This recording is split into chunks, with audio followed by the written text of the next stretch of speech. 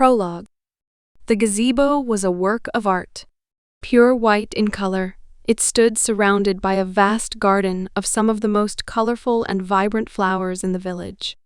Sophie felt a little intimidated as she stepped past the cobbled stone path up to the gazebo.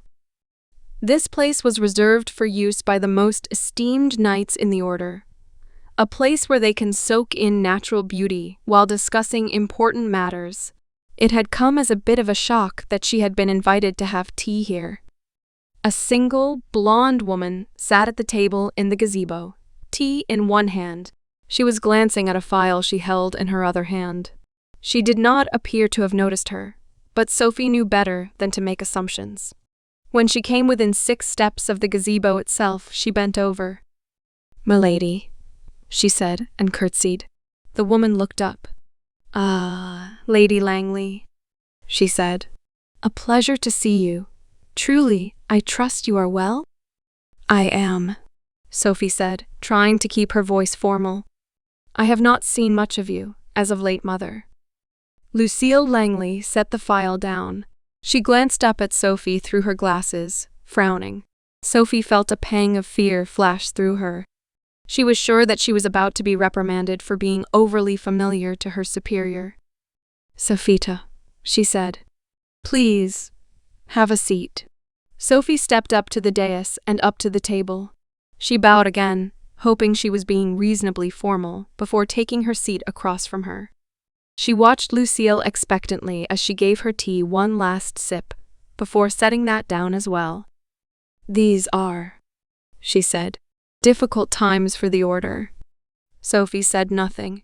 She sat with her hands folded across her lap, carefully taking in every little motion, every word. She hoped she looked the picture of a perfect lady knight. "The eye of the dragon," she said, "wreaked havoc across this community. He killed several fine knights and injured many more, our dear friend Margaret Meyer among them." Sophie nodded. The memory of Margaret's passing haunted her, even now. She hadn't cried. Not lately. But every time her death was mentioned, it brought a strong pain in her chest. "Their sacrifice," the woman said, "was not in vain. Through our combined efforts, we defeated the Eye of the Dragon, and have him held here, deep in the prison of our cathedral." Sophie bowed her head. "It was too steep of a price to pay," she said, her voice grim. "It was not," the woman answered. Sophie looked up, her eye flashing angrily, before the woman continued speaking. "You underestimate the value that the Eye of the Dragon possesses. You saw how much damage he caused by coming here, unprepared and with no allies. He had no plan, no strategy, and yet we could do nothing to stop him. He tore through our ranks like butter, slaughtering all who crossed his path. A dragon like that could very well have eliminated us all." Sophie bowed her head again. She had spoken out of turn. "Be that as it may," the woman continued, "I will not deny that these deaths have been a major blow to us. Critical operations all over the world have fallen to pieces, in part due to a lack of personnel, but also a severe loss of morale. Many knights lost beloved friends and comrades in this conflict, and the void will not be so easily filled." Sophie knew that if she spoke, she would only put her foot in her mouth again. She sat tight-lipped. "This is why," the woman said. "Exceptional trainees are being considered for roles in the field. I'm told your friend Stella Maris is working under Captain Delaray." Sophie gave a soft smile. "That's a good position for her.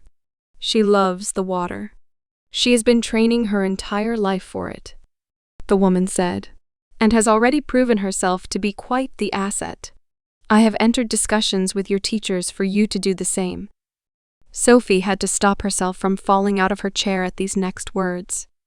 "As your mother," Lucille Langley said, glancing at the file in front of her, "I feel that your teachers don't have the best view of your potential as a knight. They call you lazy and boy crazy. You're often noticed daydreaming instead of training." Sophie could not believe it. Had her mother really called her out here just to criticize her grades? She was just about to open her mouth to retort, but her mother shook her head. I, however, have noticed that you possess a unique skill, she said. One that I feel none other than myself have the capacity to perform. I think you alone have what our order needs for our immediate future. Sophie swallowed. What is it? Lucille smiled. You are, she said, perhaps the only person who understands how to control the claw of the dragon. There were no words between them. Silence filled the air. Jack, she repeated. What does he have to with me? Everything, Lucille answered. Jack, in less than a year of training, has become far stronger than most knights in the order. He has become a monster. If he so desired it, he too could turn his wrath on us. But he doesn't, Sophie said, a little bit confused. He likes us. Yes, Lucille said. For now. She leaned forward. Do you know why Jack respects me so? I do not. It is because I offered him a chance, Lucille said. A chance to live the life he had on a primal level craved above all else. I took him away from his drab, boring everyday life and pushed him to become something more. I helped him understand his true nature. Lucille's glasses flashed in the sun. I was there for him when no one else was, she said. His loyalty to me is unquestionable. He respects my wishes and does his best to see them through, to the best of his ability. He has trained his powers relentlessly over the past year, surpassing beyond human limits to become what he is today. She paused. And he will get stronger, she said. If I were to die, or if he were to lose faith in me, he would have no reason to stay aligned with the order. She adjusted her glasses. The light reflected off of them oddly, in such a way that Sophie could not make her eyes. You are my flesh and blood, Lucille said. You must be my proxy. You must keep Jack on a tight leash, by any means necessary, for as long as possible, until our enemies must be destroyed. She set her hand on her tea. My hands are tied with keeping the eye of the dragon restrained. I cannot be there to deal with him as I once did. Her hand drifted away from the cup to the file. I have collected, she said, a list of 10 individuals that need to be killed. Jack's lust for blood is what truly drives him, Sophie. You must guide him, like a dog on a chain, to his enemy. And when the time comes, let him loose. Sophie took the file, her heart beating wildly in her chest. As of today, Lucille said as she got to her feet, you are no longer a trainee. You are a full-fledged knight with a mission. Pray you do not disappoint me. 10 fighters remaining. Bella Stone. Medusa. Greece. It was one of the most awkward trips Sophie had ever been on. She and Jack had made quite the odd pair, going through their airport and dealing with normal people. Sophie, being 10 years younger, had to be the adult, reining in Jack whenever he got distracted, or had no idea what was going on. Mother had warned her that dealing with him was exhausting, but she had greatly underestimated just how much. Don't tell me about the monster we're after, he had told her, before he had fallen asleep on the plane. I want to go in blind. Blind! She shrieked, holding the file in front of her. You could die. Wouldn't be fair, Jack said. If I have a plan, and she doesn't. And he had refused to budge. Sophie grimaced, bundling up the file in her hand. She had, in her fury, almost thrown it out and let himself get killed, but thankfully had chosen to preserve it. Bella Stone. She had not been familiar with that name. She had heard a lot stories regarding the most dangerous people on Earth, but none about her. She found herself perusing the woman's file while en route to Greece. Officially, Bella Stone was a human who owned a gallery of stone statues that she presented to the public. She was considered a very beautiful, if somewhat eccentric, wealthy woman who spent her days collecting the most exquisite stone statues in the world. The reality, however, was very different. Bella Stone was a Medusa, a creature that could turn people into stone with her gaze alone. Her museum, composed entirely of those who were victims of her curse, was the only tourist attraction in a small community that desperately needed money from wealthy tourists. As a result, the corrupt humans allowed this creature to continue expanding her ever-growing collection of whatever famous heroes she could get her hands on. This kind of story was not at all uncommon throughout the world. Sophie had read the file thoroughly and wasn't quite sure what made Bella Stone such a high-profile target. The standard process for killing Medusa, the Perseus method, still worked very well today.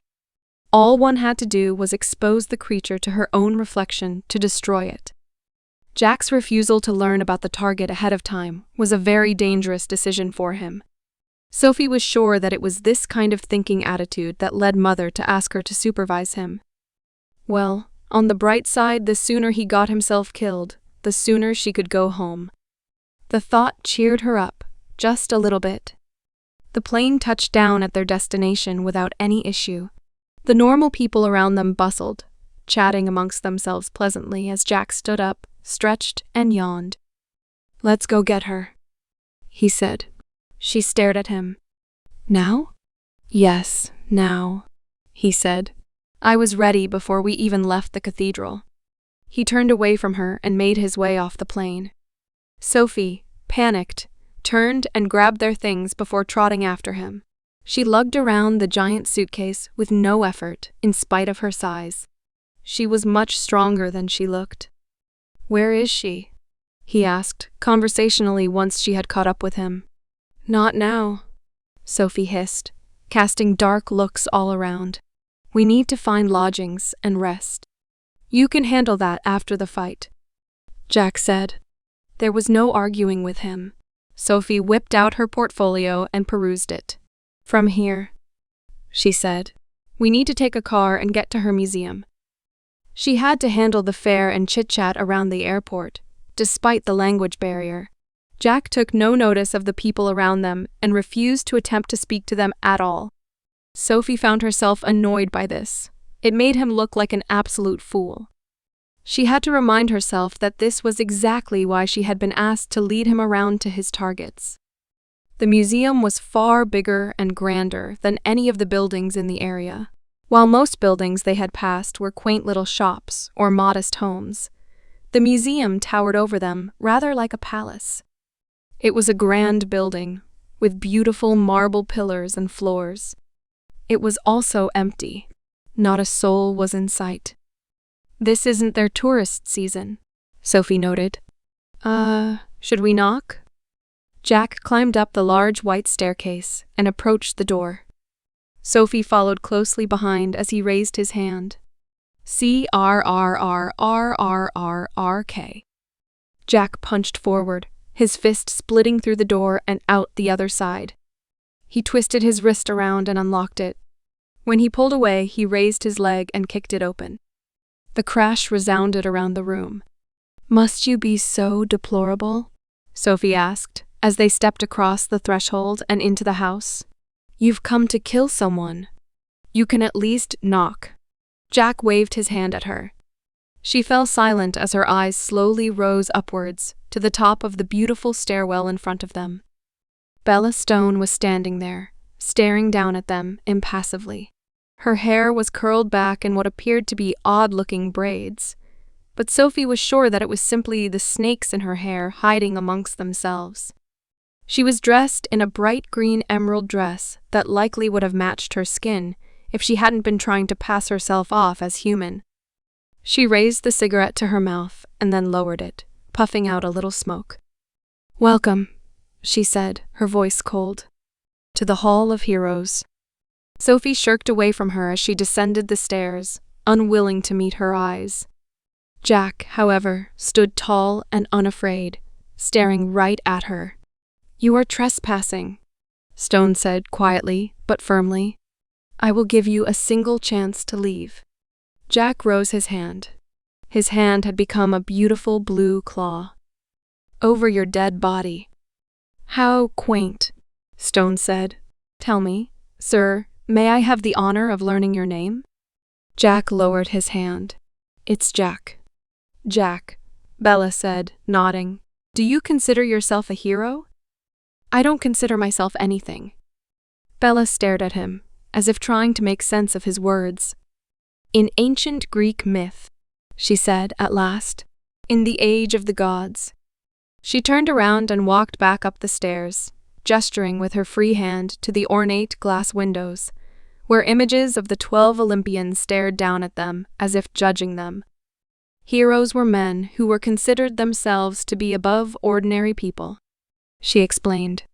They were exemplary warriors.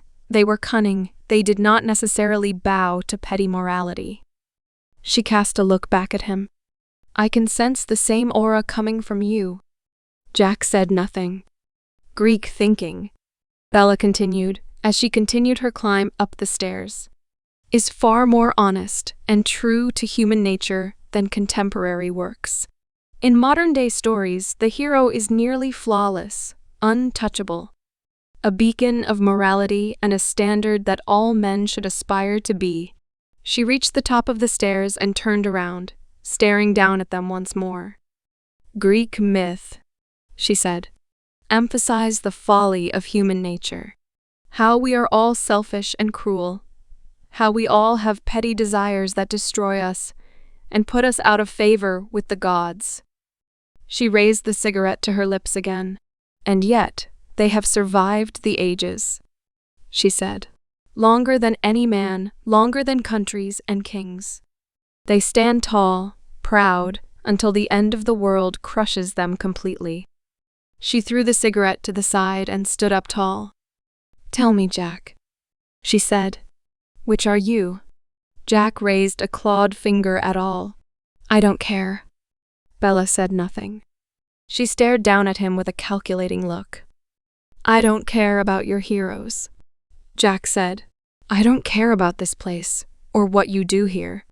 All I'm thinking about right now is tearing you to bits.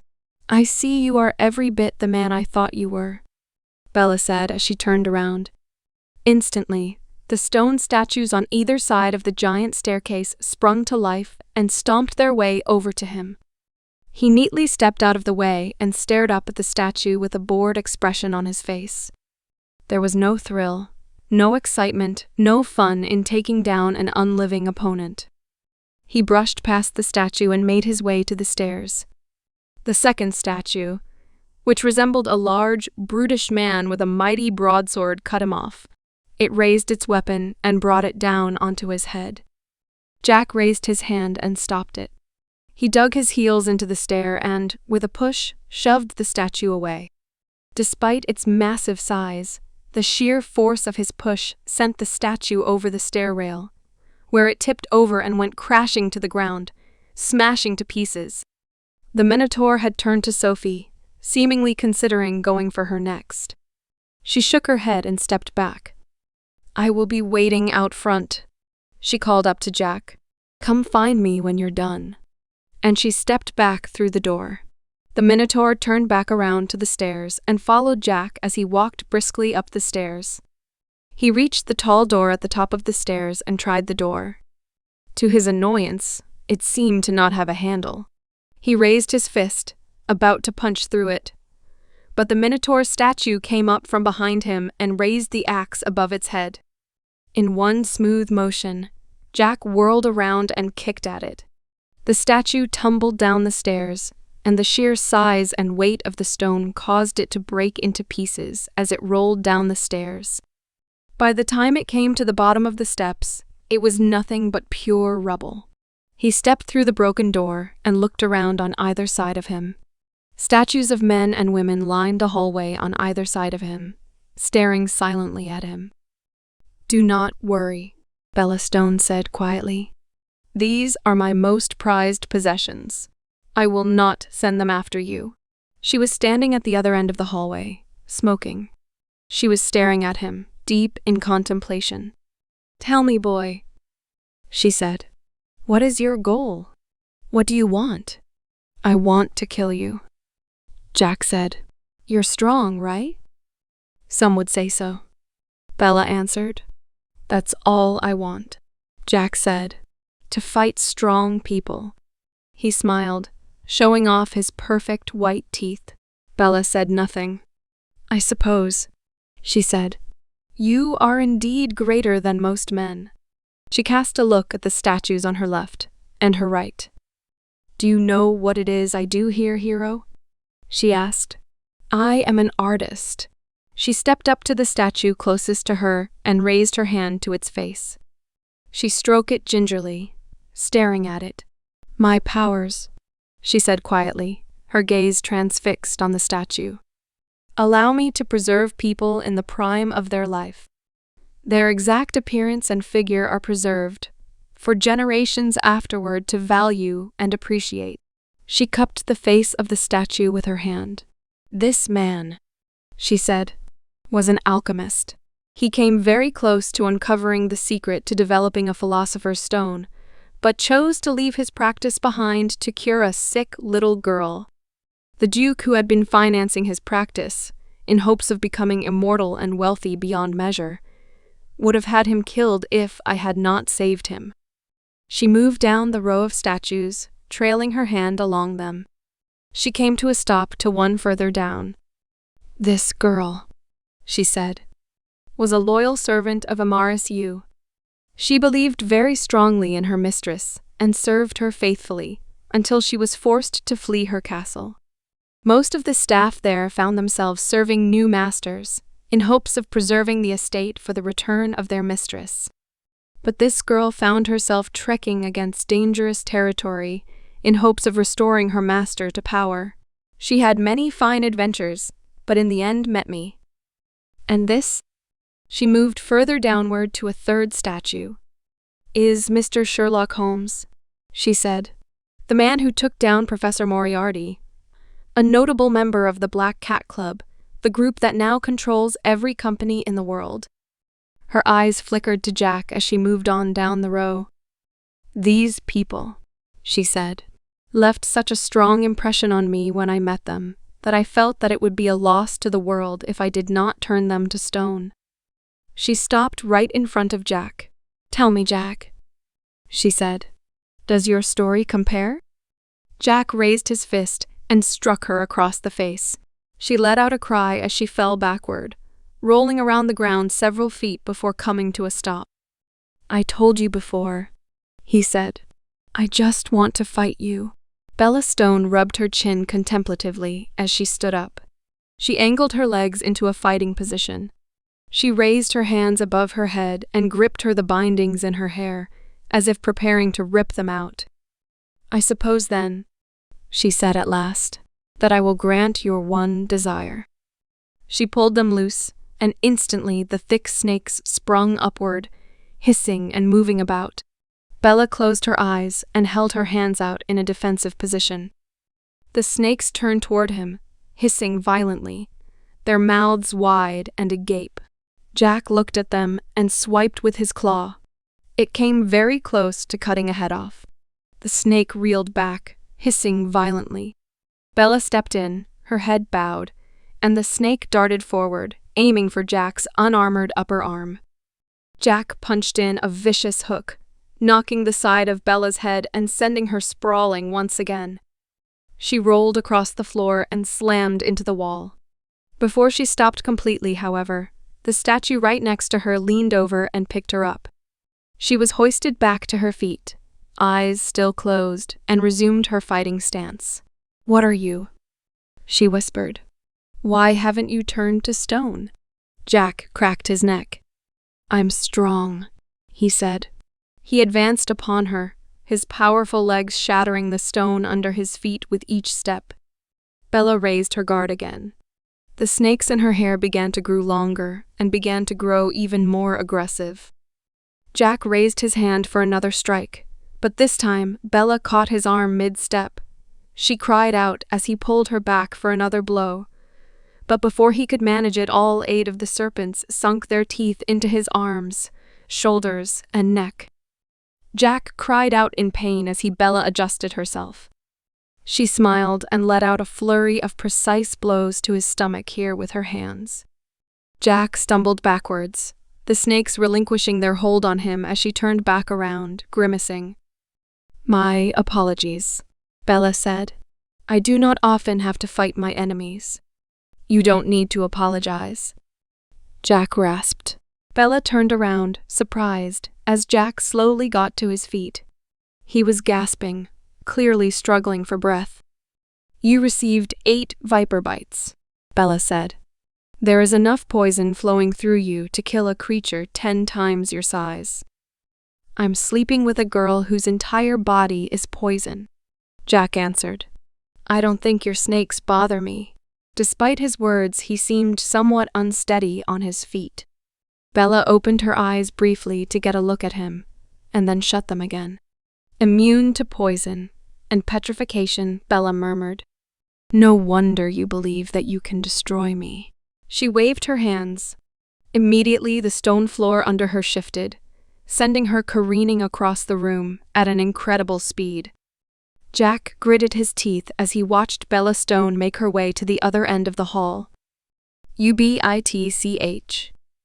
Jack chased after her, but she managed to escape through 2 large double doors before he could reach her.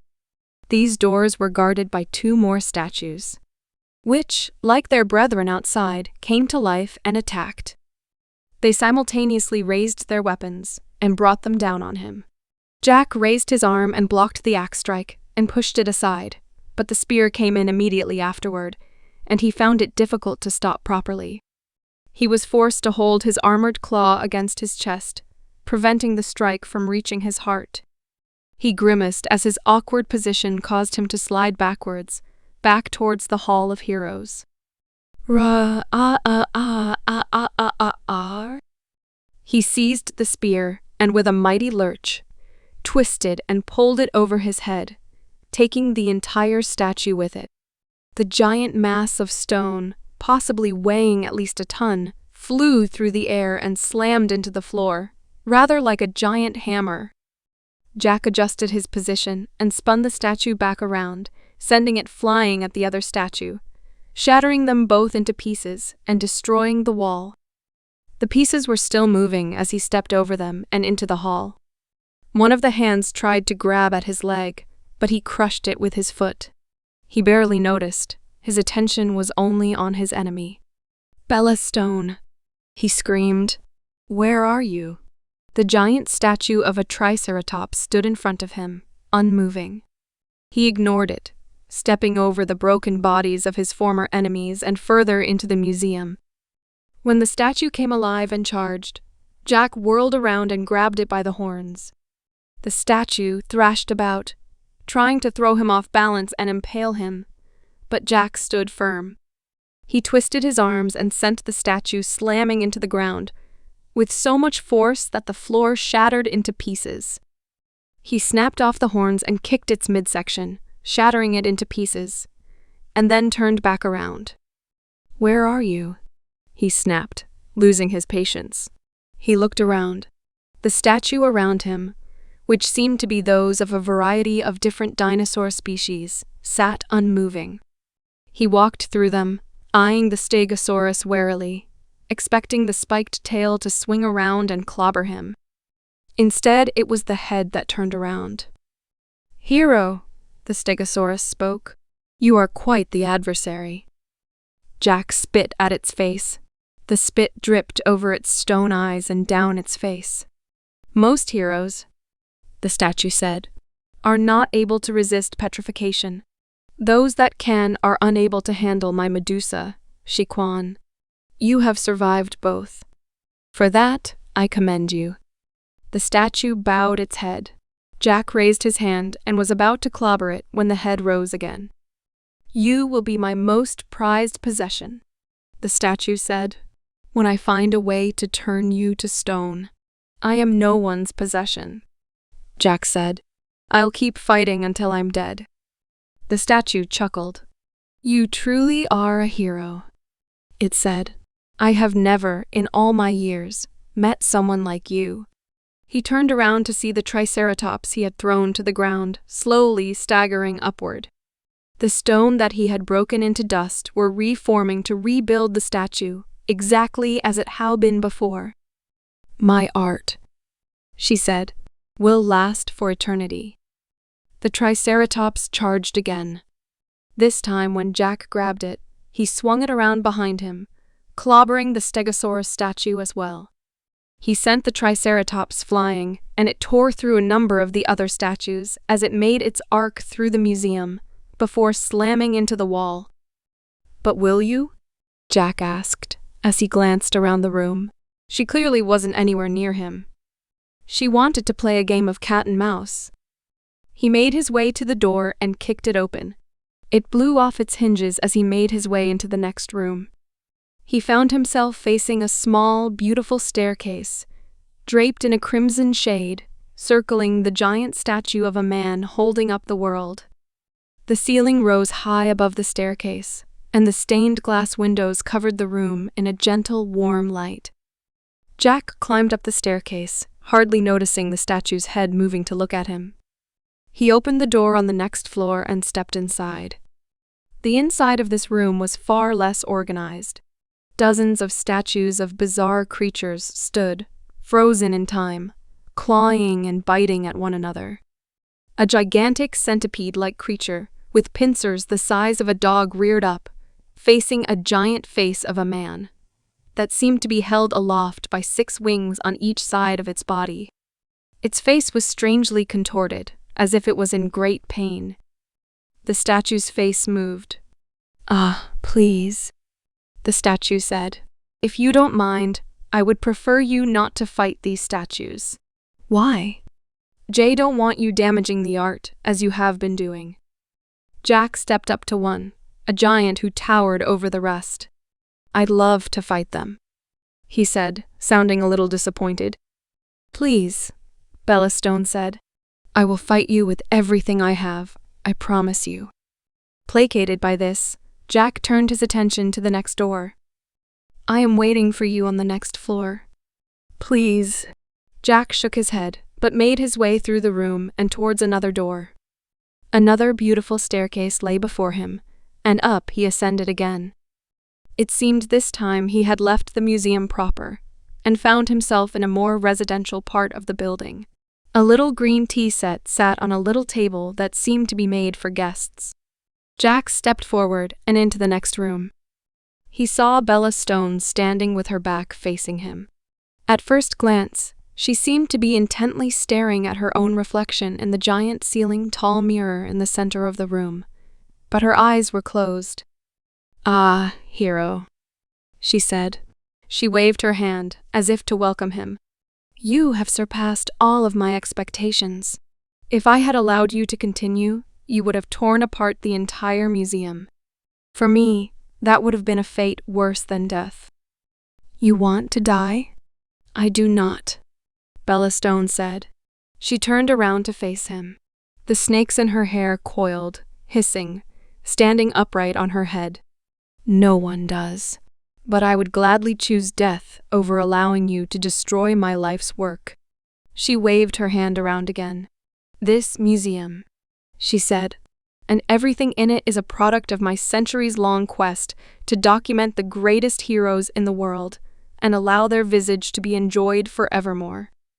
She lowered her hand to the shawl wrapped around her neck. "Everything you have fought here, hero, is a living creature. Not a mere statue, but a being petrified by my powers. They were petrified at the height of their powers, after I had deemed them worthy. And you." She threw the shawl aside and raised her hands, again taking the snake fist stance. "Will be the crown jewel of my collection. I belong to no one," Jack said as he raised his fists. She darted forward, keeping her head bent, as she swayed side to side, rather like a viper. The snakes in her hair picked up, hissing, each of their eyes on Jack. Her head was tilted unusually low, almost to the ground. She was not looking at him at all. Jack jabbed forward and grabbed hold of one of the vipers on her head. It hissed wildly, struggling vainly against his grip, as the other 7 adjusted themselves and attacked. They again tried to penetrate his arms with their fangs, only to meet impenetrable scales. Bella stepped forward, her hands poised to strike, and again a sharp blow hit Jack on the chest. He winced somewhat, but this time raised his free hand and struck her across the face. The force of the blow sent her head reeling back, but Jack's firm grip on the vipers kept her from flying through the air. He pulled her closer and struck her again, this time more viciously. The vipers, sensing an opportunity to strike exposed flesh, struck again, this time attacking Jack's chest and upper arms. Their teeth and fangs penetrated his skin perfectly. Bella Stone raised her arm and tried to knock Jack off balance with a swipe against his arm. She struck the fleshy bicep rather than the forearm. Although the blow was solid, Jack barely reacted. Instead, he simply hit her again. She gasped, spit flying out of her mouth. There was no doubt now. Her viper venom had no effect on him, and her martial arts were ineffective against his style. Bella waved her hand upward, and in one brutal motion ripped the viper in Jack's hand from her head. The viper let out an anguished shriek as it was pulled away from her head. She backed away, hands held in front of her defensively as Jack pulled away, the viper still in his grip. He crushed it, staring intently at her. "My commendations, hero," she said. "I have not been overpowered in a long time." The stump where the viper head had just been was bleeding rather profusely. She turned away from him, the vipers on her head settling down somewhat. "Where are you going?" Jack snapped, as he took a step forward. "Do you think we're done?" "On the contrary, hero," she said as she faced the large mirror. Her eyes were once again firmly closed. "We have only just begun." Jack took another step forward. The Medusa opened her eyes. The effect was immediate. Her entire body hardened, becoming fully stone. The blood pouring out of the open wound closed immediately. The stone creature turned and stared at him. She raised her hand and closed it into a fist. "Ha!" Jack said as he imitated the movement. "That's right. Give me everything you've got." The stone Medusa charged at him, and their fists collided. Her fist of stone shattered upon impact with Jack's closed claw, and when she came around for another punch, Jack countered again with one of his own. His third punch was aimed straight at her head, but he was caught off guard when she raised the broken arm of her statue and jabbed at him. In what seemed like a flash, the broken pieces of the statue reformed back into an unblemished stone fist. The blow caught him completely off guard. The power of the uppercut lifted his feet off of the ground. He winced, clenching his teeth as his enemy grabbed him, and in one fluid motion slammed him to the ground. The floor cracked.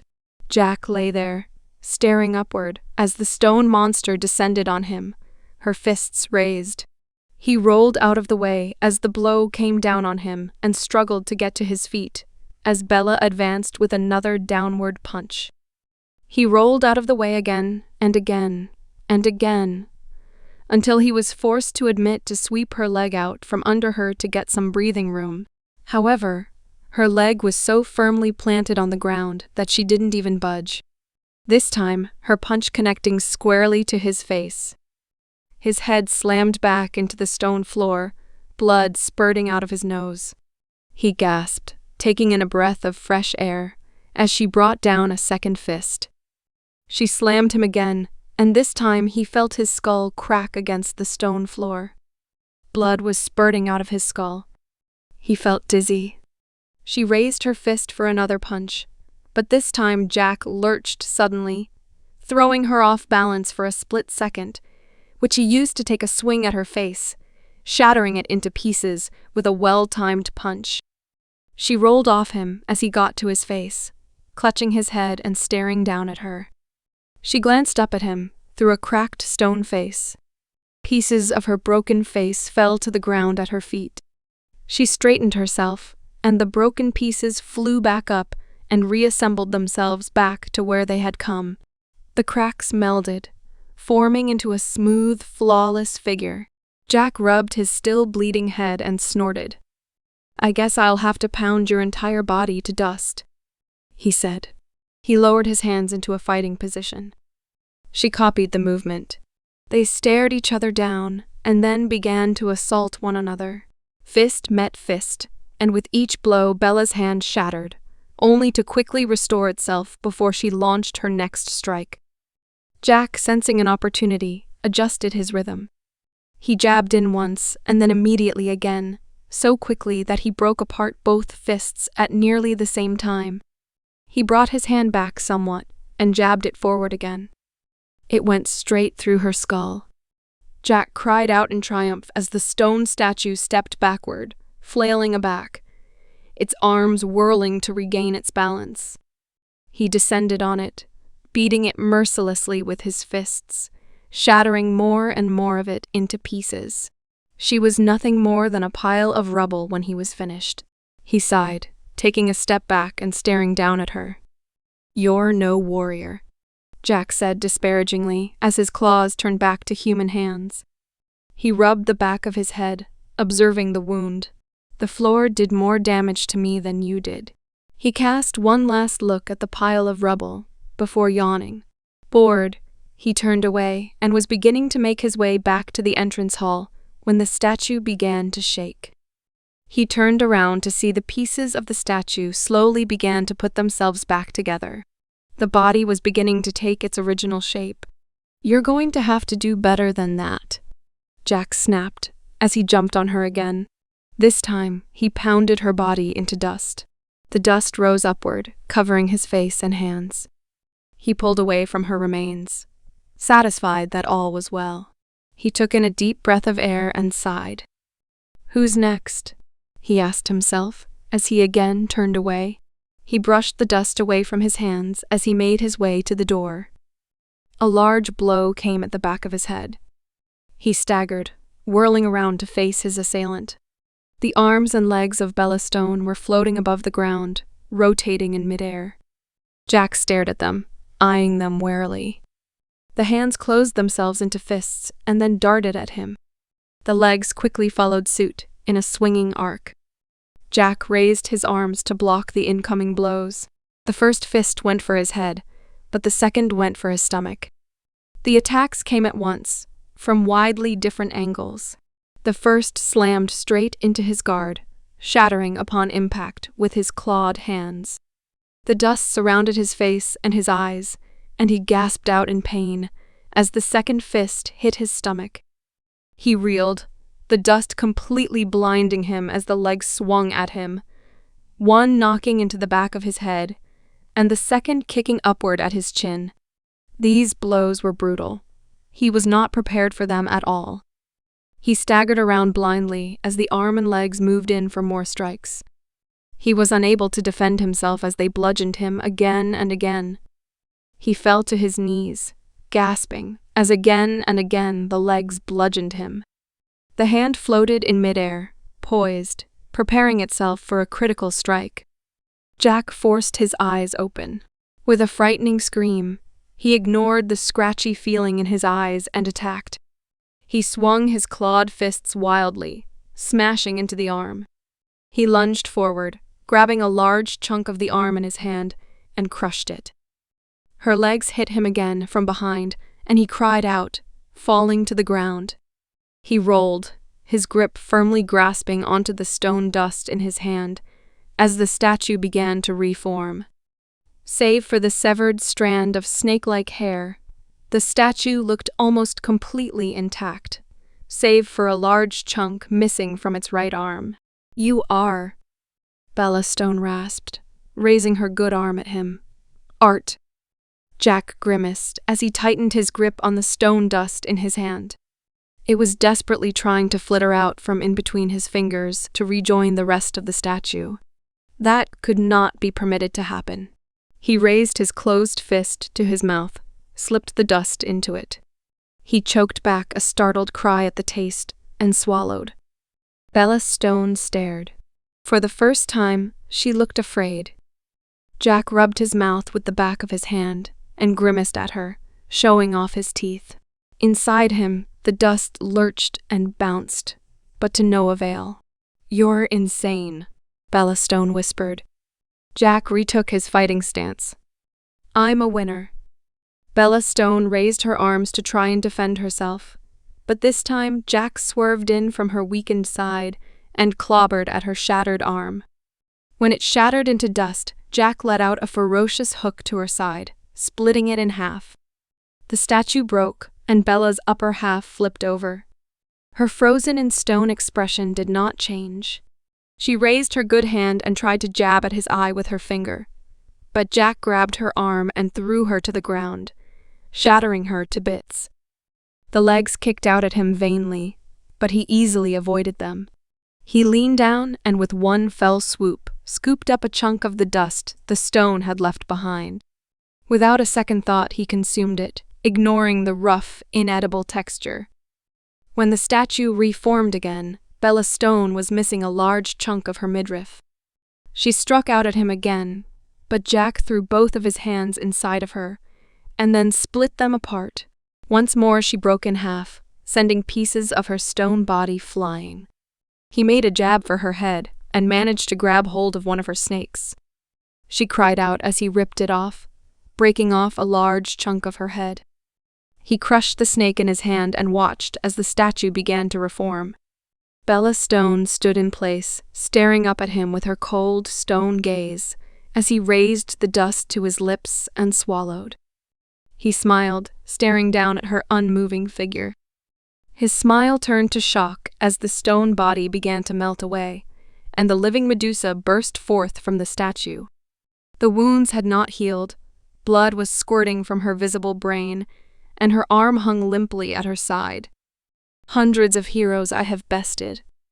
Bella Stone cried out, but history will remember you as the one who vanquished me. She fell to her knees and then flat on her face. She was still. Jack grimaced as a living snake burst from his mouth and tried to bite his nose. He ripped it out, tossed it to the ground, and stomped on it, crushing it under his weight. Bellstone. D. Milady Langley. It is done. Sophie tilted her head backward and sighed. Yes, she said into the phone. Jack won the battle. Bella Stone is dead.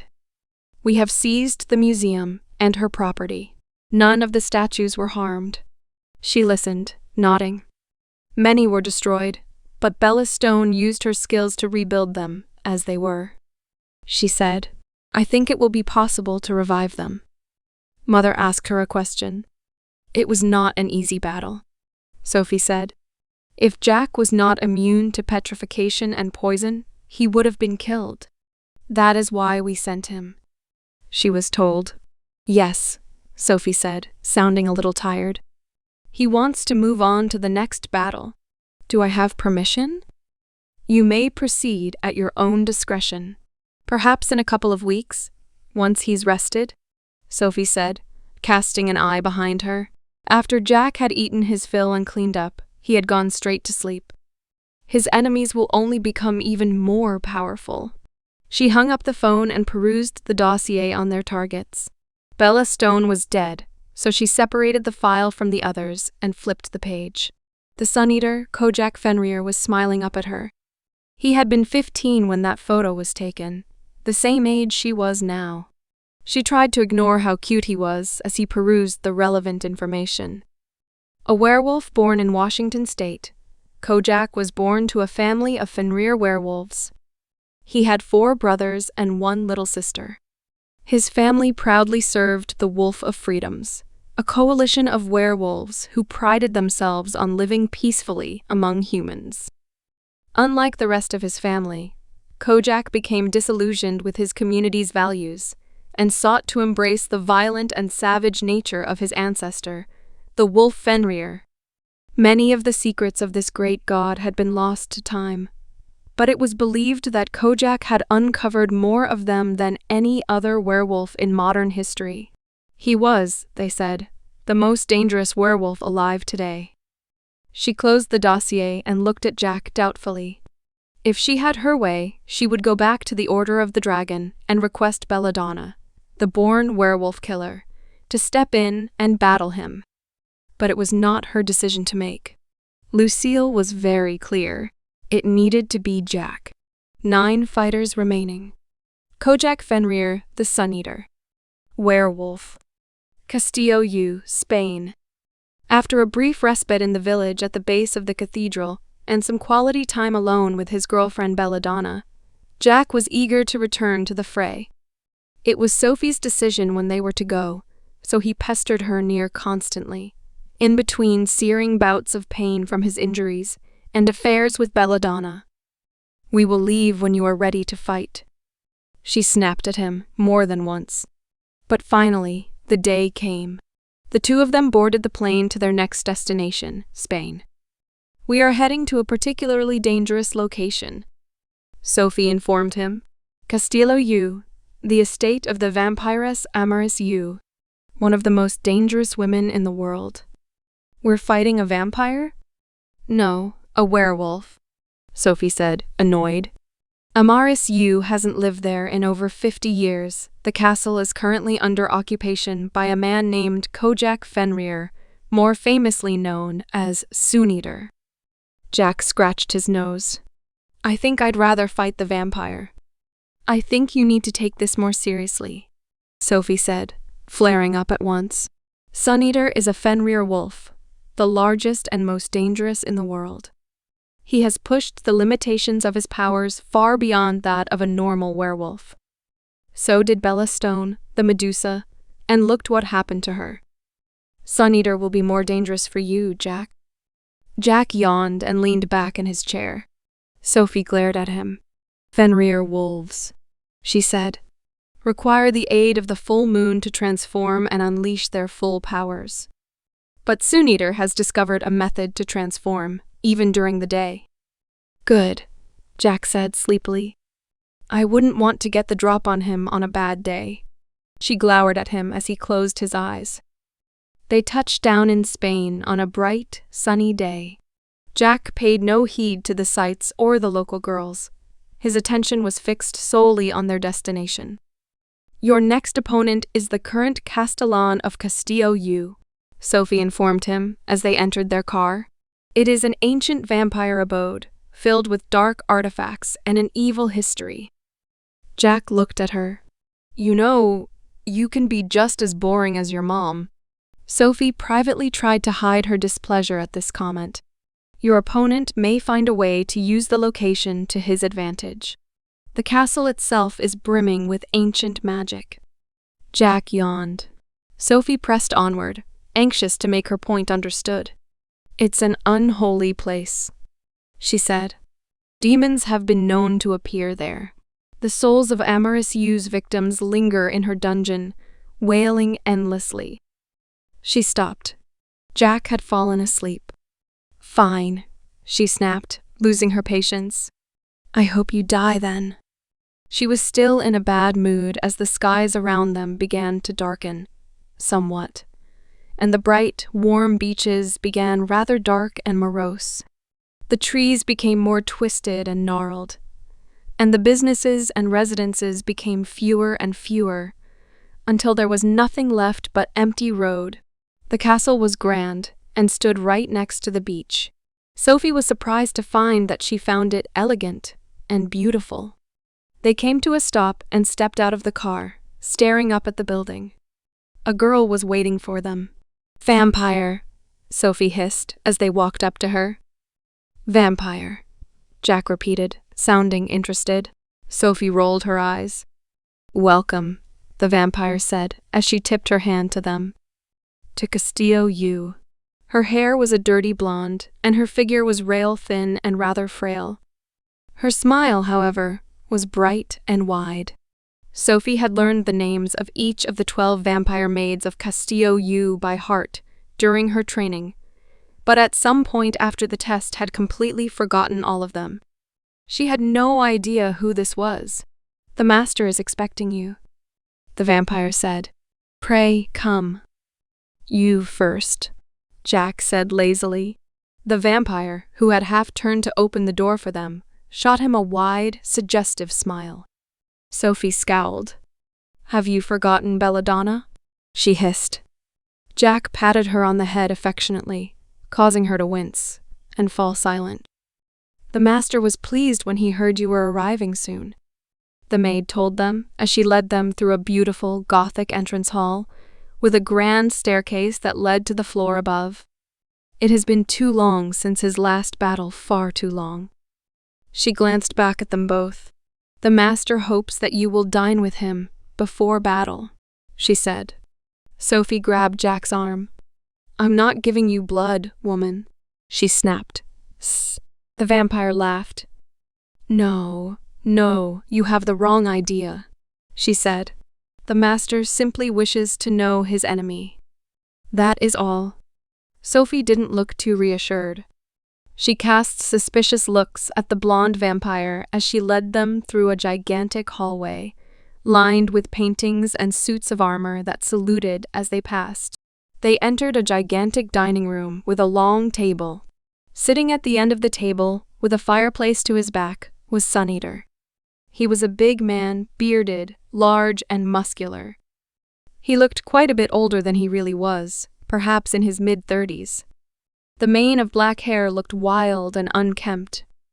"Ah, welcome," Suneater said. "Have a seat." The vampire bid them follow at the other end of the table. 2 plates were set out for them. Sophie, feeling a little self-conscious, sat at the spot set out on the side, while Jack sat at the spot at the end of the table, facing their enemy. "We're having steak," Suneater said. "Sunny? It'll be ready in a jiff, Wolfman," she said cheekily. "Cut that out," he snapped. The vampire maid laughed, shot one last look at Jack, and then departed. Sophie could see the kitchen as she stepped through the door. "The maids," Suneater said, "are loyal to the castle. Not to me. If I should fall here today, their loyalty will pass on to you, the man who controls the castle." He was a lot bigger than most men, Sophie thought. Jack, being about average size and weight, was probably about half his size. His beard was so thick and bushy that she could not make out his face. But yet she was secretly quite pleased to see he was shirtless, as was the traditional werewolf fashion, covered in massive scars and rippling muscles.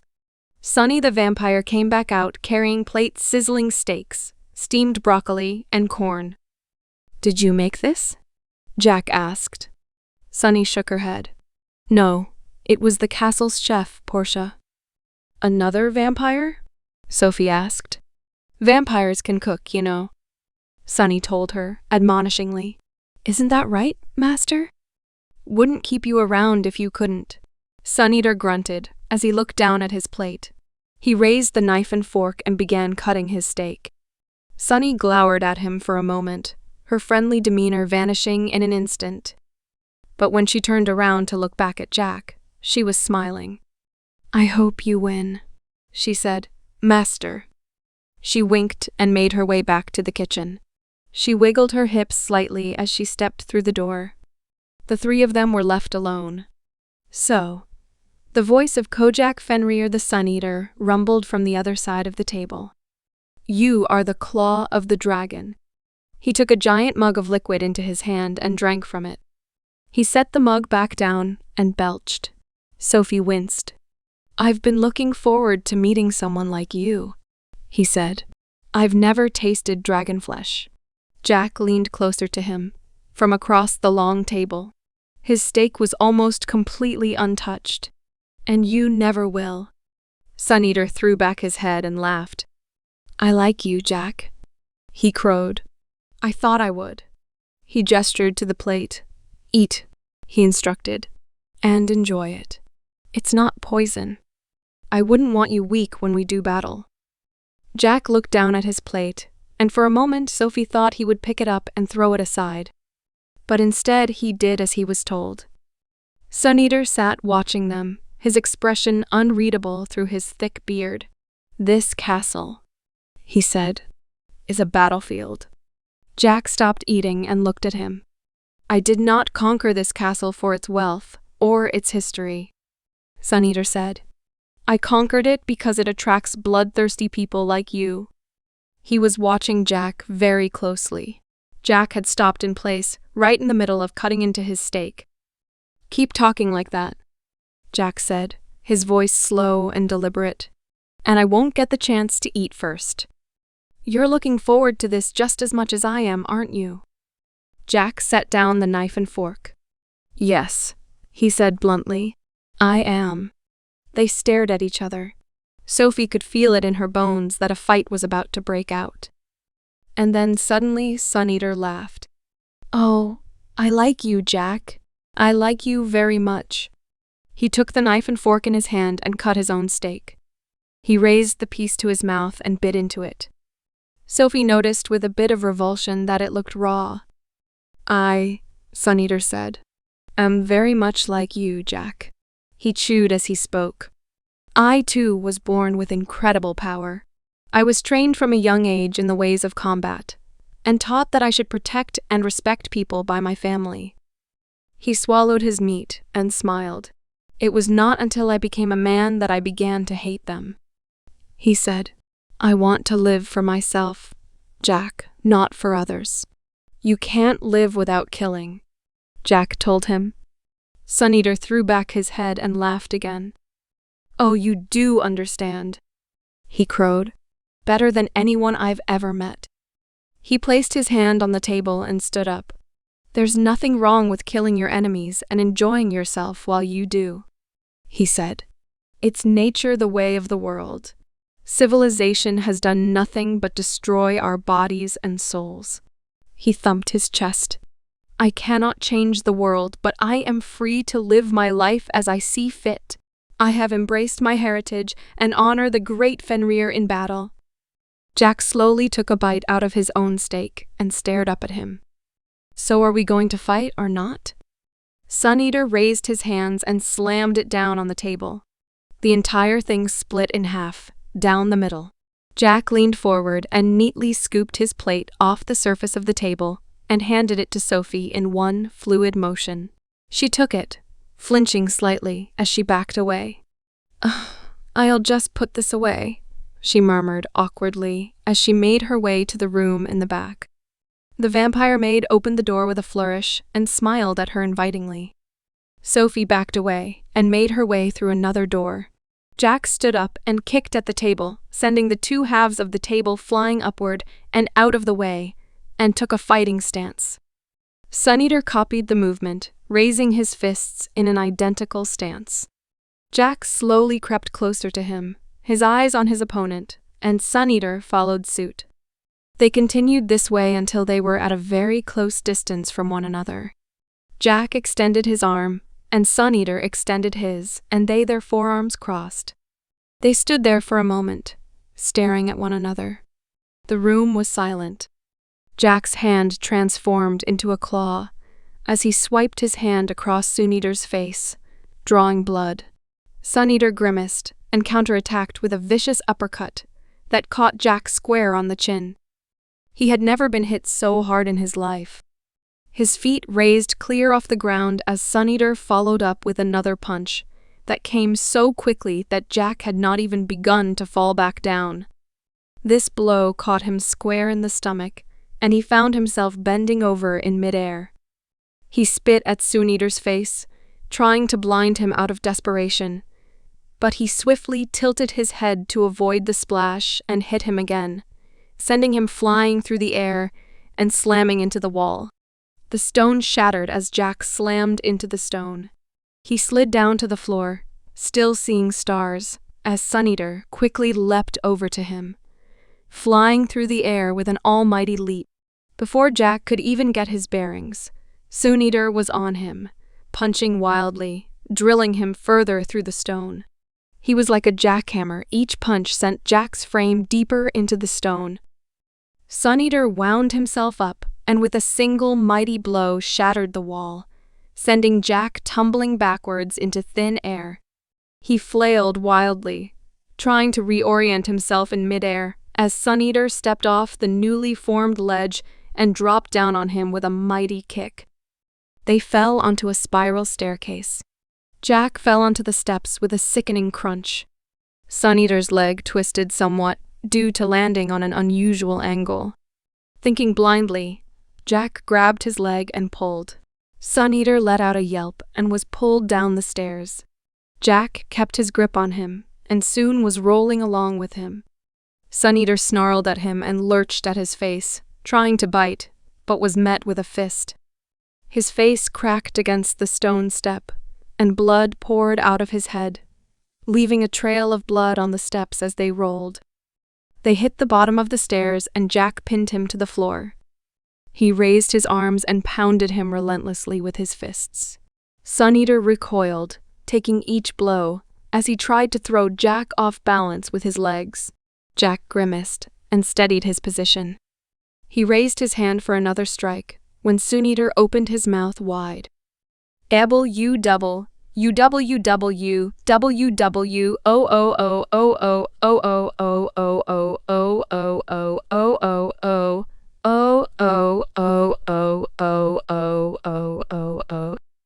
The howl was so ear-splittingly loud that Jack had no choice but to place his hands over his ears to try and block it out. Suneater knocked him off of him and leapt to his feet. They faced each other and took fighting positions. "You are more power than technique," Suneater noted. "You have not been training long." Jack spit on the stone floor, wiping his mouth with the back of his hand. "But training accounts for little compared to actual experience," Suneater said. "I can see that you intend to fight to the death." Jack spit out some blood on the stone. "You take hits better than most." "I like that." Suneater's teeth widened into a smile. "We are the same, Jack." They clashed again, their mighty punches meeting each other mid-swing. Suneater's knuckles reddened as they struck Jack's hand, but he was unperturbed as he tried to break through Jack's defenses and attack his human flesh. Strike after strike he made, that Jack managed to barely counter. They exchanged several blows in a matter of seconds, striking like lightning and vanishing just as quickly. It was not until Jack's eye fell on the dripping water overhead that he gave a small pause, which gave his opponent the opening he needed to send him sprawling. Jack did not get up right away as Kojak descended on him. His attention was turned to the ceiling. Little droplets of water were falling down on them from above, rather like raindrops. Perhaps if it was only in one spot, it would not concern him. But they were everywhere. Kojak Fenrir's ferocious blow knocked him back into the fight. He growled and jabbed up at him, trying to catch him unawares. Fenrir avoided the blow and counterattacked, sending Jack's head slamming into the stone. Fenrir raised his hand for another punch, but stopped. A steady trickle of water was falling onto his head. He stood up and allowed Jack to his feet, and they stared upward at the ceiling. Everywhere along the wall, water was falling with an increasing frequency. "This castle is cursed," Fenrir said. "It wants the victor to conquer it, as well as his enemy." True to his word, the stone seemed to burst open. Torrents of water poured down into the room around them, sloshing around their feet and ankles. "To the tallest tower," Fenrir said. "We fight as we go." He raised his hands and faced Jack, but found himself backing up, as quickly as he was able, to the stairs. Jack narrowed his eyes and leapt forward, swinging at him with a powerful punch. Fenrir blocked the punch with his arm, but stepped further away. Sensing an opportunity, Jack changed his position to corner him against the wall. Fenrir backed into the wall, rather than the stairs, glanced backwards to reevaluate his position, as Jack landed a punch across his face. "Arr!" Fenrir growled as he reeled back. He grimaced, his face twisting into a snarl as his eyes glinted with a bestial glow. He leaned forward and, to Jack's very great surprise, bit his neck. The pain was far more excruciating than he had ever could have expected. Rather than simply feeling pain in that one spot, Jack felt an intense wave of agony run through his entire body. His arms fell at his sides, and he went limp. The water crashed around them at an even more intense frequency. Kojak punched his stomach, and with no ability to block or take the blow, Jack took the hit full force, He leaned forward, spitting out blood as he fell to his knees and then fell face first into the water. It was deep enough that he couldn't breathe in this position. He lay there, his body feeling oddly numb, as Kojak pressed his foot down on the back of his head. Jack struggled to breathe as he flailed about, trying to get a hold of Kojak or flip himself over. But Kojak was too strong, and the water falling around them was getting deeper and deeper. Jack screamed, raised his hand, and brought the closed fist down onto the floor. The floor shattered. Jack and Kojak fell through the hole it created, and the water that had been filling up the room followed suit. There was so much of it now that they were swept away from each other into opposite sides of the room. Jack surfaced and took in a deep breath of air. He tried to gather himself as Fenrir tried to get back on his feet. The waves of water coming down right on top of them made it somewhat difficult, but eventually the fountain split into a sphere. The torrent of water came from the faucet, but rather than fall onto the floor as water normally would, it surrounded the two of them entirely, leaving a little bubble of air for the two of them to fight. "Huh," Fenrir said as he stared up at the water, seemingly perplexed. "This castle is full of surprises." He turned his head back down at Jack, who was not getting back to his feet. "The master of this castle," Fenrir said, "was a vampire of great power and beauty. They say she could kill a man simply by looking his way with only her eyes." "Sounds like my kind of girl." Fenrir grinned. "This castle is an architecture of chaos," he said. "Doors will appear out of thin air leading to rooms that never existed. Furniture will catch on fire, even the maids are dangerous." He took a fighting position.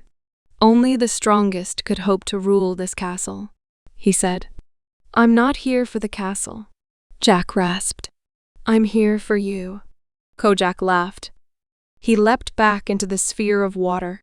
Jack stepped forward and watched as Fenrir swam, with surprising speed, in a circle around him. He moved faster and faster, so fast that the sphere of water began to circle around him, like it would if it were spiraling down a drain. And then he leapt out of the water and struck at Jack. Jack quickly raised his guard, but it was a feint. Fenrir ducked and leapt past him, back into the water. He began to swim around in circles again, so quickly that Jack could not make him out. And again he struck. This time Jack went in for a counterpunch, but Fenrir avoided the blow and smashed his chin with his own. Jack reeled back, and his head entered the sphere of water behind him. He gagged as he pulled his head back, only to be hit again by Fenrir, this time in the stomach. He bent over as Fenrir went in for a combo, bludgeoning Jack's face with his fists. Jack fell back into the water and spun around, trying to get his bearings as Fenrir leapt in after him. Jack was not able to bring up his hands to defend himself, as Fenrir wrapped his hands around his throat. Jack gargled as Fenrir throttled him, shaking him violently. I have the advantage underwater." Jack brought his hand up and protruded his clawed fingers outward. He jabbed forward, his clawed hand easily penetrating his shoulder. Fenrir screamed as Jack tore into his muscle, and with one ferocious yank, tore the arm open at the shoulder. Fenrir backed away, falling out of the sphere of water and roaring with pain. Jack leapt after him, his teeth bared as they hit the ground. Fenrir stumbled, unable to regain his balance without his arm, but Jack landed on his feet. In several quick motions, he slashed his claws at the downed werewolf. Fenrir screamed in pain as the claws tore into his chest, his neck, and his wounded shoulder. The scream of pain turned into a howl, and Jack braced himself as the sheer power of his voice reverberated through his ears. This time, however, Fenrir could not muster up the energy to make Jack flinch as he had before. Jack continued his assault, ignoring Fenrir's cries. And then he lay still. Jack stood over his fallen enemy, feeling a strong sense of disappointment. "The last fight was better," he said. Fenrir chuckled. He sat up, rubbing his face and neck as he stared up at Jack. "I have to admit, kid," he said, "you're something else." The numerous cuts on his body were already starting to close.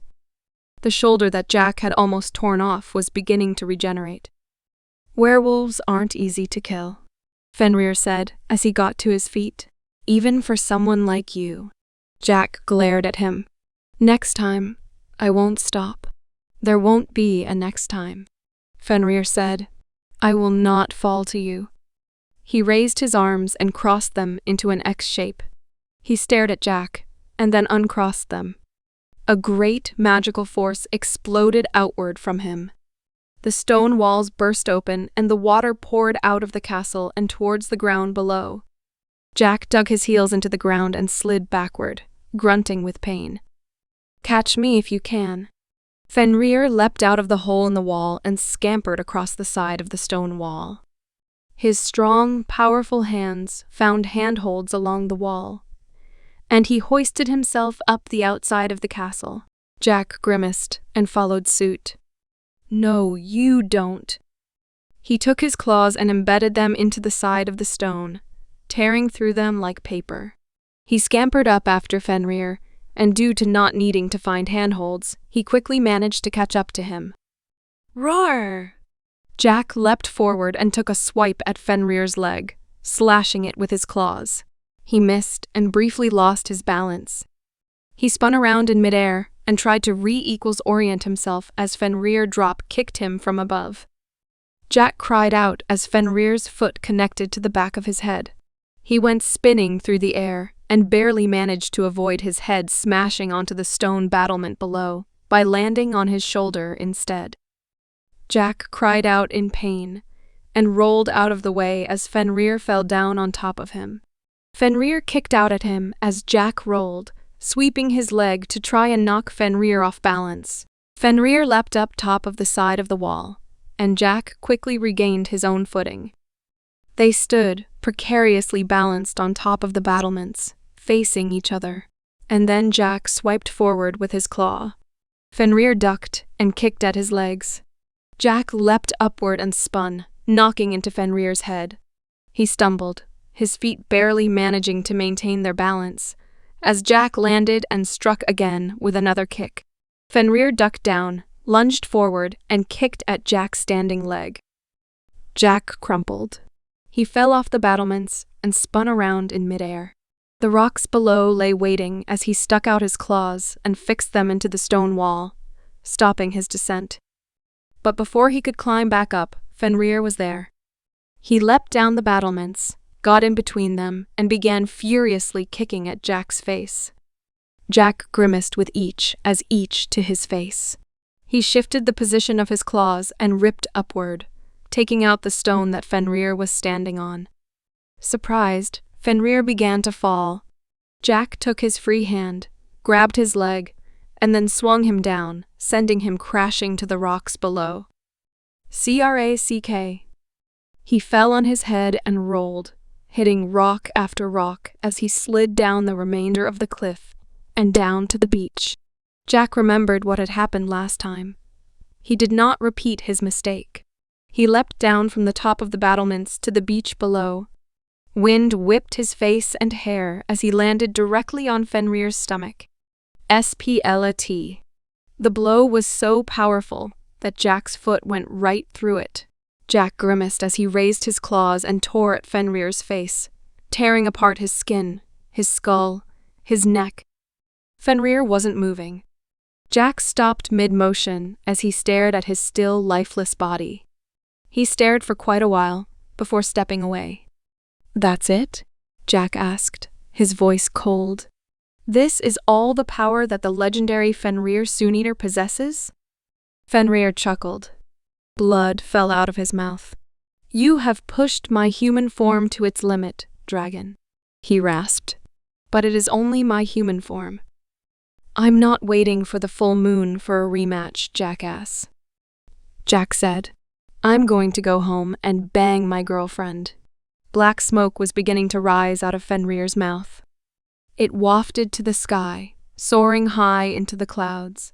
The sun was beginning to rise in the distance. My dream, Fenrir said, was to become the strongest man in the world.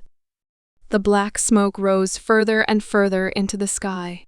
It swelled and grew and became an impenetrable black. It cast a dark shadow over the beach. He opened what remained of his mouth, and a bright white light shot out of it. Jack watched as it rose high into the sky and exploded, forming the image of the full moon. Fenrir began to writhe on the ground. The skin on his body that Jack had ripped off with his claws began to sew itself back together, and thick black hair protruded out from his skin. The transformation was a lot quicker than he expected. Jack watched as the broken bones elongated and changed shape. The jaw became longer and more powerful, and the eyes glinted with a dangerous fury. The creature bent its neck over and snarled. A dark, dangerous aura filled the air. The air was thick with tension. What is this feeling? Jack wondered. Am I happy? The werewolf raised itself to its full height and stared at him. It bared its long fangs at him and howled. The sand around them billowed up from the sheer force of the sound and surrounded him completely. He coughed, waving his hand in front of his face as the cloud of sand blew into dust. Jack braced himself, and the werewolf came tearing through the dust. With one powerful blow, it caught Jack in the face and sent him flying through the air. He went crashing back up to the castle where he came, slamming into the battlements which shattered into pieces, and then past them into the castle itself. He smashed past the wall of the castle as well and rolled into the room. His eyes darted immediately back to the hole his body had created as the werewolf leapt onto the hole in the wall, peering through it at him. It glared at him through the hole in the castle as he staggered to his feet. Not bad, Jack told it, grimacing.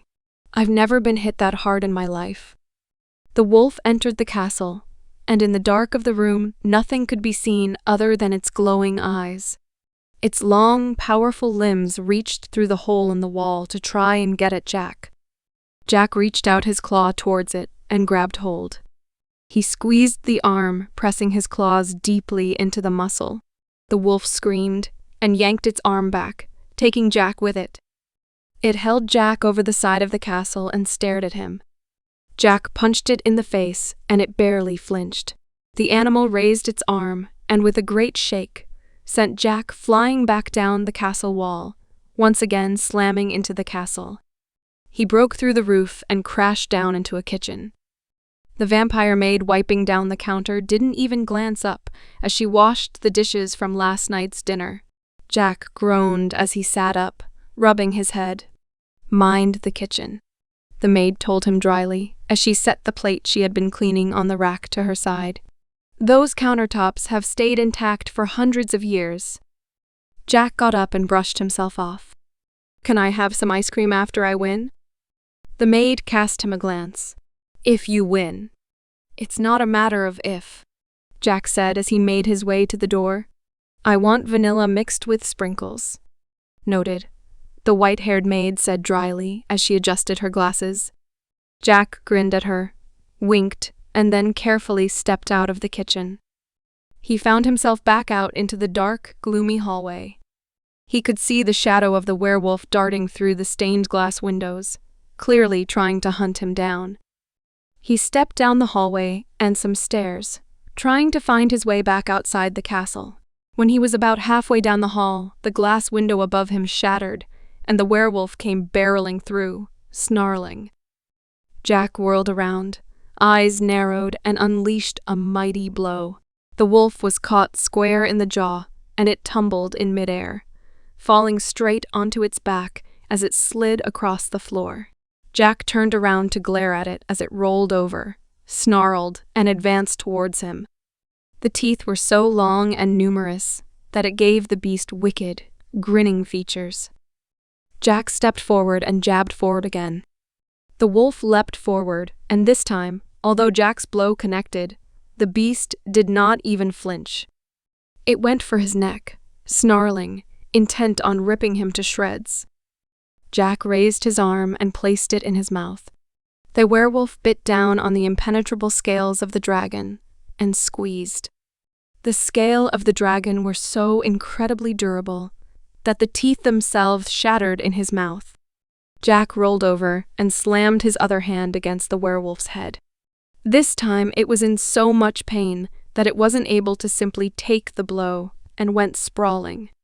Teeth went flying out of his mouth as it rolled over.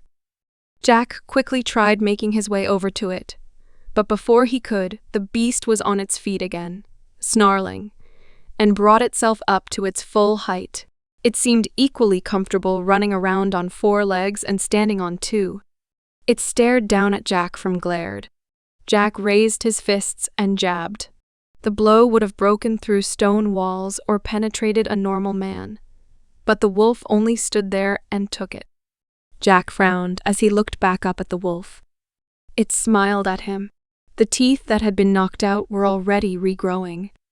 Jack tried to punch it in the jaw again, but this time it struck first, catching him in the chest with its own fist. Jack went flying backward, slamming into the wall at the end of the hallway. Jack grimaced as he stepped away from the wall and brushed off the dust that had gotten onto his shirt.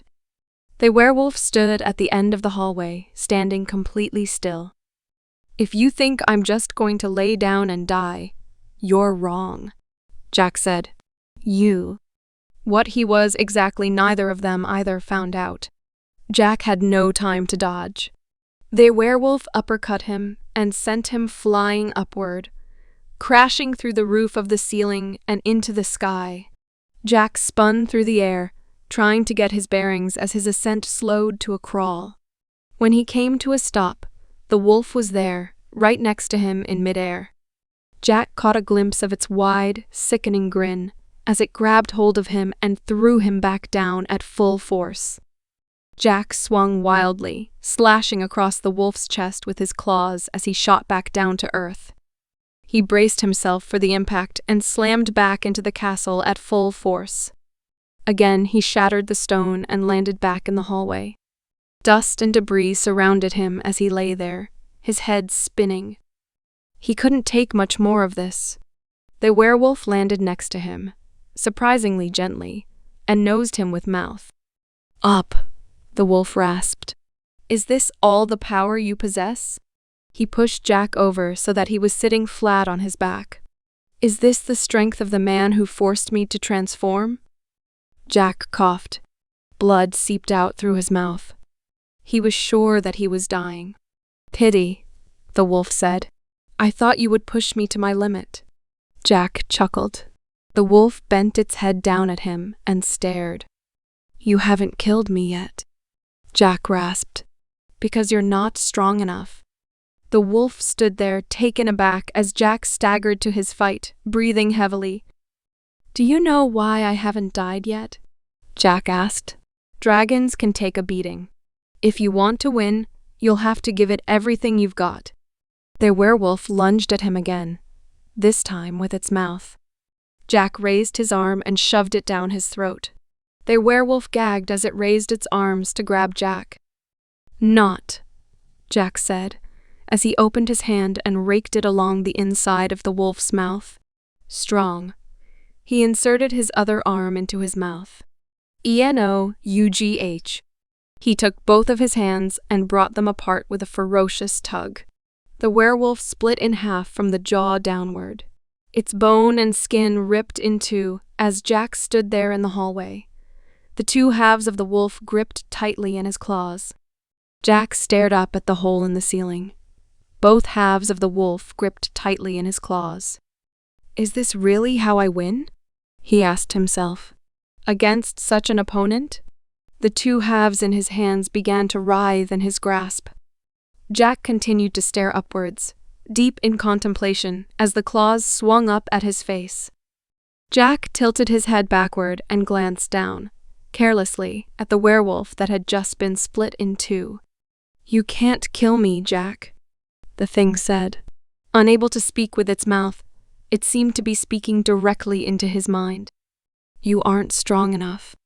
The two halves gave a jerk, and suddenly muscles and bone began to sprout out from the bottom on up, connecting the two halves together. Jack threw the jaw of the werewolf on the ground and backed away as the bones of its jaw snapped back into place. The wolf began to laugh. Jack stared up at it. He could see the full moon shining down from above. His eyes narrowed. He clenched his fist and swung. He caught the wolf square in the jaw. The laughter turned into a shriek of shock and rage as the head was blown straight off its shoulders. It soared through the hole in the ceiling and into the glowing moon. It exploded into a shower of sparks. The wolf's body shuddered wildly as its shape began to slowly shrink and weaken. Jack lowered his clenched fist and stared down at the body. KOJACKFENRIR.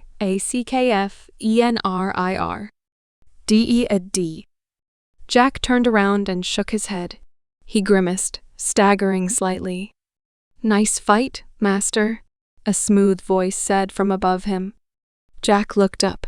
Sitting on the windowsill above him was a vampire. A tall, elegant blonde.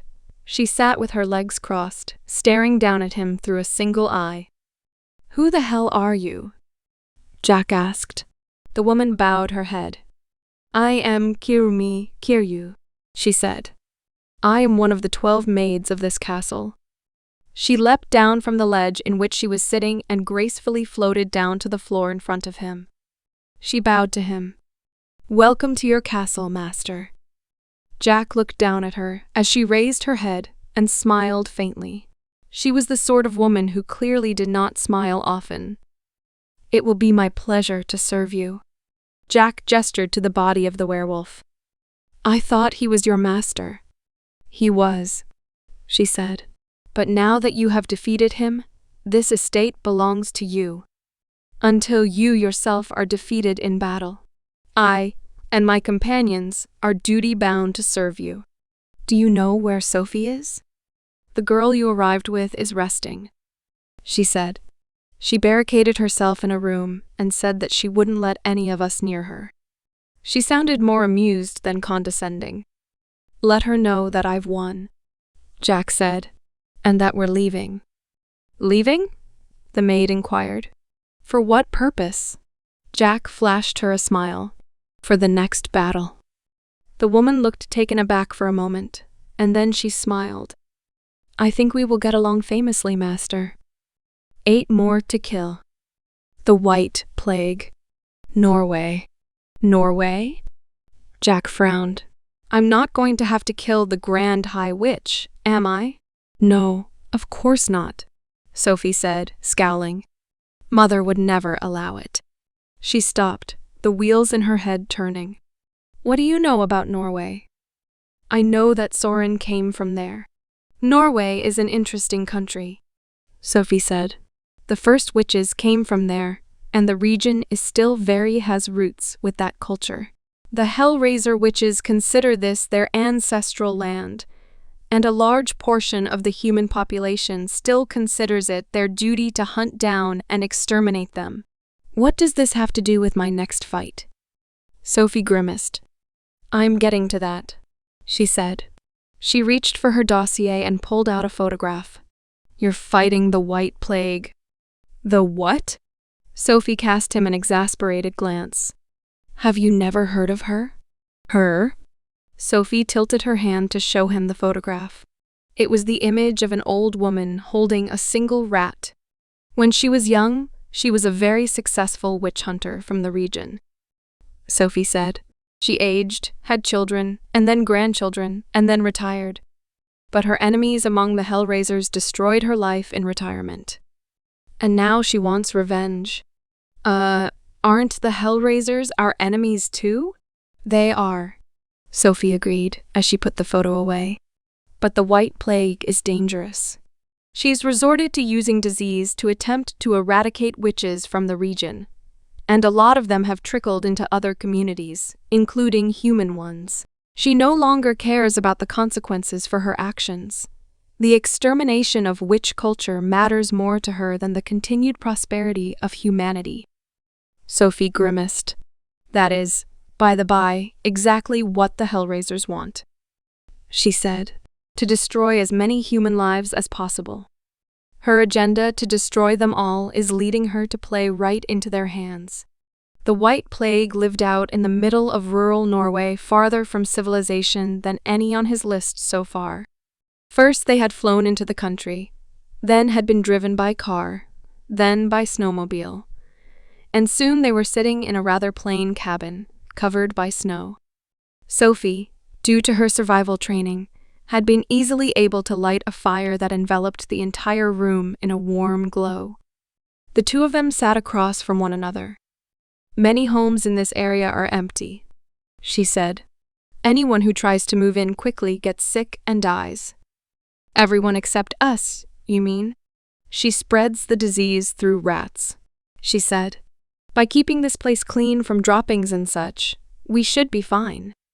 Just try and not to get bitten." "I'm a dragon. Surely I can't get sick from that kind of thing." "You can, actually," Sophie said. "So be careful." It was not long until Jack left Sophie in the warm, comfortable cabin and found himself in the middle of an intense blizzard. Unsure of whether it was a natural storm or a result of witchcraft, he plowed ahead, covered head to toe in thick winter clothing. There was nothing but ice, snow, and trees. He trudged along, not uncomfortably, but growing increasingly bored, through the woods, wondering what exactly he was looking for. He passed by a number of empty homes, all completely covered in snow, before he could see smoke puffing from a chimney in the distance. He made his way through the trees and found himself in front of a home. The snow surrounding him gave way to a bright green field and cobblestone path that led up to a cozy-looking cottage. Jack paid no heed to the sudden shift. He stepped onto the grass and shook off the snow from his coat. The bright sunlight was so harsh that he almost felt the need to remove the coat entirely. But to do so would cost him valuable time. He walked up the road up to the cottage and raised his hand. He knocked on the door. "Yes," the warm, friendly voice of an older woman greeted him. "I'm here to kill you." There was silence on the other side of the door. "Well, you're not a witch," she said at last. And the door sprung open. Jack stepped inside the room and adjusted the sleeves on his jacket. The home seemed even smaller and cozier than it had looked on the outside. A warm fire emanated a soft light into the room, and a woman sat rocking back and forth in the rocking chair facing it. She raised a hand towards him. "Have a seat." She gestured to the chair next to her. Jack remained standing. "Maybe you didn't hear me," he said. "I'm here to kill you. Humor an old lady at the end of her life," the woman said. Jack opened his mouth to argue further, but closed it again. It wasn't all that unreasonable of a request, now that he thought of it. He moved next to the chair and sat down across from her. "Would you like anything to drink?" "I'd be a fool to take anything from you." The woman clicked her tongue. Understandable. "But a pity." She stared at him. Her face was more wrinkled than any he had ever seen. "Who sent you?" she asked. "Surely not the Grand High Witch." "The Order of the Dragon," he said. "Lucille Langley." "Ah," she said. "I see." Jack heard a small scurrying to his right. He turned and watched as a number of rats, dressed in rather fine-looking silver tunics, scurried under his feet, holding aloft a giant teapot. One of the rats scurried on ahead, string in tow, and leapt upward, seemingly flying through the sky like a bird. The string grew tight as the rat landed on the rafters above him, and then swung back down. The other rats released the teapot, and it began to rise, perfectly steady, and then came to a stop next to the table. A leapt up onto the teapot and weighed it down, causing it to tip over and pour into her mug. "Wah!" Jack said, impressed, as the rats moved away. "You've trained them to do that?" The old woman gave him a crinkly smile. "In a way," she said. "They trained me. You never stop learning, you know? No matter how old you get, or how many of your loved ones you lose." Jack looked up at her. If you think being kind to me is going to stop me, you are much mistaken, he said. I wasn't joking. I know you weren't, the old lady said heavily. Why else would a man like you come to see me? But boy, she leaned in closer to him. It doesn't need to be this way. Jack sat silently, watching her. I understand that this region is becoming uninhabitable to people, she said, and my heart aches every day. But I cannot stop. I will not stop. Until each and every witch is dead. She looked at him. Surely you, as a knight of the Order of the Dragon, can understand that? Jack smirked. I only fight the strong. She stared at him, her lips pursed. I don't care what you're trying to do here, he said. I don't care about you or these people. All I want is to tear you to bits. The witch sighed.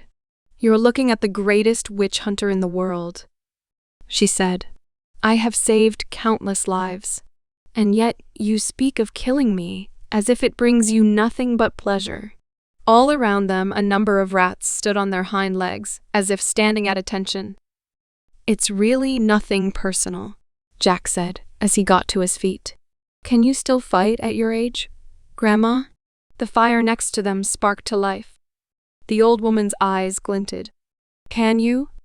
Jack laughed as the flames enveloped him completely. The warm, pleasurable flame would have likely deeply scarred a normal man, with severe burns. But when the flames subsided, Jack was completely unscratched. But the woman was gone. In her place stood rats. They were everywhere. On the chairs, on the mantelpiece above the fireplace, on the little table, on the rafters above him. They were dressed in rather sturdy-looking tunics that had armor plating under them and carried swords. Dozens of beady little eyes stared down at him with nothing but contempt. Where'd she go? Jack asked them. I'm not interested in you. The rats leapt at him. Teeth and tiny blades of steel descended on him from all directions. Jack let out a powerful scream, and his aura exploded into a mass of energy, engulfing the entire home. The entire building tore into pieces. The rats were flung backward by the sheer force of his energy. A number of them slid against the field, and others flew so far that they landed into the snow outside of the property. Jack stood over the wreckage of the home, looking around for his enemy. I'm not interested in fighting rats, he rasped. The aura explosion was so massive that he had to stop and recover his energy.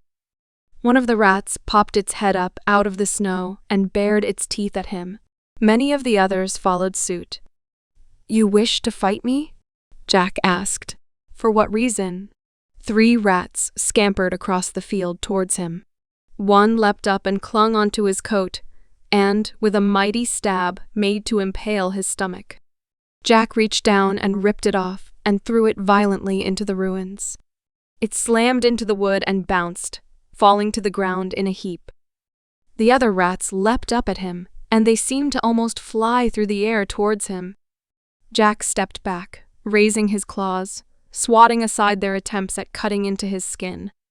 With each block, he would swat the animals out of the air, sending them flying. They fought rather like wasps, darting in and around him at a variety of angles, trying to find an opening. Jack effortlessly ducked and weaved throughout all of their strikes. When one leapt up from behind him and spun his sword around in a whirling arc, Jack whirled around and headbutted it. The rat let out a cry, reached out a paw, and grabbed hold of his head. Jack whirled back around to the many other rats as the one brave outlier clung tightly for dear life on top of his head, swinging around by strands of hair. 3 more rats leapt upwards at him, and he had to deflect their attacks, momentarily forgetting about the creature in his hair. The rat raised its sword and impaled Jack through the head. Blood spurted out as the blade stabbed into his skull. Jack flinched, realizing his mistake a little bit too late as blood shot out from his head and fell across his eyes. The rat pressed all of his might into the blade, trying his hardest to drive it entirely through the skull and into the brain. Jack unleashed another aura explosion, and the rats around him flew away from him. But the one on his head gripped tightly onto his sword and bared his fangs, desperately trying to hold his ground. Jack grimaced. He reached up to his head, grabbed the rat, and crushed it in his hand. The broken corpse of the animal fell from his grip and onto the ground below. Jack let out a deep intake of air and fell to his knees. One aura explosion was exhausting, but using another back-to-back was downright debilitating. This time, the rats recovered much more quickly. They whirled around in midair, and in one smooth motion, were flying back towards him. They raised their swords and charged. Jack raised his arms to protect his face and chest with his claws, but the rats, with machine-like precision, ducked past his guard and slashed at his upper arms, cutting deeply into his skin. Jack gasped as his arms hung limply at his sides. It only took him a split second to realize what had just happened. They had managed to cut the tendons in his arms. The rats spun around again, this time headed straight for his legs. Jack grimaced and bent his head downward, snatching a rat into his teeth. The rat squirmed and fought as Jack used the power in his jaws to crunch through its flesh and bone. He spat the head out onto the ground, and it rolled.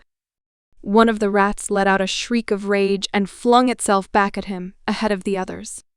Jack grinned, egging the rat on, as it tried to dive in between his legs and slashing at his ankle. In one fluid movement, Jack raised his leg and stomped down on it. The remaining rats rallied, and again moved to strike, but this time they were much fewer in number. Their formation, which must have been carefully constructed through years of practice, had been broken. Even without his arms, Jack found it easy to deal with them. He whirled his leg around in a sort of circular kick that caught most of them and sent them flying. The others, due to his sudden movement, failed to hit his vital points. They either merely scratched him or missed him entirely. Jack had to align his upper body at a weird angle to maintain his balance, due to being unable to use his arms. He tottered rather oddly on one leg, trying to get used to the sensation as his arms hung limply at his sides. The remaining rats, those that had not been taken out by his kick at any rate, were already swinging back around for another attack. Jack grimaced and kicked forward. One rat was kicked so hard that its head exploded. Jack pulled back his leg and kicked again. Another rat managed to avoid the blow, but was knocked off balance. He careened into the ground, dazed. Jack pulled his leg back again and went in for another kick. The final rat took the blow head-on, but was able to stop the force of it shattering its body by adjusting his position to take the blow. He went flying backward into the ruins of the home and found himself impaled on the splinters of the broken chair. It writhed in pain and then fell silent. The remaining rats seemed wary now. They stood tall and stood their ground, but they no longer attacked. Jack grinned. "Is this the power of the White Plague?" he asked. "You cannot hope to destroy me with such simple tactics. You have already lost." Jack looked up. Snow was beginning to fall on the ground around them. The rats, as if by instinct, immediately adjusted the tunic so that they would more tightly protect against the change in the elements. "I have lost?" Jack asked blankly. "The plague is now within you," the voice answered. "The blood that you consumed when you bit down on my beloved grandchild. It is a disease that even a dragon cannot overpower.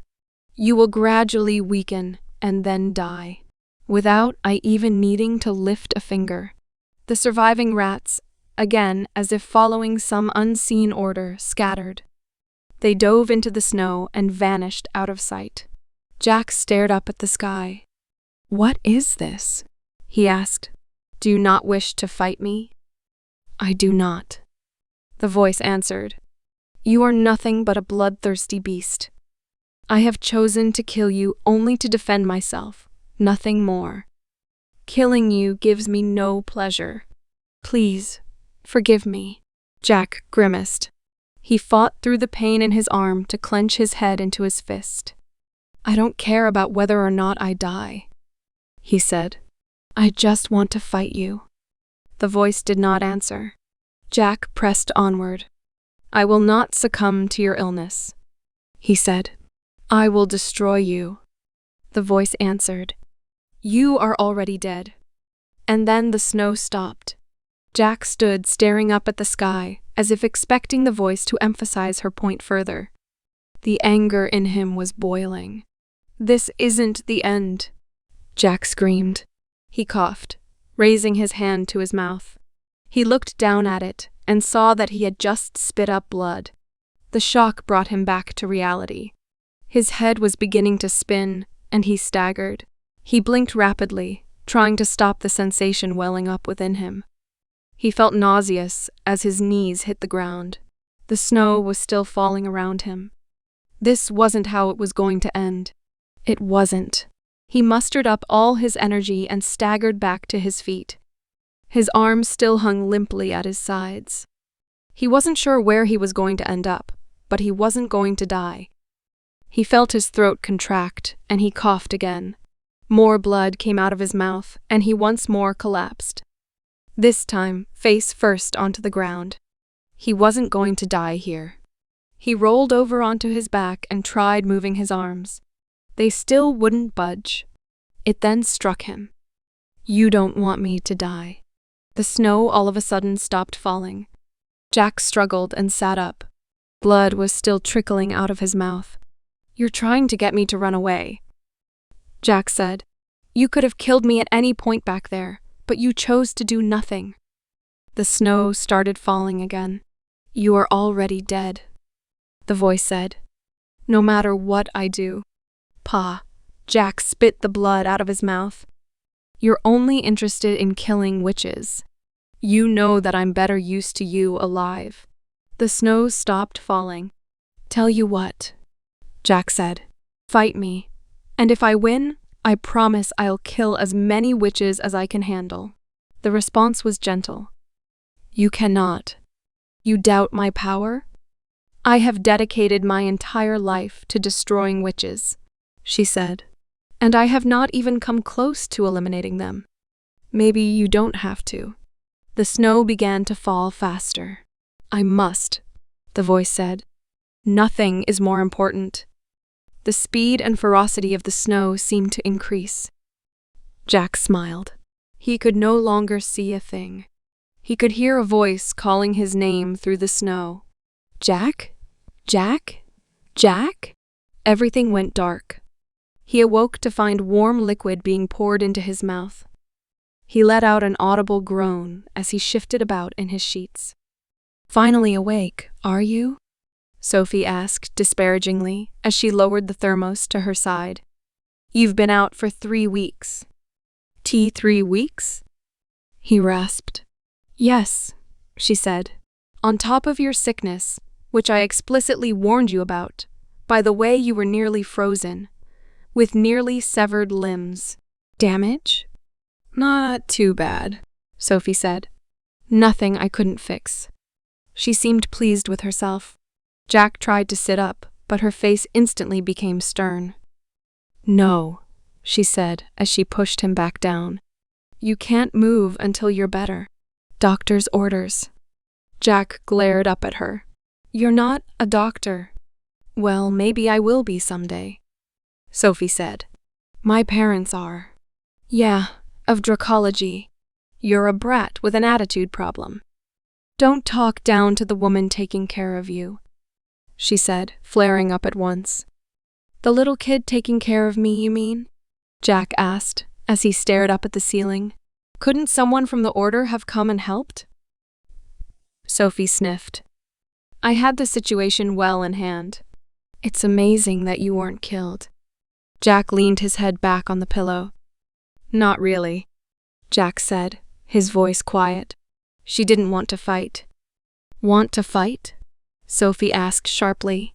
She almost killed you. Nah, Jack said, his exhaustion taking hold of him again. I just made her do it. He was asleep before he could elaborate. Sophie stared at him, exasperated, and then began to wipe his head down with the cloth. She had just dipped it back into her bowl of water to wet it again, when she caught sight of a pair of beady black eyes staring at her. She screamed and knocked the bowl over, spilling it onto the wooden floor. The rat stood up on its hind legs. "Greetings," the animal said politely. "You are Sophie Langley of the Order of the Dragon, are you not?" She lowered her hands from her mouth and stared. Yes. I have come to inform you that you may leave our territory. You are not in any danger, and will not come to harm if you leave immediately." "Leave?" Sophie repeated, a little taken aback. "Why would I leave? Jack hasn't done what he was sent here to do." The rat cocked its head, considering her. "And what has he been sent here to do?" "To kill the creator of the plague, of course." The rat stared at her. "Are you a witch?" It sounded like an honest question. "I'm a knight of the Order of the Dragon," Sophie said. "I'm here to protect people." "But Grandmama is killing witches," the rat said. "That's good, isn't it? Not if you kill others by mistake." "But we don't kill by mistake," the rat said. "All those we target are guilty of witchcraft. Please do not think of us stupid animals." "You're well spoken for a rat," Sophie said. "But your targets aren't the only victims. Those who live here and do nothing about witches are just as guilty of witchcraft," the rat said. It drew its sword. "If you do not retreat, I will be forced to take drastic measures." "You're a rat," Sophie said impatiently. "What can you do?" The rat leapt upward. It spun in the air and dove down on her head. Sophie raised her hand upward. The rat slammed into the ceiling. She brought it back down, and it slammed into the floor. She raised her foot and stepped on him, pinning him down. "I'm a knight of the dragon," Sophie said, her voice cold. "You would do well not to underestimate me." The rat adjusted its head, trying desperately to bite through her boot. But she brought her leg back and kicked him, sending him sliding across the floor. He slammed into the wall of the cabin with a thud. He staggered to his feet, seemingly winded. Sophie watched it warily. Finally, it shook her head and bared its teeth at her. "I will remember this, warrior," it said. It leapt to the side, climbed up a nearby table, scaled the drapes, and was running along the beams on the ceiling in seconds. And then it was gone. Sophie looked back to Jack and sighed, shaking her head. "You better get back on your feet soon," she said. "That won't be the last of them." She was quite right. As she attended to his needs, washing his face and keeping him hydrated, she caught sight of beady little eyes watching her from the afar, whether through a window or on top of the rafters. Several pairs of eyes were on her all at once. She dared not leave Jack alone for any period of time. She sat up in her room for 3 days without sleep, procuring water for Jack through magic. She ate nothing, out of fear that the rats may have gotten into her supplies and infected it with their strange disease. Her eyes were red and bleary as she leaned over Jack, wishing desperately that he would wake up. From behind her, the sound of a leaping rat hit her ears. She whirled around, eyes wide, and exerted force with her magic.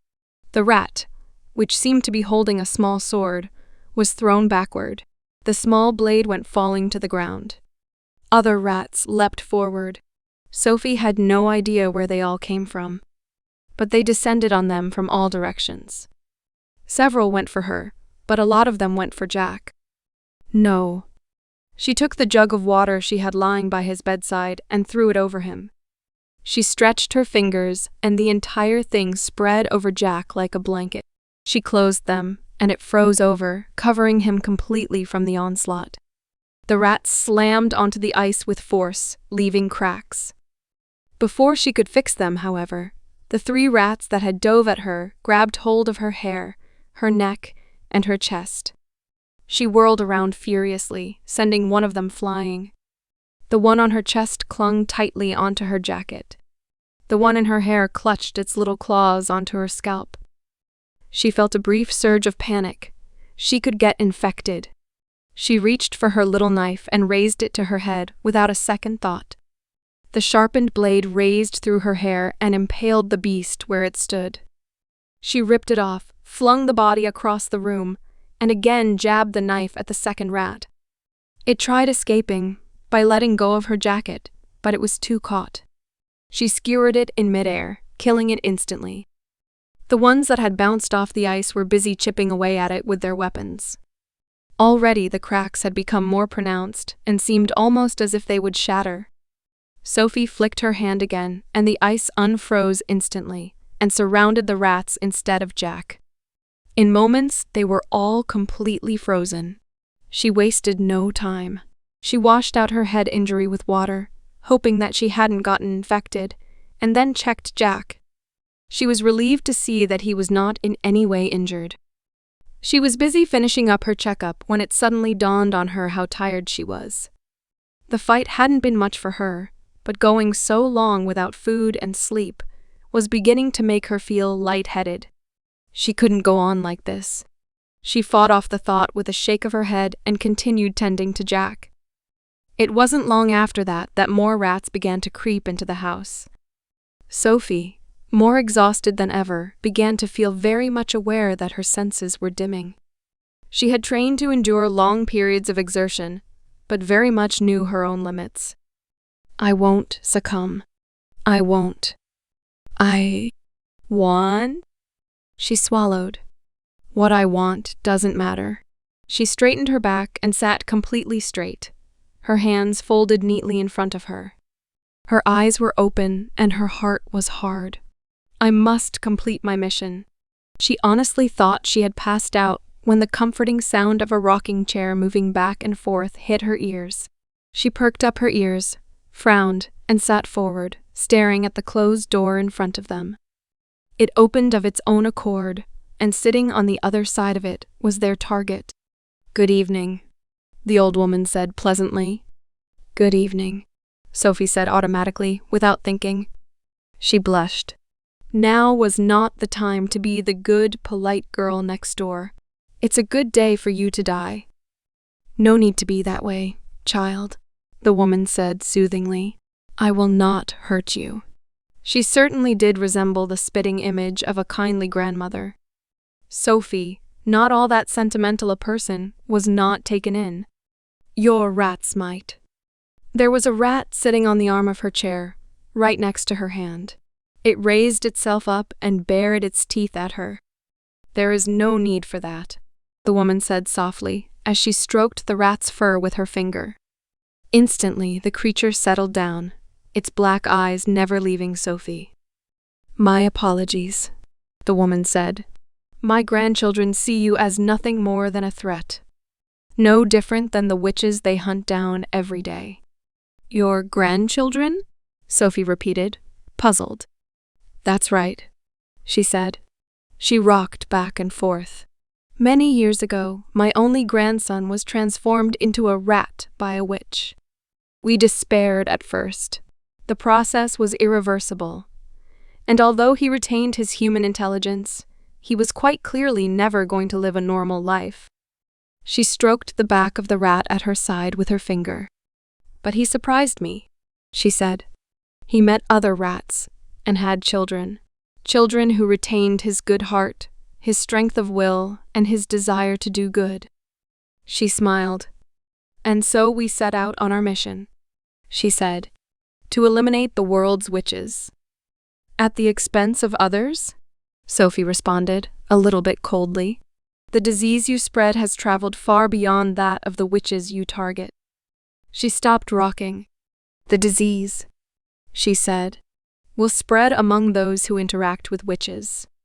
The chair creaked as she stood up and stepped to the door. She stood there in the doorway, so wide that her body blocked off any kind of escape. I have tried to be kind, the woman said, because you made it clear to me that you understand the importance of the hunt. The Order of the Dragon has a long history of hunting down and destroying witches, and I have nothing but respect for you for doing so. But it seems you do not feel the same way about me. You're killing innocent people. "I'm killing anyone who would consort with witches," she responded. "People everywhere justify their association with them for all sorts of reasons. It does not matter how many children they kill, or lives they ruin, or demons they bring into the world. It matters more that have a witch close by, if the need for her arises." She threw her arms upward. Rats poured out of her thick jacket. From the arms, from the cuffs, from the neckline. They flooded into the room, brandishing teeth and weapons. Sophie screamed and backed away. She hurriedly brought her hand over the wooden desk she'd been storing her equipment on and set it on fire with her powers. In other fluid movement, she had grabbed the leg and swung it around in an arc, desperately trying to scare the animals away. She had, perhaps, overestimated their fear of her. The few that were in the trajectory of her attack simply moved out of the way, darting under and around her attack. She hurriedly tried to stomp at those at her feet, but soon a number of them were crawling up her boot, and she shocked to see them attempt at nibbling through it. There was no choice. She raised the desk high above her head and forced her power into the flames. It erupted into a vast, uncontrollable inferno. The ceiling and the walls around them were set ablaze. Soon the witch, the rats, Jack, and Sophie herself were entirely covered by fire. Sophie stood there, the flames licking at her body as she stared intensely at the witch. She had not moved a muscle. In fact, it seemed almost as if She jumped. She whirled around to see Jack, still lying in bed, rip off of the bed knob and send it spinning through the air. She watched, enraptured, as the splintered piece of wood spun through the air and made contact with the head of the woman. The splintered wood passed right through. Sophie stared. The image of the woman stood there for a little bit and then vanished. The thick coat and fell to the ground. What's happened? Sophie almost forgot that she was standing in a blazing inferno, surrounded by the burnt corpses of dead rats. Her head was bent, deep in thought. "What are we really fighting here?" she asked, to no one in particular. A hand clapped on her shoulder. She jumped.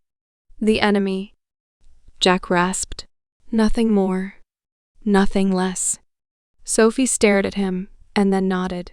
"Are you well?" "No, but we can't stay here." Sophie nodded. Jack wrapped his arm around her shoulders, and she helped him out of the building. Any stray rat that survived the blast was too busy trying to save itself as they made their way out of the building. Sophie's magical powers cleared the way for them as they walked, and protected them from the heat. "Jack," Sophie said, "I think there may not actually be a person for you to kill." Jack said nothing as they stepped out into the snow. "Does it matter?" Jack asked, his voice testy. Sophie fell silent, her mind racing. If there was no woman, that meant the rats were acting of their own accord. And if that was true, "We have no reason to be here," Sophie said with finality. "There's nothing to kill." Jack gave her an inquisitive look. They stomped out into the snow. The intense heat gave way to extreme cold. Sophie, who had shed a layer while she was inside, shivered. If she kept using her magic to preserve a normal body temperature, she would collapse. They stopped once they reached a significant distance away from the burning house and stared ahead. In the trees in front of them stood a number of rats. Some dressed in long black hoods that covered their eyes and scalps. It then dawned on Sophie just what she was looking at. They formed their own culture. One of the rats stepped forward. He was wearing, it seemed, the skull of a former comrade under his hood. It rose itself up on its hind legs and bellowed, "Order of the Dragon." It bellowed, "We cannot let you leave here alive." The rats moved quickly across the snow. Sophie, feeling certain that they were coming for her, froze in place.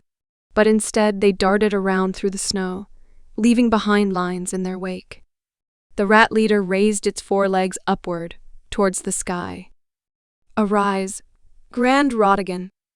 Again, Sophie was very slow on the uptake. The lines in the snow were in the shape of a summoning circle. They were attempting to call forth a demon. She stepped forward, determined to put a stop to it. But before she could commit to an exorcism, Jack pushed her aside. She fell into the snow with a cry as he staggered forward, claws at the ready. She stared at him as he walked forward, completely unafraid. He had seen summoning circles. Of course he had been present when Belladonna had used one to drag the eye of the dragon into the flames of hell. But the fact that he approached this one so confidently, when he was on the verge of death from disease, made her uneasy. The snout of the demon was the first to raise from the portal in the snow. It sniffed the air, as if trying to sense prey, before thrusting a forelimb forward to claw its way out of the portal. Before it could, however, Jack reached it, and with one fluid movement thrust his clawed first into its mouth. The thing let out a gurgle and a screech as it thrashed in place, but Jack stood firm. He brought up his other fist and struck the side of its head, violently, shattering its jaw. The beast gagged as Jack pulled away, ripping out its insides. He crushed the intestines in his hand as the demon crumbled, its limb body slumping over the summoning circle.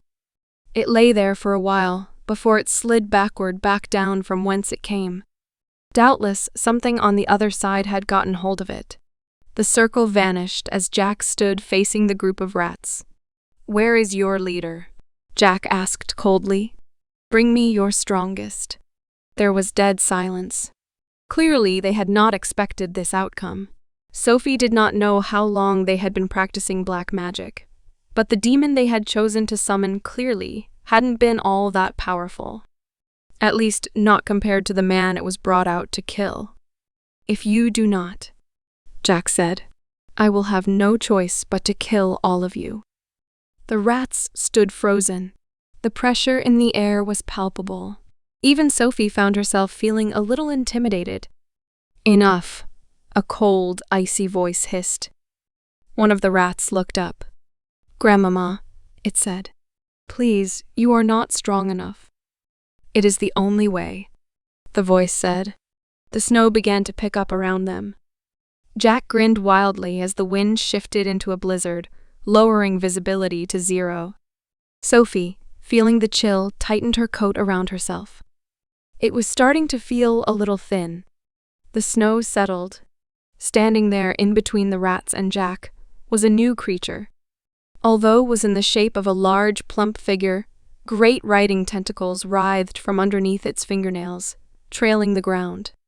The neck was misshapen and oddly bent, and the eyes were completely sunken in, as if they had been eaten away. "See what I have become?" the thing rasped. Sophie felt her heart chill. "Jack, she's infected with the Astra parasite," she shouted. "She can't die until the parasite is destroyed." The infected raised her arms and bowed her head.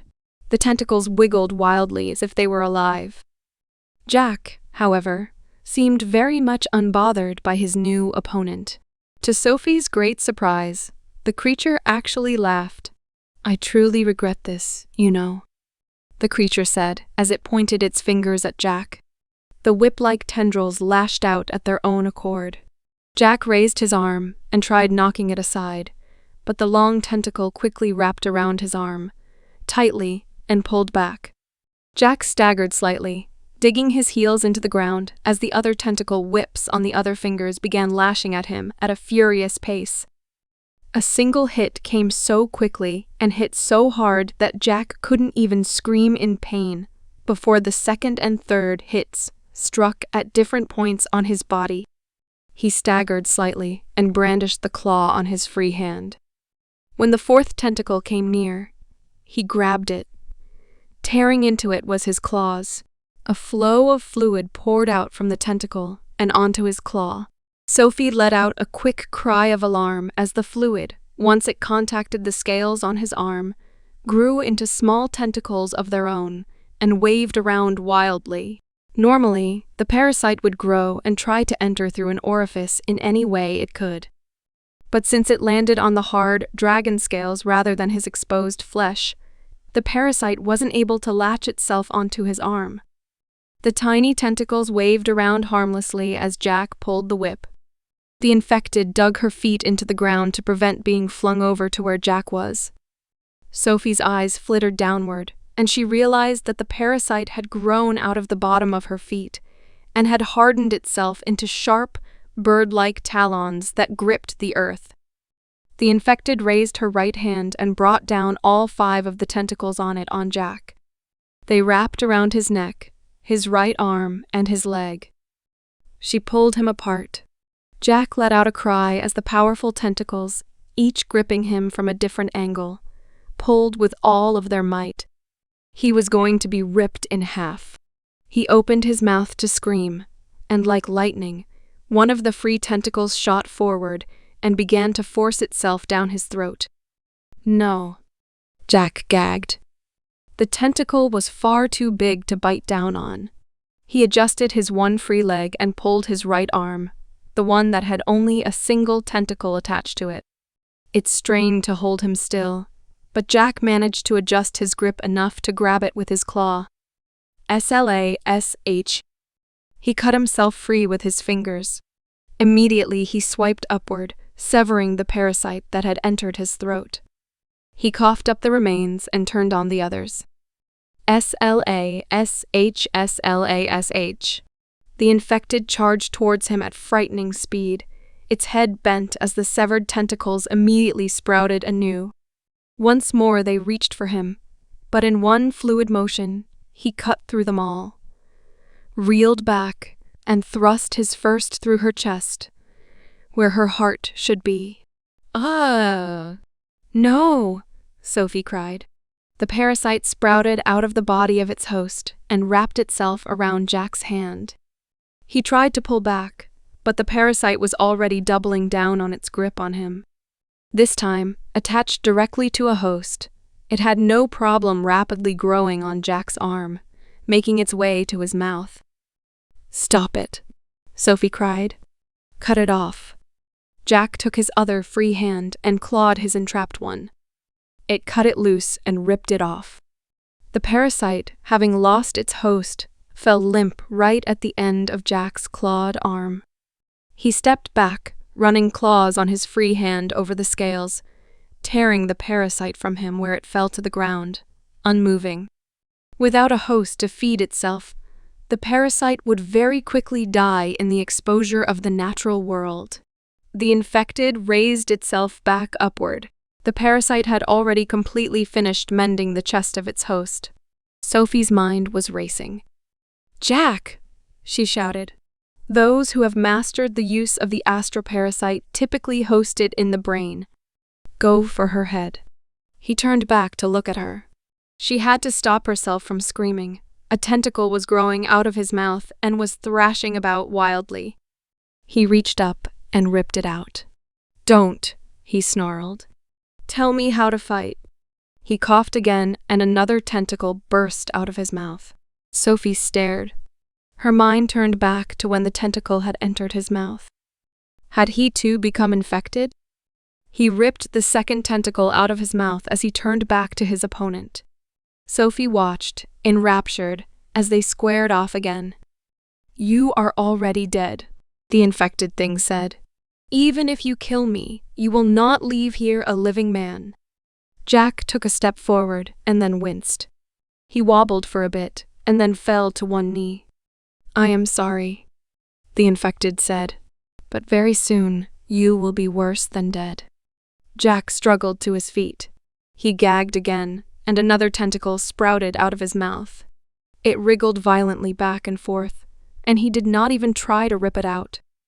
Sophie pushed herself backward in the snow, certain for that he was already infected, and considering how vulnerable she would almost certainly be next. Jack gagged again. Sophie was sure that he was about to sprout some more tentacles, but to her very great surprise, the parasite simply fell out of his mouth. He rubbed his throat, bent over, and then threw it. Weak little tentacles came flying out, desperately trying to latch onto a host in their dying throes. Sophie stared. He was so sick that the parasites couldn't latch onto his insides. Jack rubbed his mouth and faced his opponent. The infected stood tall, considering him greatly. "You are ill," she said, "yet you can still stand and fight me." Jack coughed again and took a step forward. "You are on your last legs." Jack took another step forward. "You will not." Jack thrust his claw forward. In one furious explosive blow, his clenched fist penetrated the infected skull.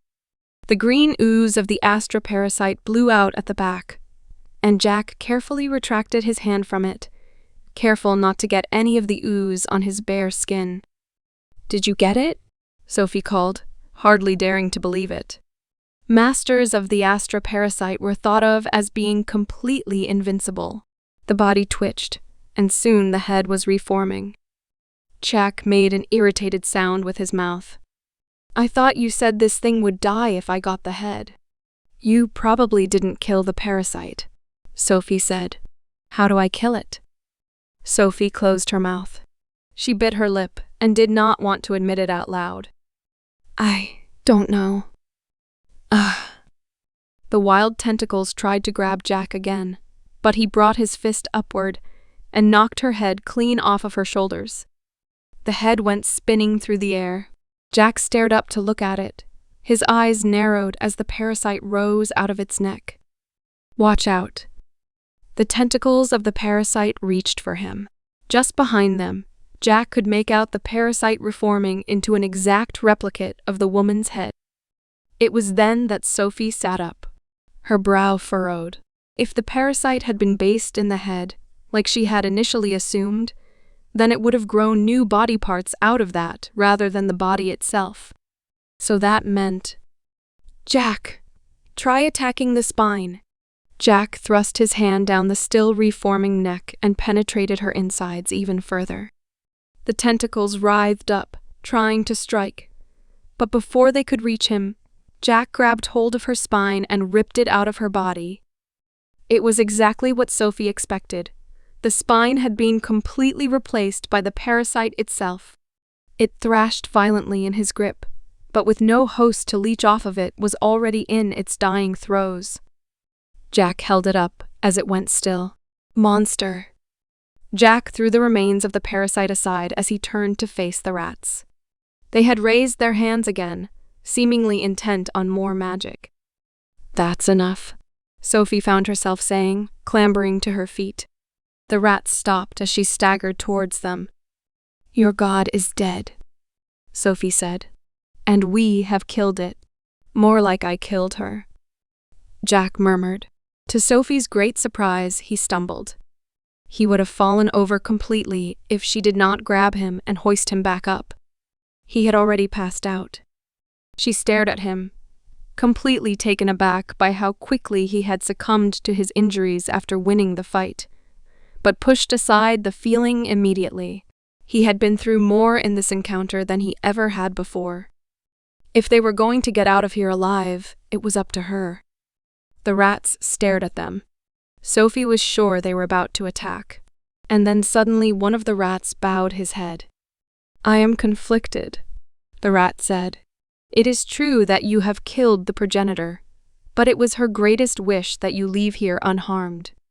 She wanted to die," another rat said, "many seasons ago. She kept herself alive for us." There was a forlorn, melancholic silence. Sophie, who had honestly been expecting another fight, was completely taken aback. "She cared about you," Sophie said, "more than anything." "Didn't she?" There was a silence between them. "Using the astroparasite to prolong your life is excruciatingly painful," Sophie said, keeping herself alive, no matter what must have meant the world to her. "It wasn't just about killing witches, it was about securing a future for you." She was bullshitting them harder than she had ever bullshitted anyone before, but it seemed to have some kind of effect. She was surprised to see that a number of them were crying. She pushed on, determined for them both to survive. "Maybe," she said. "This is what she wanted for you." The rats looked at her. I'm sorry for your loss, Sophie said, as she adjusted Jack onto her shoulder. Excuse me. She turned and made her way into the forest. She had barely managed to carry Jack 10 steps when the rats called after her. Human! Sophie stopped, her breath hitching in her throat. If it was not Grandmama's wish, the rat said, we would kill you here and now. Sophie turned back around and faked a smirk. We're all just dead men walking, she said. Even with the rats choosing to not fight them further, the natural elements and Sophie's overall fatigue caught up to her. She was about to pass out by the time she stumbled onto the road, where a passerby car narrowly avoided hitting them. She passed out the instant the driver got her inside, and it was not long after that she was taken to the hospital. When she awoke, it was to her father's face staring down at her. Dad, Sophie said, a little bit surprised. What are you doing here? Looking after you, silly, Phil Langley said. We were worried sick. He raised a glass of water to her lips, and she sipped eagerly. She needed to get her strength back. Where's Jack? Another hospital, Phil said. He sounded a little bit bitter. We have our people looking at him. He's not doing very well. The astroparasite came very close to infesting within him. I thought it had, Sophie admitted. Thankfully, the fact that he was so ill with that disease made it difficult for the parasite to take too deep of a hold. We were able to excise its remains quite handedly, and now he simply needs a lot of bed rest and recovery time. He smiled down at her. As do you, from what I understand. You saved his life. You're his hero. I don't feel like a hero, Sophie said, her voice quiet. Most heroes never do, Phil said gently. He reached forward and stroked her head. Your mother and I are very proud of you. SEVENFIGHTSREMAINING. Tiny Timmy. Tyrannosaurus Rex. United States of America. Recuperating took them both a very long time. Sophie had pushed herself beyond her limits to keep them both alive. She had been instructed to take long naps, eat well, and take it easy for as long as it took to recover. Jack, due to the danger he had been in, was out of commission even longer. Sophie was informed by Belladonna, his woman, that the ordeal had been very taxing for him as well. Their mission, until just recently, was to get better. Now that they were, however, they met again for their next assignment. We're going to America, Sophie informed him. Joy. Despite being American himself, Jack had little love for his home country. He was very much unlike most American members of the Order in that regard, and Sophie found herself respecting him for it. Who's the next target? His name is Tiny Timmy, Sophie said as she glanced over the pamphlet. He's a T-Rex. He's a what? A dinosaur, Sophie repeated impatiently. A number of them survived the cataclysm by moving underground. They maintain a civilization there to this day called Astoria. So, why aren't we going there? Because he doesn't live in Astoria. Genius, she told him, exasperated. Look! Timmy loves humans. He's famous for it. He's unusually small for a T-Rex, only about 8 feet high. What makes him dangerous then? Jack asked. I'd rather fight a full-sized T-Rex. His mind, Sophie said, her voice grim. He's a MIT graduate and has a number of patents to his name. He's done a lot of work on prosthetic limb technology, and he's spent his life trying to advocate for legalized passage between the surface and Astoria. That's bad? If you like not being hunted by dinosaurs every waking moment, Sophie said, her voice impatient. The fact that they've stayed underground is the only reason humanity has become the dominant species. It is essential they stay where they are. Jack stared at her. I don't see the problem. Sophie had to stop herself from rolling her eyes. Within a week they had flown to America, and it took them another day to reach the location by car. Sophie found herself appalled by how empty and desolate the American countryside was, and tried distracting herself with a book. Jack, however, was unable to sit still. He was clearly anxious to get back into the thick of things, and honestly, Sophie couldn't blame him. Now that she had gotten onto the field of battle once, it was difficult to pull herself away. For the first time, she understood how her mother felt. "We're here." They came to a stop in front of a large farmhouse. Sophie stared. "You coming?" "He lives here?" she asked, a little taken aback. "Why?" The oversized front door to the house burst open. "Why, hello there." Sophie let out a scream as the dinosaur, 8 feet tall and overweight, stomped its way toward them. Giant cybernetic arms, longer and more powerful than the ones he had been born with, swung back and forth with every mighty step. Each of the mighty blades at the end of each finger glinted in the sunlight. "To what do I owe the pleasure?" He held out his claw to him, and it took Sophie a moment to realize that he wanted to shake hands. Jack, having caught on as well, reached forward and gripped his hand. "We're here to kill you," Jack said. The dinosaur laughed. "Many have tried, many have tried." "Who sent you?" "Not the American government. I can tell not a Storian either. They always use raptors." "The Order of the Dragon," Sophie told him. The T-Rex said. "I see. Lucille Langley sent you then?" "She's my mother," Sophie said. "Really?" The dinosaur peered down at her, and Sophie was certain that he was about to bite down on her. The dinosaur laughed. "I honestly couldn't tell," he said. "I can tell humans apart, of course. But you don't look much like Lucille to me." "You know my mother?" "I met her at Grey Arcadia once, when I was giving a lecture there about how Astoria is over-reliant on the astroparasite," the dinosaur answered. It was such a normal response that Sophie found herself almost at a loss for words. "I liked her. She struck me as an intelligent, sophisticated woman." "She was the one who ordered us to kill you," Jack told him. "Funny how that works out sometimes," Timmy said amicably. "I noticed that you haven't attacked yet." He relinquished his handshake with Jack. Jack grinned. "I could say the same for you." "I don't relish combat," the dinosaur told him.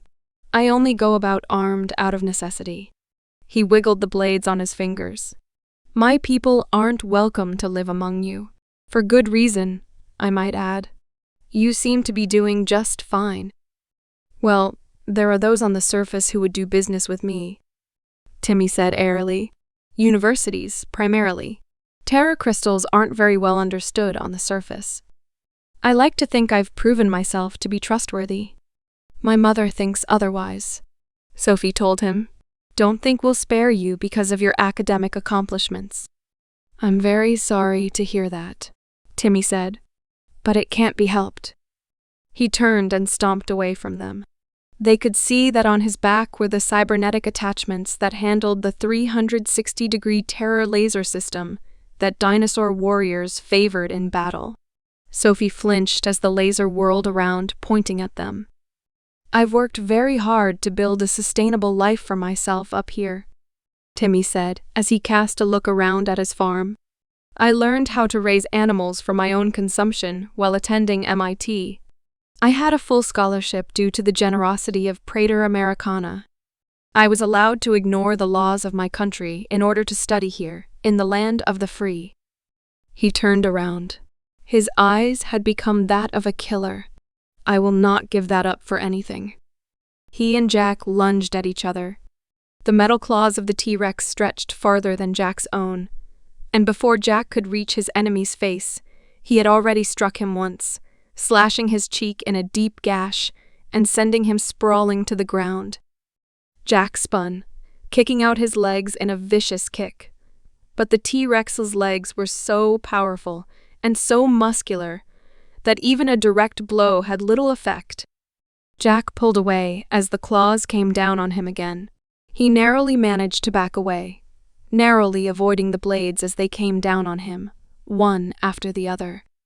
He backed away in a sort of bridge pose, moving left and right to avoid the attacks. In the end, Jack managed to bring up his arm and swatted the blades away with a hit to the limbs. The arm twitched somewhat, absorbing the hit before embedding itself on the ground next to him. Jack spun around, trying to slash at the arm with his claw, but the T-Rex raised a mighty leg and stomped on him. Jack had never felt so much pressure in his life. He gasped, blood spurting out of his mouth, as the sheer weight and power of the monster on top of him nearly crushed his bones. An ordinary T-Rex is 30% bigger than IE, with significantly more muscle mass and power, Timmy said, sounding amused. Sometimes I think the reason I became so fascinated with humans was because your species were smaller and weaker than I. Jack curled his arm upward and swiped pitifully at the ankle of the T-Rex. Although the attack drew blood, the T-Rex did not seem to even notice it. He was already making eyes at Sophie. "Tell your mother I said hi." Jack adjusted his fingers so that the clawed blades could penetrate the leg. With the last of his strength, he squeezed. Yow! The T-Rex pulled away just a little bit out of sheer reflex, but that was all Jack needed. He pushed his hand against the dinosaur's foot and dug in his heels and pushed himself out. He rolled and leapt to his feet, breathing heavily. The dinosaur watched him warily, the eyes of a predator fixed squarely on him. "You possess the dragon within," he said. "My people believe those with your gifts shouldn't even be considered human." He raised his arms. The blades on his fingers opened up to reveal the barrels of weapons. A flash of light erupted from them, and Jack cried out in pain as the beams of light erupted from them, penetrating his legs, chest, and waist. Even his arms, which usually withstood even the most lethal of attacks, had been completely penetrated. "You idiot," Sophie seethed. "Don't just stand there and get hit." Jack stumbled forward as the dinosaur adjusted his beam. "If you were an ordinary man," the T-Rex said, "that would have killed you. They say that the only way to kill a dragon is to destroy its reason to live." Jack grinned. "I live to fight." "You are deplorable." More lasers fired out of finger blasters. Jack raised his arms and tried blocking them. The lasers slammed into his arms and burned holes through his beautiful blue scales. When the attack stopped, Jack lowered his guard and again leapt forward. The blades on the claws clicked back into place, and they clashed again. Jack again tried to sever the robotic arm, but the dinosaur kept him at such a wide distance that it was impossible to get in a good shot. The other arm came down on him, and Jack had to block it. He grimaced as the T-Rex leered down at him, and then lunged forward, mouth gaping wide. Jack dove under him, readied his claws, and lunged upward, going for the neck. The metal arms swung around and jabbed at him, slashing him in the side. His momentum, however, carried him upward, and with a vicious thrust, penetrated Timmy's neck with his hand. Timmy roared with pain as the claw embedded itself deep into his neck. Jack tried tearing out his throat, but before he could, the large metal claws of his opponent swerved back around and caught him in the side. UGH. The long, powerful claws, perhaps about a foot long in length, managed to impale him in the side. Jack cried out in pain as the claws embedded themselves deep into his side. Jack deepened his grip on the T-Rex's neck as he was lifted into the air. In a burst of inspiration, he struck at the claw with his own. SLICE. The metal fell apart. Jack fell to the ground as the second claw came down on his head. He leapt back, and with a mighty lurch ripped the giant metal claw from his body and held it aloft, brandishing it rather like a spear. The blood that was pouring out of his side was pouring out in a fountain before quickly coming to a stop. "You have been trained very well," Timmy observed. A robotic arm protruded from his back and began doing external inspections of the damage done to the arm. Little drones soon followed, and with precise, surgical precision began preparing for a replacement. No ordinary man could have endured all of that. "It's the dragon in me," Jack said airily. "You're not bad yourself." "Thank you," Timmy said. "You know, dinosaurs are more closely related to dragons than humans are." From behind him, a large metallic object was flying through the air. It rotated, adjusted itself, and then fit itself snugly onto Timmy's arm. This new prosthetic was a large, mounted cannon, more powerful than the smaller laser beams that he had used previously. 3 small fingers protruded from the end of this attachment. "You rely on your natural talents, like a dinosaur," Timmy continued, "and I fight more like a man." "Enough talk," Jack growled. He leapt forward, his fist raised. Timmy fired. A large orb of bright blue energy erupted from the cannon. Jack raised his arm and swatted it aside. He had intended for the beam to simply bounce off his scales, but his arm burst out in pain as the scales shattered under the sheer force of the blow. The orb of power shot off into the distance and exploded, destroying an entire hill. Jack kept moving. Ignoring the pain, he thrust his other hand at the dinosaur's chest. Timmy adjusted his large metal claw and blocked the strike. Jack's claws embedded into the metal. He pulled wildly, sending sparks flying as the wires within burst. But the claw was still fully functional. It pulled back as the cannon was thrust back into Jack's face. ARRRRRGH. The explosion hit him square in the face. Sophie screamed in surprise as the explosion his entire form. She was sure that he had been killed. The dinosaur pulled away as the blast cleared, staring straight ahead as the smoke cleared. Jack was still standing there, arms at his sides, staring up at the sky. "That hurt," Jack whispered as he gave his head a small shake. The ground around him had been completely devastated. The earth itself had been pulverized around him, so much so that not even dirt remained. Sophie stared. How did he survive that? Even Timmy seemed somewhat surprised. "That was enough raw force to destroy a building," he said, concentrated into a smaller point, no less. "Your body can take an intense amount of punishment." Jack grinned. He got back into a fighting stance. Yeah. Yet you can still be killed," Timmy continued as he raised the cannon again. "Goodbye, boy." He fired. Sophie screamed as the ball came back out again. But this time Jack swatted his hand in front of him, sending the ball back where it came from. Timmy had no ability to react as the explosion caught him squarely in the face. He was blown backward, rolling along the ground like a rag doll, as Jack leapt upward, and then fell down on him like a giant bird of prey. The cannon, it seemed, was specifically designed for long-range combat. When he brought it up to defend himself, Jack cut it to pieces immediately, leaving only the badly injured claw on his right hand. Timmy brought it up to stab him away, but Jack quickly tore into with his claws. He ripped and tore the arm so badly that it could not be used. He then moved down to strike at the dinosaur's center. The monster roared and kicked at him, but Jack managed several powerful slashes, tearing apart skin and muscle before the teeth of the T-Rex caught onto his left arm. It was very close. The teeth and jaws were not powerful to break the scales of the dragon, but he quickly tugged his head back downward, attempting to rip the arm off at the socket. Sensing this, Jack had no choice but to cease his assault. He used his other hand to attempt to pry the other hand free. The T-Rex adjusted its body and managed to kick him right when his arm slipped out of his grip. He rolled along the ground as the dinosaur shakily got to its feet, bleeding profusely from the center. The torn and dismembered arms, now useless, detached themselves from their sockets, as replacements soared in from the house behind him. "That is 3 prosthetics you've destroyed now," Timmy said.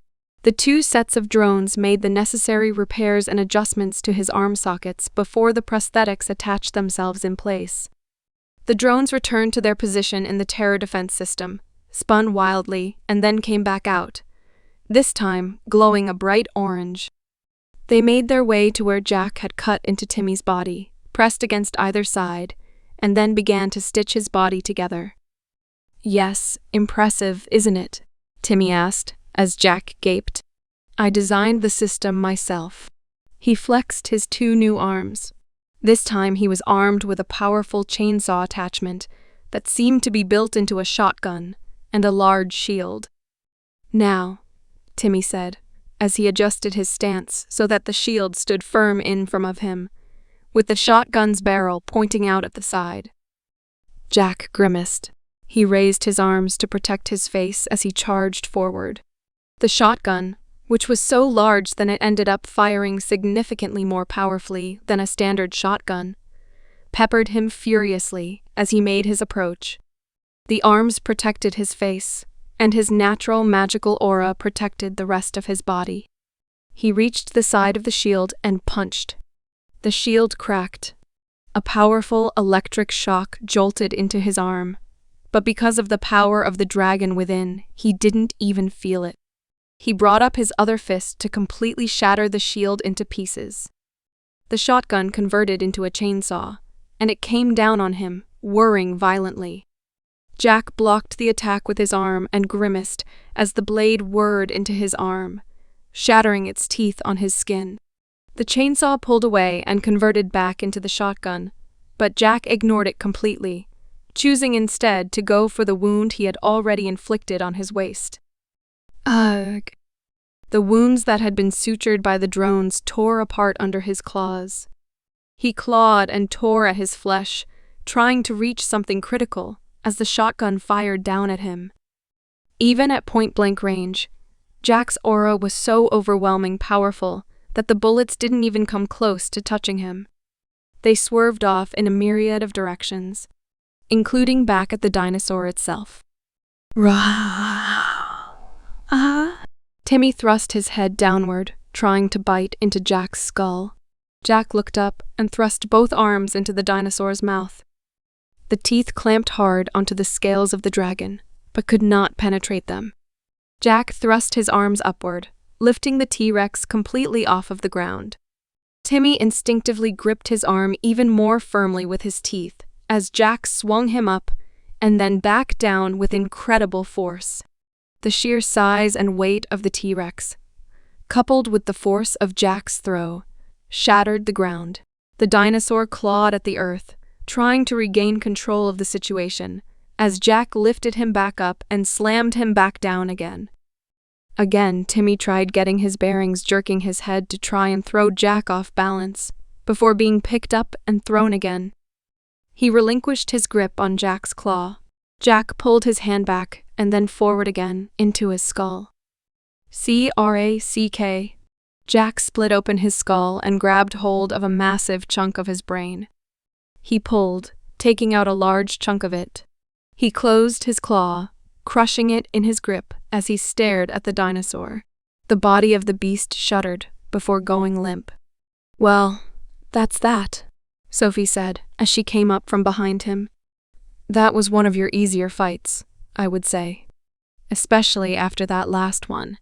Jack didn't move. "It's not over." She stopped. The terror defense system on the back of the creature was flashing bright red. The drones that had previously repaired the wound flew upward and attached themselves to its head. The body sat up. Astra mode activated. The terror defense system said as the mouth to the monster fell open, unable to maintain its musculature. "Incredible," Sophie murmured. "It's stimulating his muscles via electric shocks so that he can keep fighting after death." The dinosaur stumbled towards them, at first, before breaking out into a run. Jack stood his ground as the thing's jaws tightened, and it tried biting down on him. Jack brought up his hand in a vicious punch under the chin, sending it flying several feet up into the air. But there was no roar of pain, no sound at all. Dead things can't feel pain, Sophie told him. It was the same with the White Plague, remember? She had already taken several steps back as the dinosaur fell back down, angling its head to fall right on top of Jack's head.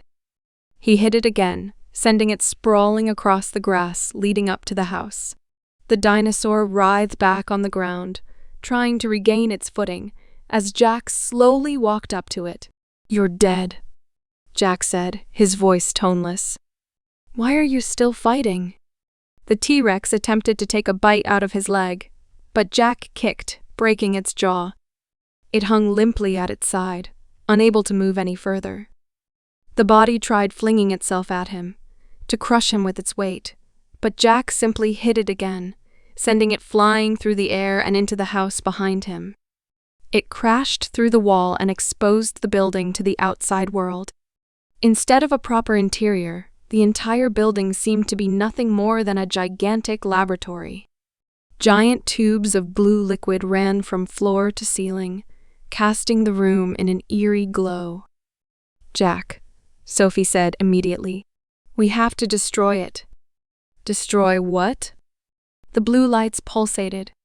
The TERROR defense system detached itself from the dinosaur and hovered in the air, rotating wildly before inserting itself into a tray right behind it. "Jack." "What?" "Do it." Jack cautiously stepped up to where the limp, unmoving body of the dinosaur lay, as he surveyed his surroundings. The whirring lights, bright blue glow, and number of advanced technology made him feel he was looking at technology, at least 100 years more advanced than it was now. "Consciousness transfer complete," the TERROR defense system said, and then fell silent. A large, elaborate screen in front of him clicked on. "So you killed me, did you?" Jack stared up at the face of tiny Timmy on the screen above him.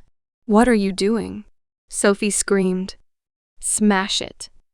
"My body," Timmy said, "was always frail and weak." Jack took a step towards him and leaned in. "For as long as I could remember," he went in, "I wanted to be strong. Before I discovered science, before I discovered my love of man, I knew that I had to be strong." Jack slammed his hand on the computer panel. "My entire life's work has led up to this," the T-Rex went on.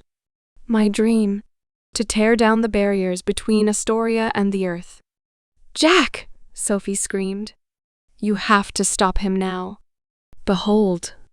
The screen clicked off. For a very brief second, nothing happened. And then, out of nowhere, the ground beneath their feet began to rumble. Jack stepped back as the lab under him shifted. The floor between the labs split open to reveal a chasm hidden deep underground. An elevator was rising up, deep from within the depths of the cavern. The gap grew wider and wider as the rumbling grew louder, and soon a gigantic shape was beginning to become visible in the darkness. The TERROR defense system rose upward and then dived downward, implanted itself into a new dais on this new machine. Jack watched as the gigantic elevator rose itself to its full height. The first thing he caught sight of was the giant head of a T-Rex, plated in heavy metal and artillery. It was 10 times the size of the real one, silver in color. The rest of the body soon followed, and it was just as gigantic as the rest of it. The elevator came to a stop, and the giant mecha dinosaur loomed over him, staring over the horizon. Bright blue lines flashed along the surface of the metal, and the eyes lit up. "Transfer complete," the robot said, its voice toneless. The head turned downward and stared at Jack. "You may have killed me, but I will not die," the dinosaur said. "Stop me, if you can." The giant took one mighty step forward, nearly crushing him. Jack leapt backward as the giant machine raised one giant leg and stepped forward. It was a lot faster than he would have expected, considering its size. The ground shook and crumbled when it put its weight down. "Jack, that thing is a kaiju," Sophie said. "It's too much. We need to retreat."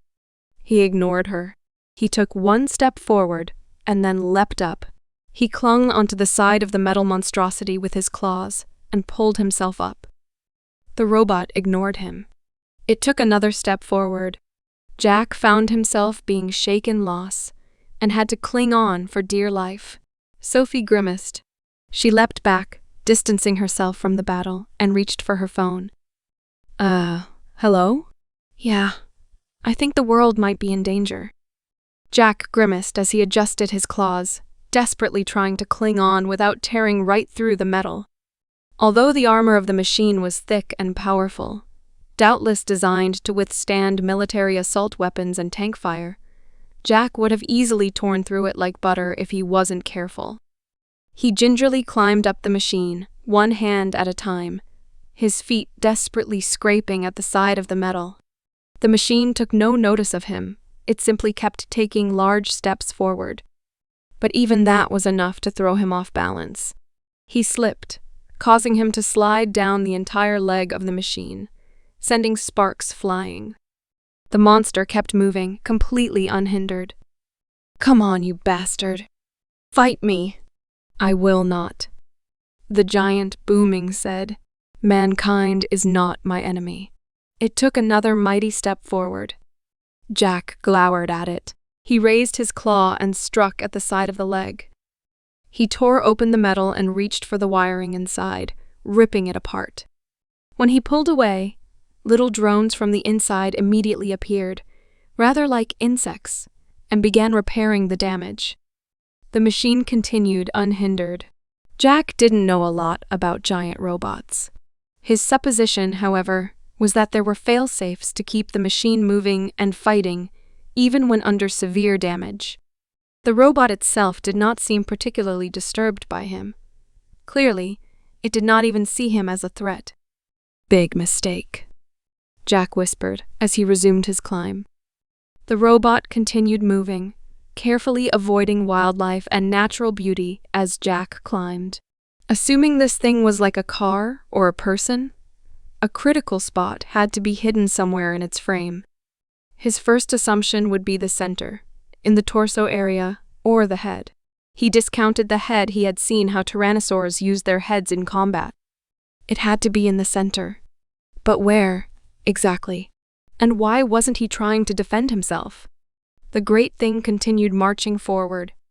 Jack reached its upper thigh, and in one fluid movement ripped the thing into pieces. Almost immediately, the little drones swarmed in to commit repairs. But before they could even begin their work, Jack had torn through the next layer, widening the hole and dragging himself inside. It was extremely cramped, not to mention unbearably stuffy. Jack was sure that the engines or whatever was causing the thing to move was emanating an intense amount of heat.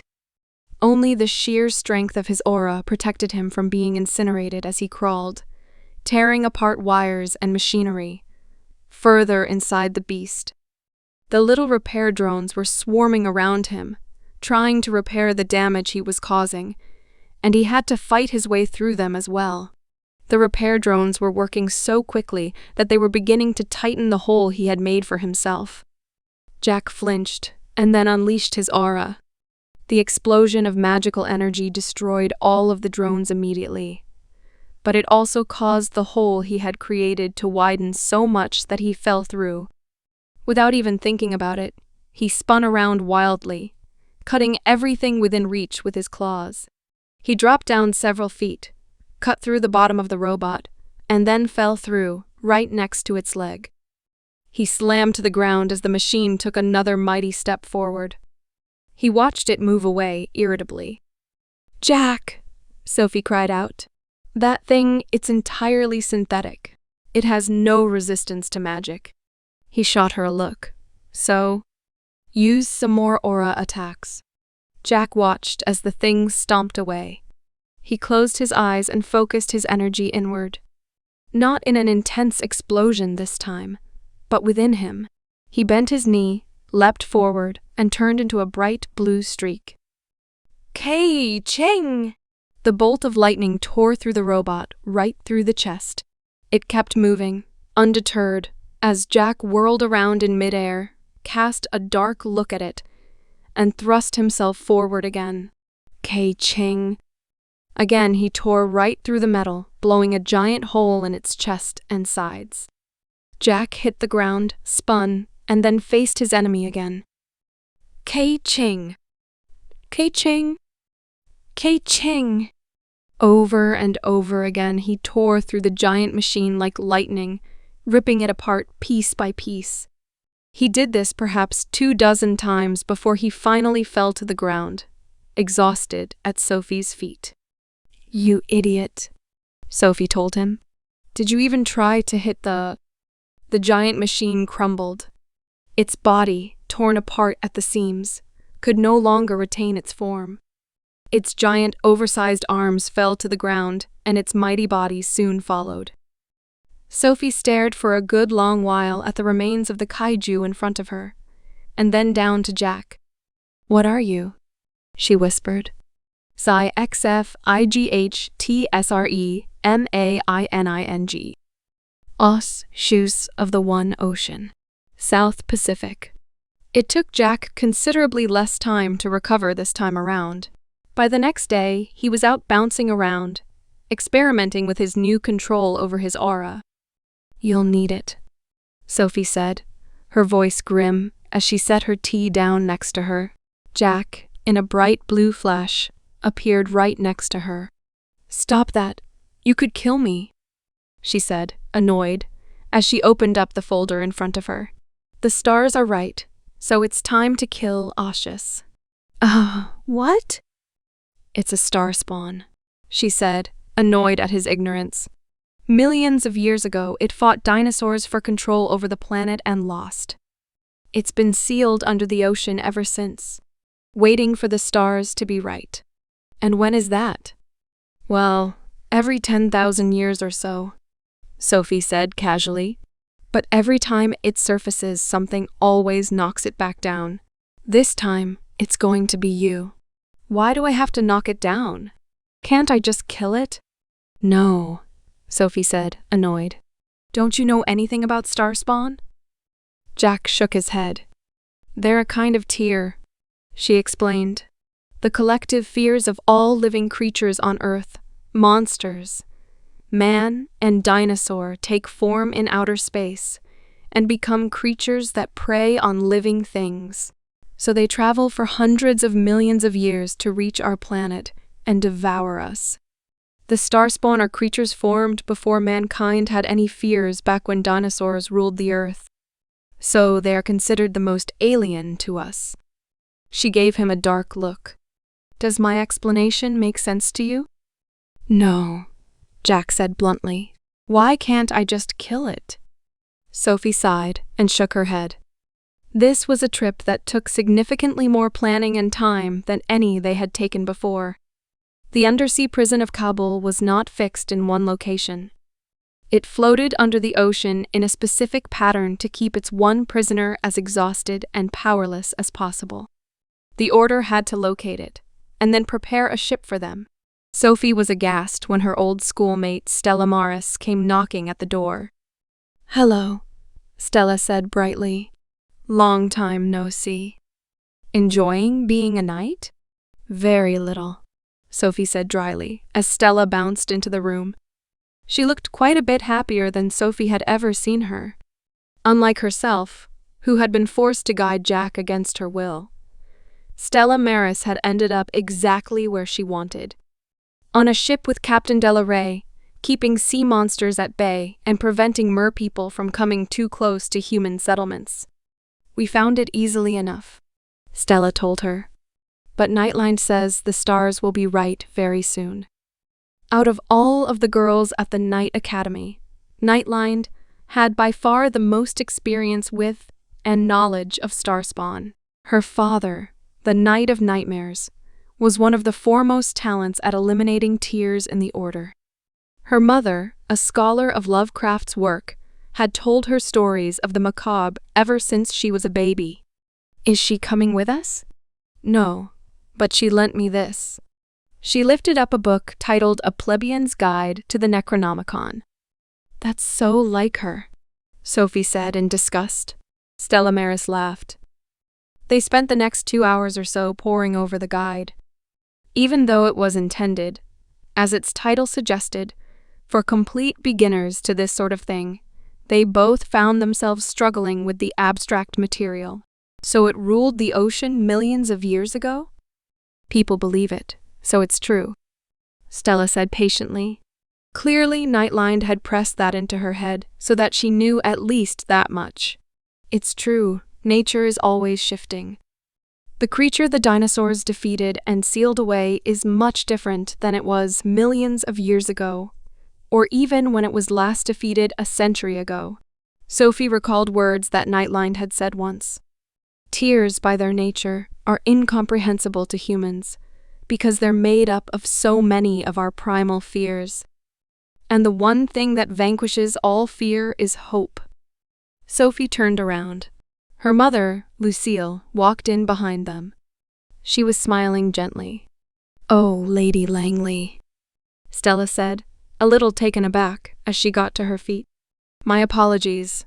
I had no idea you were home." "There's no need for that," Lucille said, as Stella Maris made a clumsy attempt at a curtsy.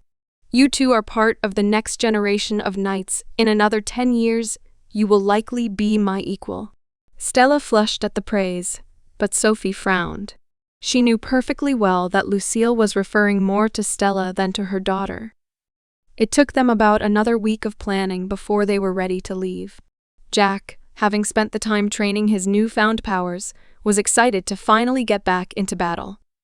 Upon settling into their rooms on Captain Delaray's ship, he immediately fell asleep, telling Sophie that he was not to be disturbed until they arrived. "I hope you weren't expecting him to help," Sophie sniffed. She and Stella Maris were leaning over the side of the ship, staring out at the open water. "Of course not," Stella said, sounding. "Our role is to maintain the ship. His is to fight. Fighting on the open ocean probably isn't a good idea," Sophie said unhappily. "I wish we could do this on dry land." "If we could do that, Oceus would have been killed a long time ago," Stella said. "We've been putting this off for too long." "It was always something, wasn't it?" Sophie thought unhappily. At school they had always been taught that the world was always under threat from some kind of catastrophe, whether it was the military might of a corrupt country committing atrocities to its neighbors, to monsters wreaking havoc uncontested for hundreds of years. She had learned that in school, yes, but it was now starting to feel startlingly real. Stella turned to speak with another crewmate on the ship as Sophie saw something gold and shiny land on the deck right behind her. "Oh, Stella, you dropped something," she said as she bent to pick it up. Stella turned and her eyes widened. "Don't." As Sophie's fingers fell on the object, she could feel a sudden invisible clamping on her arm. She cried out as she flew over the side of the deck. In one fluid movement, Stella Maris shot her arm upward, and the seawater below shot up in an elaborate fountain. The very tip of the spray froze over, becoming a sharp, icy blade. "Ah!" Sophie reeled backward. She glanced down at her arm and found that the glowing object she had grabbed hold of had wrapped around her wrist.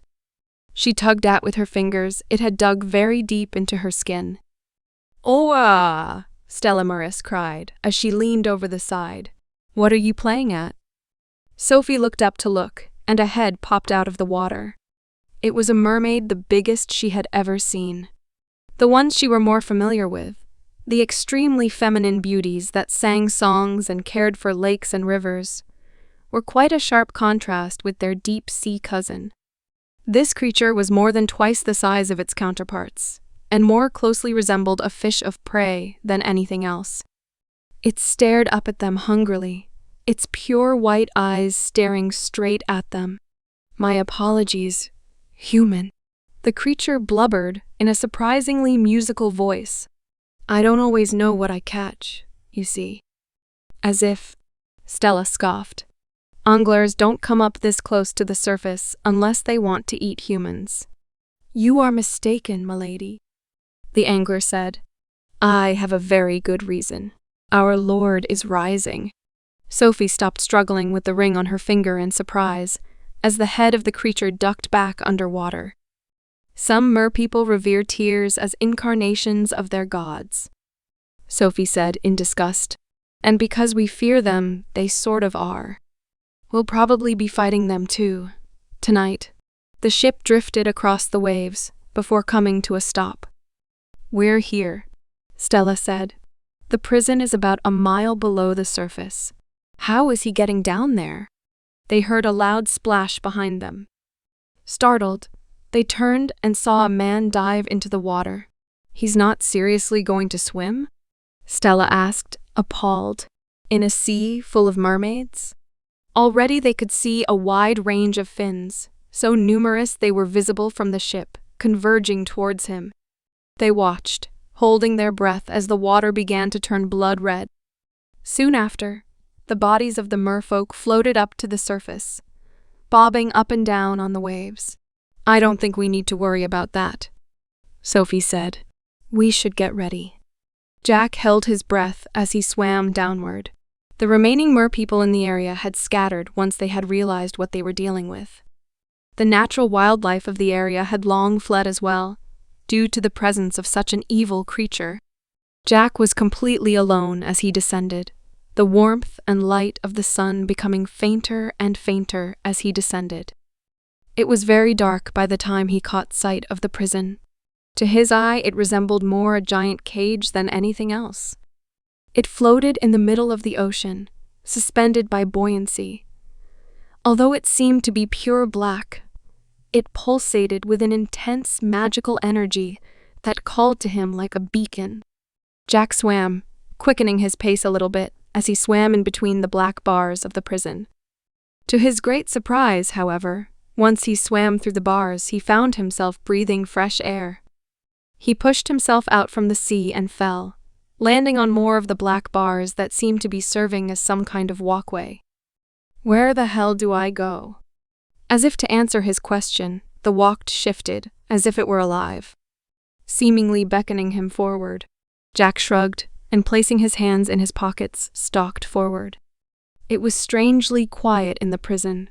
The silence of the deep ocean coupled with the strange alien architecture built an unsettling atmosphere. Jack had the feeling that he was completely alone. A gigantic black diamond-shaped structure, placed in the exact center of the prison, stood before him. A single entrance led inside. Some prison, Jack said with disgust. They didn't even close the door. He stepped inside to pitch blackness. He blinked, expecting his eyes to adjust, but they never did. Hello? Jack called out as he took another step forward. Is anyone there? Somehow, the interior of this monolith seemed even quieter and more isolated than the outside. Jack took several steps forward, trying to find a sign of the prison's sole inhabitant, when the opening behind him disappeared, casting the entire room into darkness. Welcome, son of dragons. The cold, emotionless voice seemed to emanate from all around him, washing over him like a blanket. Jack blinked, trying to rationalize where the sound was coming from. Hey, he said. Are you Oshus? I'm here to kill you. I am, the voice said. And I am not. Whatever, Jack said. I'm here to kill you. Strange laughter filled the room. Jack stood there in the darkness, listening. If it were not for this prison restraining me, you would already be dead. Jack narrowed his eyes. Fight me and let's see who dies. There's no one here, Jack said disparagingly. Is there? A voice said from behind him. Jack raised his fist and struck behind him, intending to clobber the voice in the face. But there was nothing there. Nothing or everything? Jack lowered his fist, relaxing. Talk sense, don't you? There was no reply. Maybe I'm just imagining things, Jack said. The walls of the monolith fell away. The pure black substance became clear in a split second. On all sides, eyes were staring down at Jack, and mouths filled with teeth stood agape. The laughter that had filled the room suddenly returned. "Oh, there you are," Jack said as he slowly turned around, taking in the creature. It seemed to be enveloping him from all sides, and above and below. "What exactly am I looking at?" The texture of the skin seemed to be flashing between black and purple as the flesh convulsed and pulsed. "I am Oshus," the thing said, "and you have just entered my domain." "You mean your prison?" Jack doubtfully cast a look all around him. "What exactly?" The purple substance fell away, melting away like water. Suddenly Jack found himself surrounded by stars. He stepped off the platform into empty space and looked around. From all directions, all he could see were glowing stars in the sky. It seemed almost as if he had been taken from the bottom of the ocean to the middle of space. He stepped off of the platform and walked along the empty space. Although there was no clear surface to walk on, he was able to move ahead with little issue. His first assumption was that it was some kind of illusion, but as he walked, it dawned on him that he had seen the exterior of the monolith, and how the entire prison had been surrounded by thick bars. It simply shouldn't have been possible for him to walk in any one direction. Soon enough, the monolith disappeared out of sight behind him, and Jack came to a stop. He watched as, in the distance, a planet that he could recognize as Saturn came into view. He turned, staring around at the cosmos around him. "Where the hell are you?" Jack asked the void. As if in answer, what seemed to be millions of streaks of light shot across the space around him. Jack stood completely still as the beams of light struck everything around him. Saturn exploded into a ball of fire and gas, and each streak of light that passed by him let out an unearthly wail that made his ears bleed. "This," the voice said, "is my domain." The streaks of light increased in numbers and volume. They filled the void of space so completely that it seemed almost as if they covered every inch of deep space. One came veering right at Jack. He stood completely straight as it shot towards him. The instant it came within striking distance, he raised his fist. The thing's wail became even sharper and more horrifying as Jack's fist knocked out off of its trajectory. It shot straight downwards, passed down his feet, and into the void below. More of them came right at him, some of them changing their movements slightly to come at him at different angles. Jack stepped back, knocking them aside with his fists. "Life can only exist on Earth," the voice continued. "You are out of your element." The streaks of light came at him from above and below. Jack raised his leg and brought it back down, giving a heavy blow to the creature coming from below. In the same movement, he twisted his arm in a vicious hook, catching the one from above unawares. But dozens of the creatures were coming for him now, shooting across the void of space like missiles. Jack grimaced and unleashed his aura. Pure blue energy protruded from his body, forcing the creatures to swerve away from him. His aura was so powerful that even with their speed and power, they couldn't even come near him. They swerved around him, shrieking wildly as he stood there, staring straight ahead. "I'm not interested in these insects," he said. "I'm interested in crushing you." Every single one of the streaks of light began to converge upon him. From all angles, he was surrounded by the monsters, and they were so great in number, numbering in the millions, that he could not push them away from him. Jack narrowed his eyes and took a stance. He unleashed the full force of his aura into a massive explosion, the biggest he had ever managed. Everything within a mile's radius was blasted to bits. Every shrieking creature was caught in the blast and completely destroyed. But more still came. Millions of the streaks of light veered towards him even as the explosion faded. Jack grimaced, staggering slightly from fatigue as the shrieks from the monsters became nearer and nearer. He took a step forward and in flash managed to transform into his entire being into a streak of aura. He soared forward, past the streaks of light, weaving so quickly between them that they were unable to catch him. Jack let out a gasp, his fatigue from the previous massive explosion catching up to him, and he reformed into flesh and blood. The streak of light caught him completely unawares, slamming into him from the front. He gripped hold of it wildly, trying to find the strength to throw it aside, but to no avail.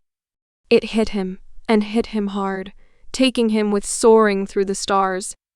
One of Jupiter's moons, Ganymede, had been knocked clean out of orbit by the destruction of its planet. Jack winced as the creature gripped him more tightly, preventing him from even moving as the two of them slammed into the moon. Jack hit the surface of Ganymede so hard that its surface cracked and broke. The creature became visible for a brief moment when they came to a stop, and Jack was able to make out tentacles and a wide, gaping mouth before he broke free of its grip and punched it, destroying its head with a single blow. The other creatures, numbering in the hundreds of thousands, slammed into the moon as well, before Jack could even get to his feet. The moon shattered into pieces from the sheer cumulative force of their impacts, and Jack found himself spinning on a small rock through space. 3 of the creatures were clutching onto the platform with him. Jack spun around, kicking them all off in one fluid movement before leaping to his feet. The platform was still violently spinning, and although Jack's feet remained firmly planted on the surface of the remains of the moon, he was beginning to become dizzy. The creatures, however, seemingly acclimated to high-stakes battles in deep space, had no trouble darting after them. Although it seemed they were unwilling or unable to take up their previous astronomical speed, they leapt from rock to rock no differently than any other warrior. "You're boring me," Jack said as he leapt upward. A creature lunged at him, and he split it in half with a single punch.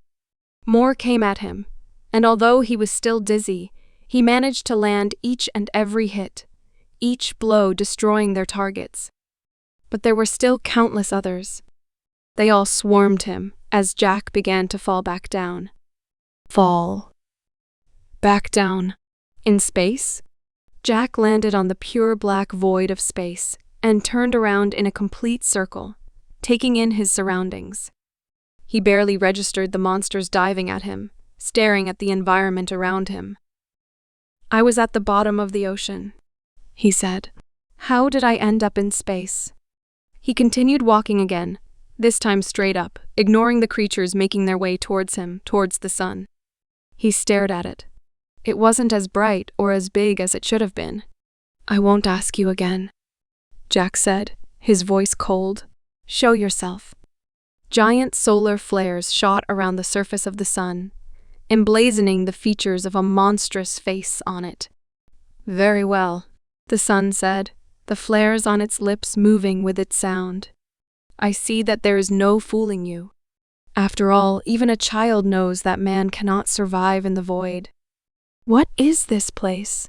Jack asked, gesturing around. As he spoke, the monsters began to slowly disappear, leaving him alone with his enemy. "An illusion," the sun said, "made to give us a shadow of a real fight." His voice sounded disparaging. "You're saying that you can't fight me?" Jack asked. "That's why you've resorted to such cheap tricks?" "This is a prison," the sun said, "to restrain my true power. How do I let you out?" The sun suddenly became very large. "You would release me? So I could kill you, sure." A giant flare that looked rather like a tongue shot forward and began to wag. "Very well. Simply destroy the monolith. This place will crumble along with it." Jack turned to see that once more the strange black structure had appeared. "All right." He stepped back towards it and stepped inside. He gathered his inner energy and unleashed it all in one fierce explosion. The monolith held the explosion. At first, but soon enough, bright blue flashes of light began to protrude from large cracks that were forming along the surface, and eventually the entire thing gave way. Jack gasped, falling to his knees as the entire prison around him gave way. The entire weight of the ocean around it fell down upon him, sweeping him away further onto the darkness of the deep sea. A dark shadow descended upon him. Jack spun around. Giant, glaring eyes were staring down at him from all directions. "Fool," Oshus hissed. "You have doomed your entire planet." Jack slashed at an eye with his claw, but it passed through as if it were water.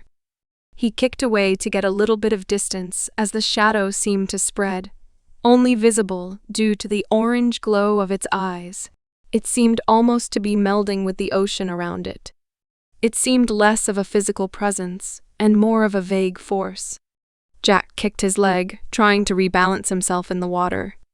He jammed his thumb upward, towards the sky, and in one fluid movement his entire body became aura, and he shot up towards the surface, unencumbered by the resistance of the water. He shot up out of the ocean at rocket speed, did a flip, and then landed back on the ship. He took a deep breath of air as Sophie shot him an exasperated look. "What did you do?" The ocean surrounding the ship was boiling, as if it were being heated in a large pot. The charred corpses of fish and merpeople rose to the surface, floating lifelessly on the surface of the water. "He said he couldn't fight me unless I let him out." "And you believed him?" Sophie asked incredulously. "Jack, that thing's been imprisoned for millions of years." She gave a small cry as the ship under the water shifted. Below them, the ocean was beginning to spin rather wildly. The surface of the ocean was becoming a giant whirlpool. "Keep the ship floating," Jack told her, as he moved to the side of the ship to stare down at the swirling mass of water below them. The crew were already running rampant around him, trying desperately to keep the ship afloat as it was dragged further into the whirlpool. The ship tipped slightly, and a number of objects unrestrained behind him began to slide over. Jack ignored them, his eyes focused on the center of the whirlpool. A long, thin strand of black matter rose from the absolute center of the vortex. It twisted itself slightly, and then slowly rotated around in a complete circle. It stopped, and then leaned towards the ship. A large black mass leapt out of the sea like lightning. It seemed to have no true shape or form. It was nothing but a giant maw and teeth. Jack stood there as it lunged, its mighty teeth coming down on him. Jack raised his fist, and an intense wave of aura surrounded it. He punched forward, and a bright blue shot that resembled his fist rocketed forward, catching the thing in its side. WHOMP. The blow knocked it off course and back into the water. Silence.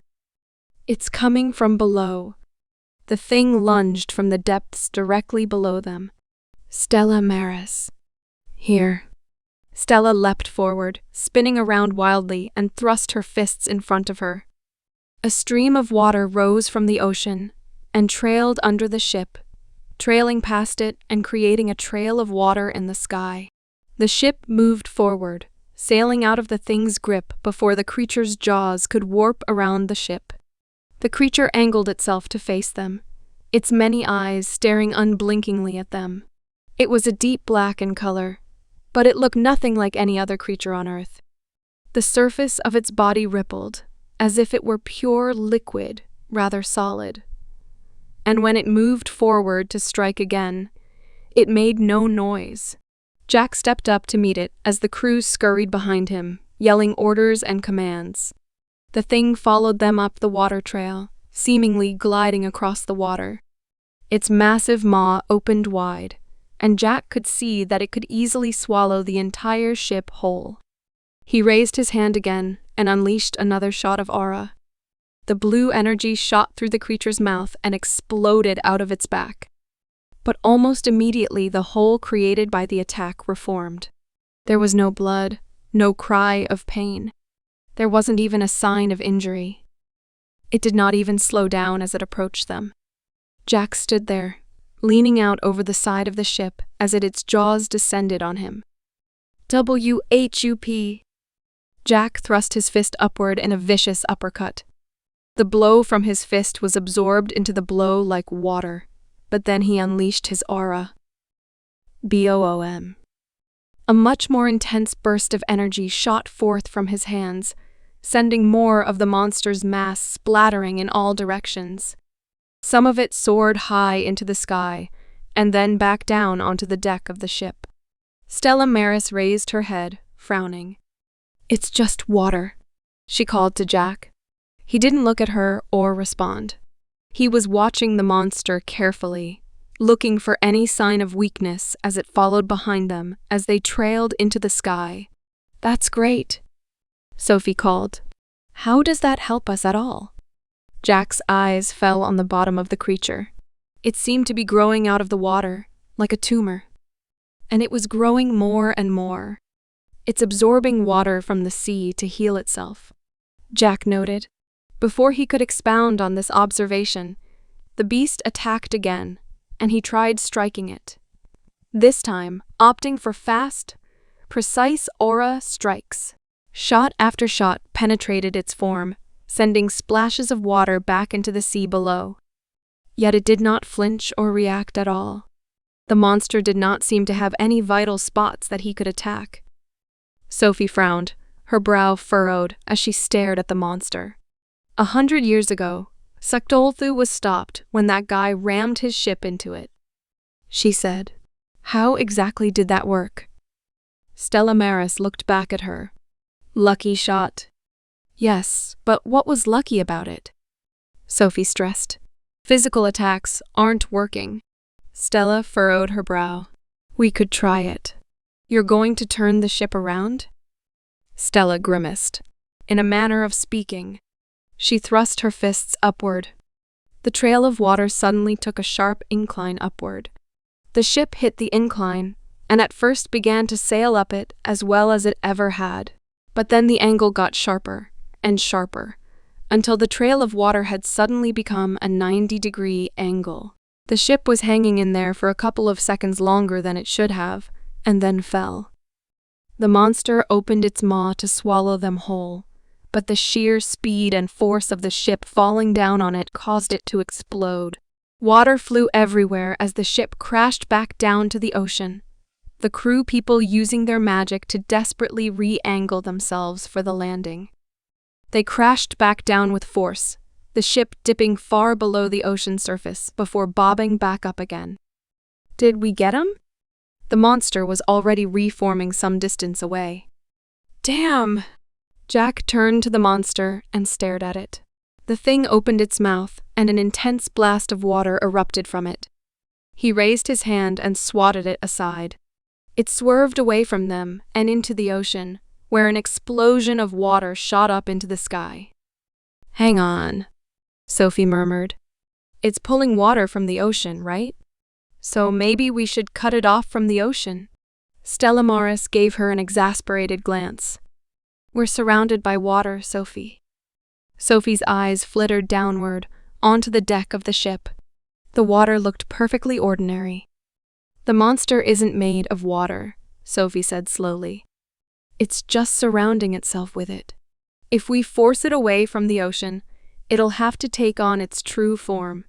And how exactly will we do that? You're a hydromancer, aren't you? Think of something. Stella Maris bit her lip, clearly deep in thought. Jack turned around to face them. Hitting it with the boat seemed to work. He said, Let's do it again. Stella Maris stared at him, aghast, and then became angry. It's a ship. Jack cut her off. Make me someplace to stand. And then he leapt off the side of the ship. Stella Maris reacted instinctively. She raised her hand and a giant iceberg sprouted out from the ocean. Jack clutched onto the side with his claw as he rose upward. The monster approached, its jaw wide. What the hell is he going to do? Sophie asked in amazement as Jack slid down the iceberg right next to the ship. What is he doing? The creature was approaching them. Jack found his footing at the bottom of the iceberg, turned around, and wrapped his arms around the ship. Effortlessly, he lifted the entire thing up and out of the water. Stella Maris hurriedly adjusted the size and shape of the iceberg to prevent it from slamming directly into the ship, as the crew around them desperately tried to find their footing. "What is he doing?" Sophie cried out.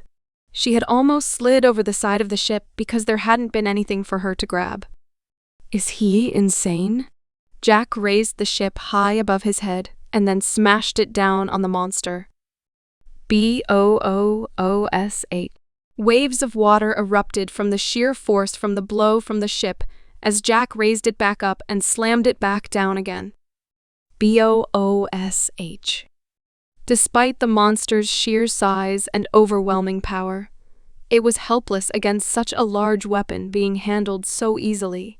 Jack raised the ship up again and again and brought it back down, sending water splattering everywhere. The creature shot some water outward, knocking the mast of the ship clean off. It fell down on top of the iceberg next to Jack. He brought his hands back and threw the ship at the creature. Every last bit of the water splattered everywhere as the ship plowed on through. The crew, all of whom were masters of hydromancy, quickly got the ship under control. "There's no way that could have worked," Sophie said callously as they came to a stop. She brushed her hair out of her eyes and tried to hide the fact that her heart was racing a mile a minute.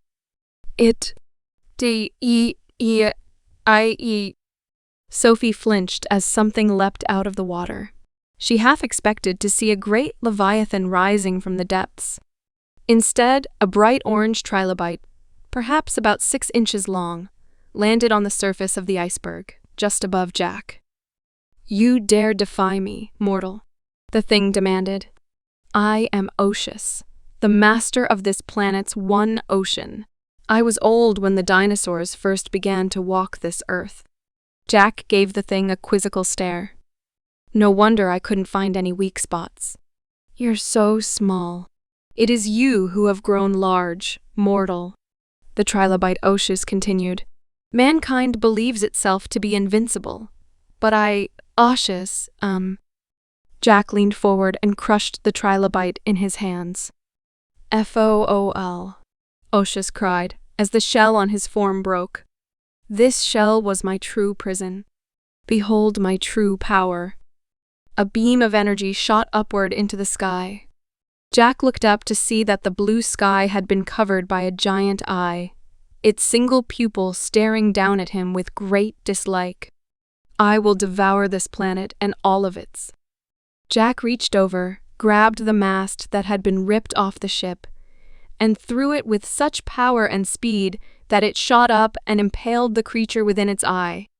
It let out a cry of pain and agony as the creature exploded into a mass of black energy across the sky. "I don't believe it," Sophie breathed, as the distinctive sparkling essence of a tear returning to the depths of space trailed away from the creature's corpse. It had vanished entirely before it slammed back into the ocean.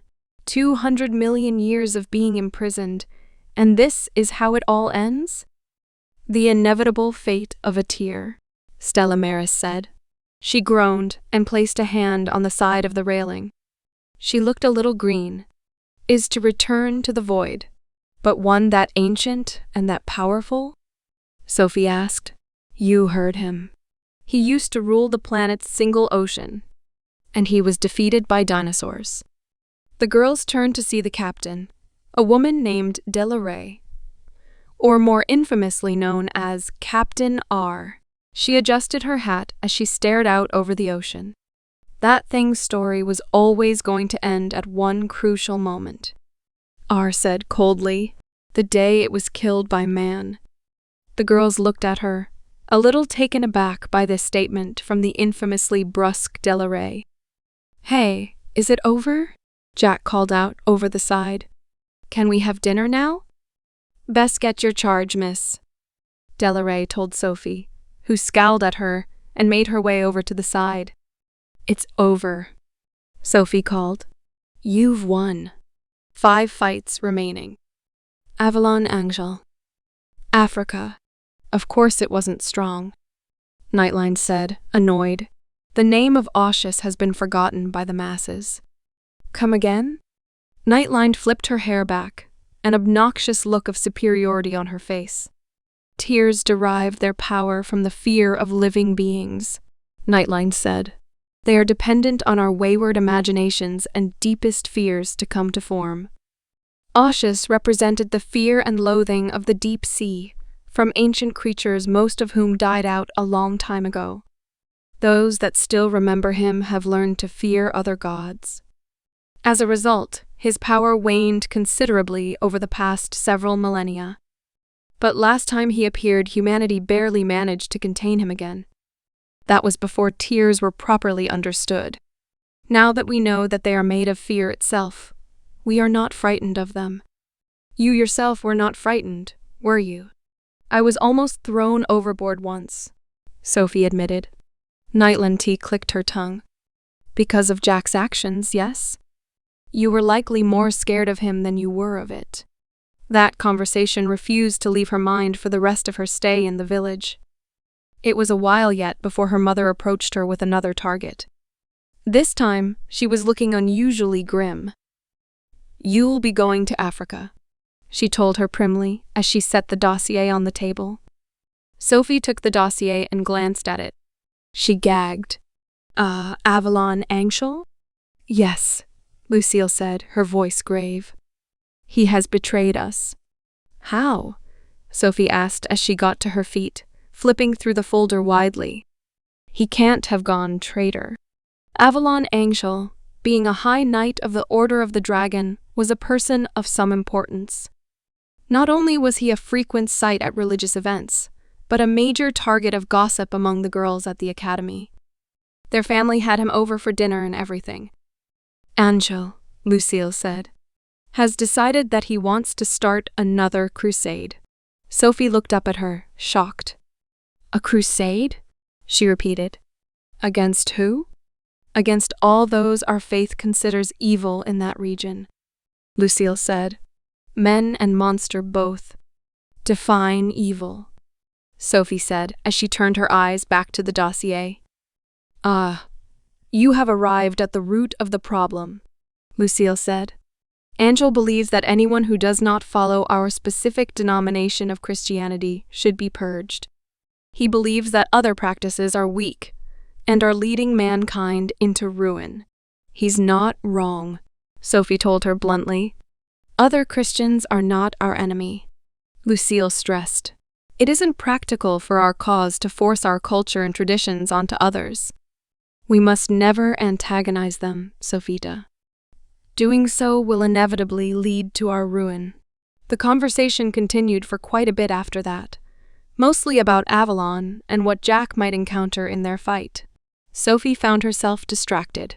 Not only was Avalon Angel a high knight of the Order of the Dragon, he was one of the 4 heroes who were instrumental in stopping the mind of the dragon. It hadn't been that long ago that he, Margaret, Meyer, Noir Nix, and Hildegard Justitia rose up against all odds and defeated the greatest threat to the Order in generations. Are you frightened? Lucille asked her, clearly noticing her unease. No, Sophie said. She shook her head. I don't like the idea of killing one of Margaret's friends. She wiped at her eye and sniffed. Lucille stared intently at her. Sophie feared for a moment that she was about to be reprimanded, but instead, Lucille stepped forward and wrapped her arms around her. I know, Lucille said, her voice gentle, but you cannot allow sentimentality to get in the way of your duty. Despite her reassurances, Sophie still found herself feeling a little bit apprehensive as she passed the information on to Jack. Our next target is Avalon Angel, Sophie said stiffly, as she looked over the dossier. He was born with wings of heaven and ability that drives away the unholy and wicked. Jack snickered. So we're doomed this time, huh? Sophie frowned. She was in no mood for his sense of humor. Dragons aren't considered unholy, so you should be fine, Sophie said. But his magical power is intense. I doubt anyone you will fight is on the same level. They were already on their way to their destination. Sophie still found herself not feeling entirely comfortable with the situation. Not only did they have to fight Avalon, but they would also have to deal with his followers. A handful of knights in the order had fallen in line with him, believing his cause to be justified. Sophie, being the daughter of Lucille Langley, not only knew these people by name, but in many cases their entire extended families. It was the first time in her life that she was being asked to put someone she knew to the sword, and it unnerved her. "I'll rip this guy limb from limb," Jack said happily as he bounced around in his seat. Sophie felt her throat stiffen. Avalon had built his little group in the middle of a war zone. All of the local warlords in the area had been eliminated, and he had replaced him as the de facto authority in the region. All of the people they met on the way warned them away, telling them horrible stories about his reign. Even the United States military had been unsuccessful in their attempts at removing him from power. In the end, they found themselves driving along a long dirt road to their destination. ENEMIESOFGODBEWARE. They passed by the sign by the side of the road without even slowing down. "How arrogant of him to assume that we are enemies of the Lord," Sophie sniffed. All of a sudden, she felt a sense that, regardless of whatever misgivings she might have, the man needed to be killed. It was a rather well-kept town. The buildings were made of a pure angelic white that gave the impression of safety and warmth. The people milling about chatting were friendly, polite, and generous. "Everyone's so nice," Jack asked, a little put off as a little girl smiled and waved at them. Knowing Avalon, he's probably providing his followers with everything they could possibly want to ensure their loyalty, Sophie murmured. Her eyes fell on the biggest, grandest building in the area. Surely he has to be in the church. They set off down the path. They made their way through happy, smiling people and came to a stop right outside the building. Sophie had barely raised her hand to knock, however, when a soft voice hit their ears. "Please leave the church be." They turned to see a man leaning up against the side of the building, book in hand. He closed it with a snap and turned to face them. "Miss Langley," he said, "I can imagine why you're here." She felt her breath hitch in her throat. Avalon. Avalon Angel's long silver hair had always been beautiful, as were the rest of his features. He seemed almost womanly in appearance, greatly resembling his twin sister Avelina. "Do you truly think me a villain, Sophita?" he asked. "Do you truly believe that I deserve to die?" Sophie opened her mouth to answer, but Jack cut her off. "It doesn't matter what she thinks," Jack said shortly, as he stepped in between them. "I'll be the one to kill you." Avalon looked at him. "Very well," he said formally. "I see the church is more interested in obedient dogs than serving the truly righteous." He turned and walked away. Jack and Sophie stared at him, surprised. "Are we going to fight or not?" Jack asked. "Please, not here," Avalon said. "I dislike involving my followers in unnecessary affairs." Sophie found herself unable to speak as Avalon led them away from the church, down the street, and towards the border of the village. Plenty of people stopped to greet him, and Sophie felt her apprehension at the idea of having Avalon overwhelm her. Jack, however, was staring intently at the back of his enemy with an intensity that honestly took her aback. It dawned on her that no matter what her own feelings were, Jack's actions were completely out of her control. They were led into a large, open field. There were no animals, few trees, and little greenery. Sophie found it rather grim and uninviting compared to the comforting warmth of the community. "I can see you sense the danger," Avalon said as they came to a stop. He turned around to face them. "Africa is the birthplace of humanity. The blood of our ancestors has seeped into this land, more than any other.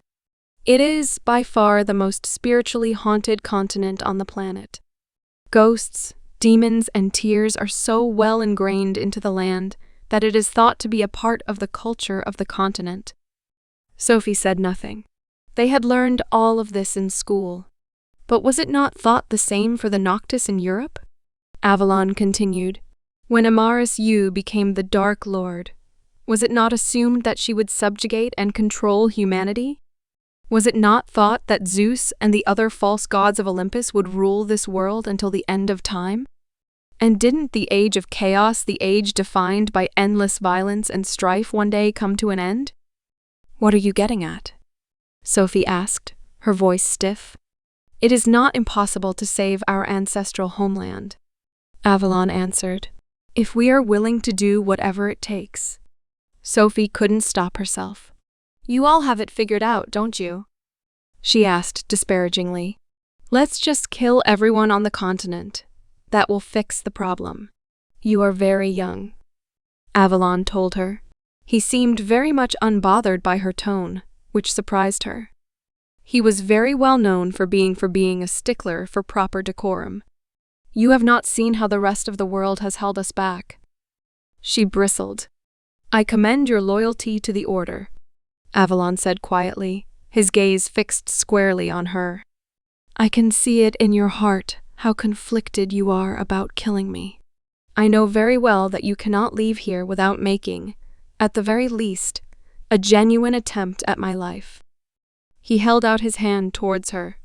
I am a believer in our faith, Avalon told her. My convictions have led me down this path. Join me, and we can. I'm not a believer, Jack interjected before he could finish. You're wasting your breath.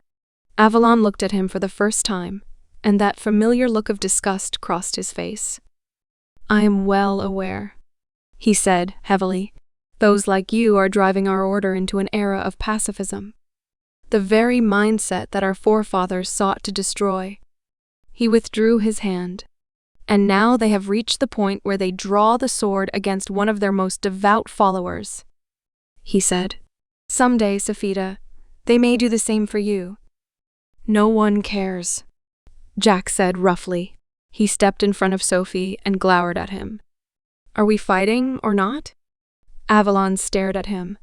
I have always wondered why we consider dragons to be such holy creatures, he said.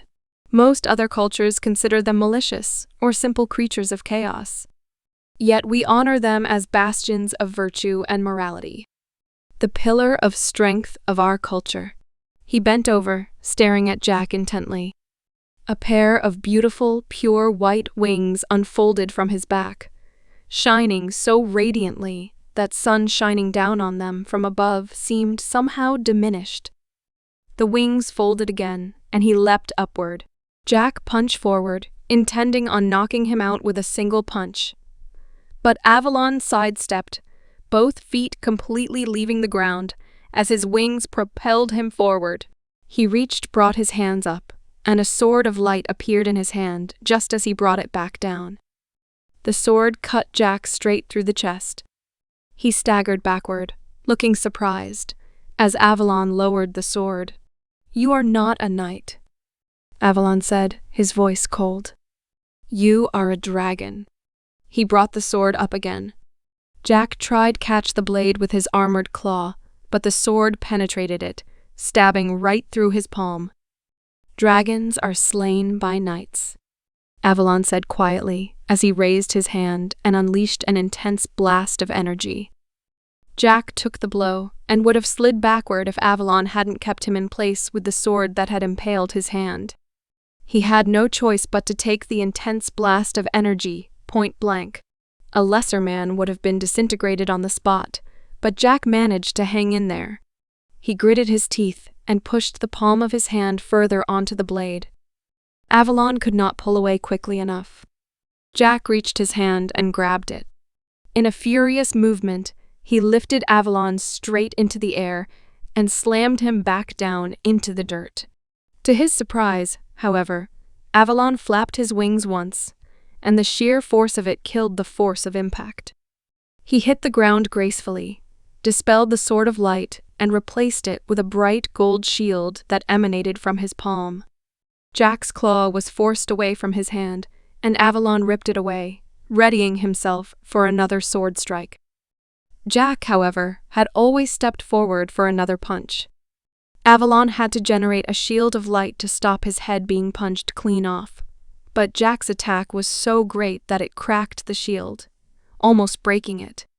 Sensing danger, Avalon leapt back several feet, his feet trailing the ground, as Jack leapt after him.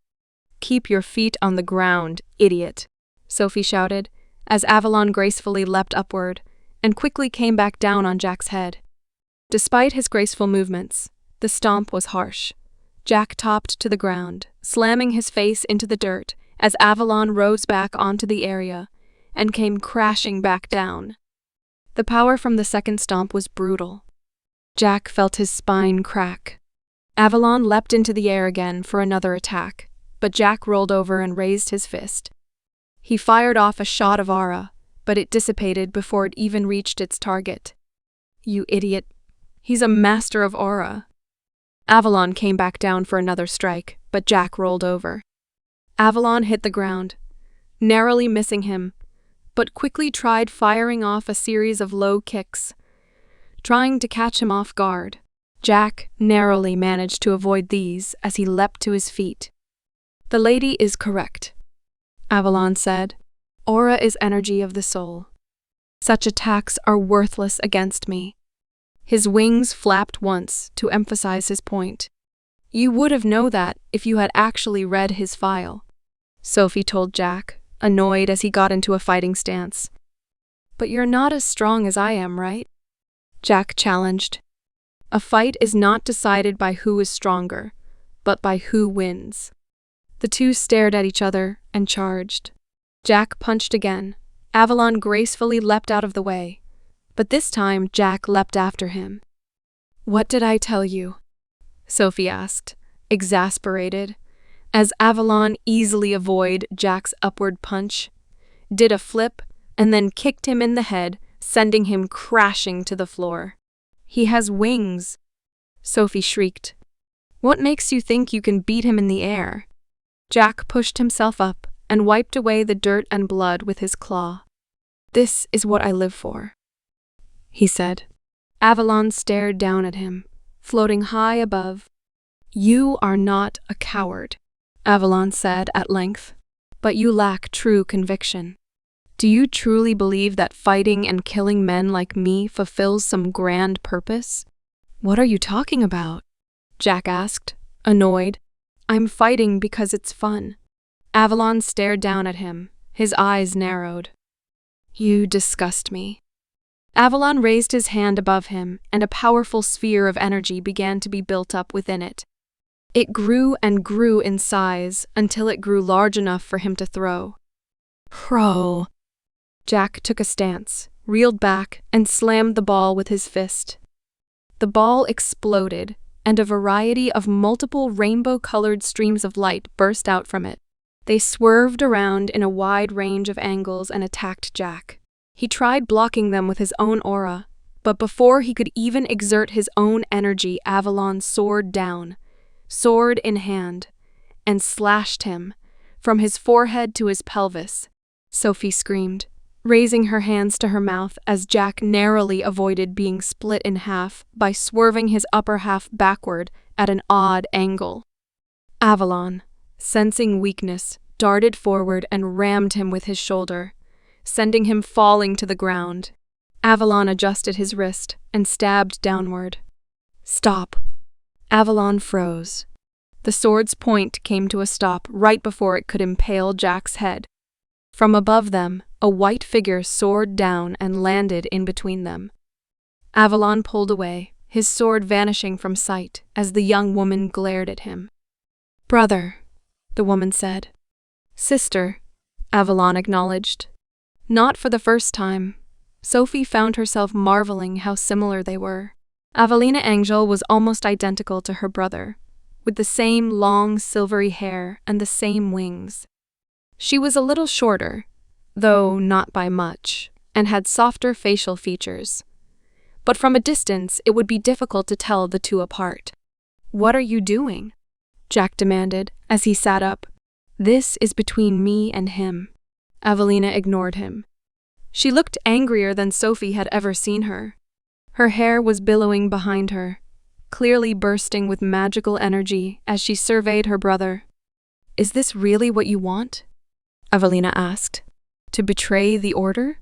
Avalon spread his wings wide, clearly trying to intimidate her. The order has become weak and secular. It has lost sight of its values. Avelina widened her wings as well, mimicking his movement. Her wings were so much brighter than her brother's that Sophie had to shield her eyes. "Your actions will kill us all." Avalon smiled grimly. "Not if I kill them first." The glow coming from Avelina's wings brightened. Avalon found himself shirking back. Avelina smiled grimly. "I see right through you, brother. You have allowed yourself to become wicked in the pursuit of your ideals. And what's worse is that you do not care." Avalon grimaced. "On the contrary, I care very much. You are not fooling me, brother." Jack got to his feet, brushed himself off, and stepped forward. "Hey, babe," he said. "I'm going to fight him now." Avelina didn't move. She was staring intensely at her brother. "Out of my way." Still, Avelina did not move. Jack had to push her aside. She was so surprised that she let out a girlish shriek as she fell to the ground. One of her wings folded across her, rather like a blanket, as she stared up at him, shocked. "Talking isn't going to finish this," Jack said, as he advanced on Avalon. "It doesn't end until he dies." Avalon gave him a dark look. "It fascinated me when I was told how the eye of the dragon killed several of our number, and yet was welcomed into our order with open arms," he said. "It showed me just how much we have lost sight of our values." He spread his arms wide. "Those like you." He never finished his sentence because Jack managed to punch him in the face. He reeled, grimaced, and then flapped his wings to regain his balance. He swung a sword of light horizontally that Jack quickly dodged. "If it were not for my sister, you would already be dead," Avalon said, his voice cold. "Are you sure that you want to proceed?"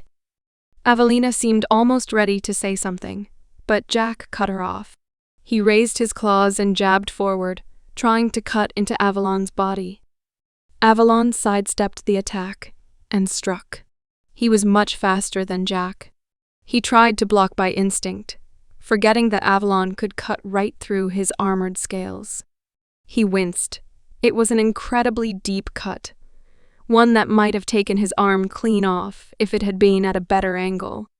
He pulled his arm away instinctively, and once again, Avalon brought the sword down on him. "No." Avelina leapt forward, and with a graceful swing blocked the sword of light with her own. "What are you doing?"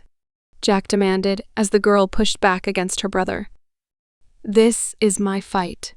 "It is not," Avelina said, her voice cool. "I will not stand idly by and allow this man to destroy you. You have done too much good to die here, dragon." "Good?" For the first time, Avalon looked angry. "Stupid girl," he hissed. "This man is nothing but a bloodthirsty animal, a beast that craves only to rip and tear flesh for his own pleasure. Even beasts have their place on God's earth," Avelina said. "You have blinded yourself to the goodness of this cruel world." He knocked her guard aside, and she had to block again with a second sword held in her other hand. "Beasts are beasts, and man is man. You should learn your place, sister."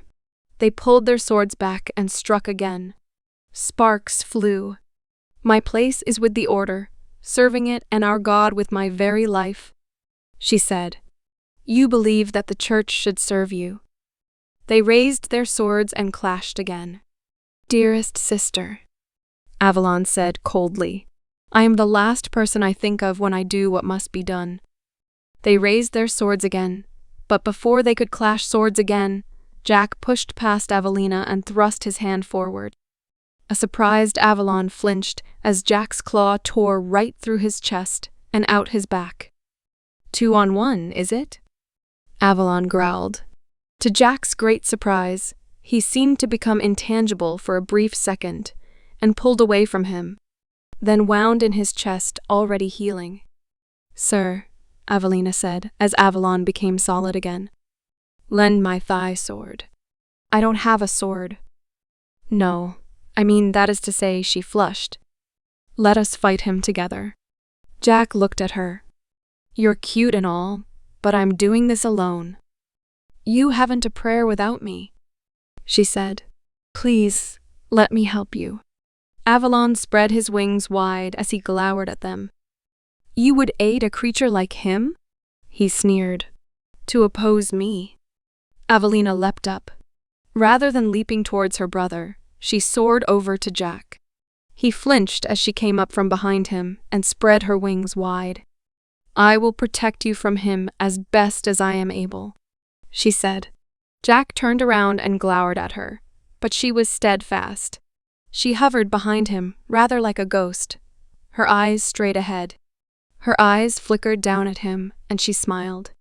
The guardian angel, Sophie murmured, her eyes on them. But she seriously means to use it against her own brother? The guardian angel formation was a method of strategy used by those with the wing of heaven that put a major emphasis on guarding a point of interest, typically another knight, from unholy terrors. To see it used against another warrior with the wings of heaven was unusual, to say the least. Listen well, hero, Avelina said to Jack. Death comes for us all, but I will do everything in my power to prevent yours for this battle. Jack grunted and turned away from her. Don't get in my way. You dare turn your sword against me, Avelina? Avalon demanded as he drew 2 swords of light. They glared at each other. Have at you. Avalon charged at them. Jack automatically took a defensive stance, but to his surprise, Avelina lunged in front of him. 2 identical swords of light clashed with Avalon's own, blocking them completely. Attack, attack, attack, Avelina cried. Avalon quickly spun around, trying to throw Avelina's blade off of his own. But before he could get back into position, Jack caught him with a vicious punch. He flew backward, stopped in midair, and then flew back, his blades of light whirling.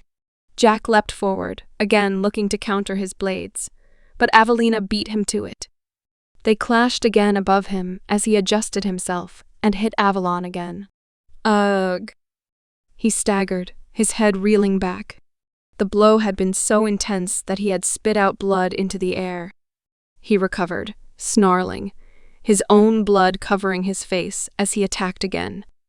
When Avelina blocked his next attack, Jack leapt forward and with a vicious stab, clawed his way into Avalon's chest. He winced, deep in pain as Jack wrapped his hand around his heart and squeezed. Avalon became intangible again, and Jack's claw was suddenly gripping thin air. Jack pulled back his hand, expecting Avalon to attack again, but instead he heard Avelina's voice in his ear. His intangibility is due to his mastery of his aura. Jack grimaced. I'm still learning. Leave him to me when he transforms, okay? The instant that Avalon reformed into physical form, Jack leapt after him again, once again trying to rip him to pieces. When Avalon tried to defend himself, 2 powerful golden beams of light shot from Avelina's hands, and he was forced to erect a shield to protect himself from them. But this shield was intended to block aura and magical strikes, not physical ones. Jack ripped right through the shield and grabbed hold of Avalon's neck. He struggled vainly before becoming transparent again, but in one fluid motion, Avelina fired off another bright golden shot. He returned to physical form. Jack grabbed him with both hands and began throttling him. Avelina stood over him, wings wide, staring down impassively. In the name of God. Avalon grimaced and placed his hand over the hole in his chest. If I'm going to hell, I'm taking you with me. He ripped the heart out of his chest and held it aloft. Avelina's eyes widened. May a fires consume Jitol. Beneath their very feet, intense black flames enveloped them all. Jack felt an intense feeling of heat wash over him as his body was dragged downward into the ground. Avelina spread her wings wide as they descended, sinking into the ground. Stop this at once, she cried. Mea Taban Blands Jitol. An intense burst of energy erupted from her wings, and for a brief moment, the two of them stopped moving. But then they began to sink again, until the dark fire enveloped them completely. For a moment, they could see absolutely nothing, and then all of a sudden, they were sounded by shrieks of pain by dying demons. Waves of fire erupting from the mountains in front of them, as gargantuan spiders walked on webs formed between their peaks, where giant predatory birds and insects were captured and devoured. The living trees before them were swaying back and forth, the gaping mouths on their trunks, hungry for blood. Where are we? Evelina took a moment to compose herself. Inferno, she answered. The sixth circle, I would say. Her wings on her back opened wide, and a bright, shining light emanated from them both. Hell, huh? Jack asked, as he surveyed the area with interest. Soren got wrecked when Belladonna dragged him here. He did not have my protection, Evelina said, as a giant serpent-like creature leapt out of the mountain's fire and slid down the mountain. Nothing will touch you as long as I am with you. But how long will that be? Jack looked up to see Avalon Angel staring down at them from above. His own brilliant white wings shone even more brightly than his sister's. Holy diver, he crowed. Abandon all hope. You have reached your final resting place. Evelina glared up at him. We have not been killed, brother. You drew us here. Avalon soared down closer to them and shone even more brightly. One does not go to hell for no reason, sister. Jack pointed a claw at him. What, beating you up is a sin now?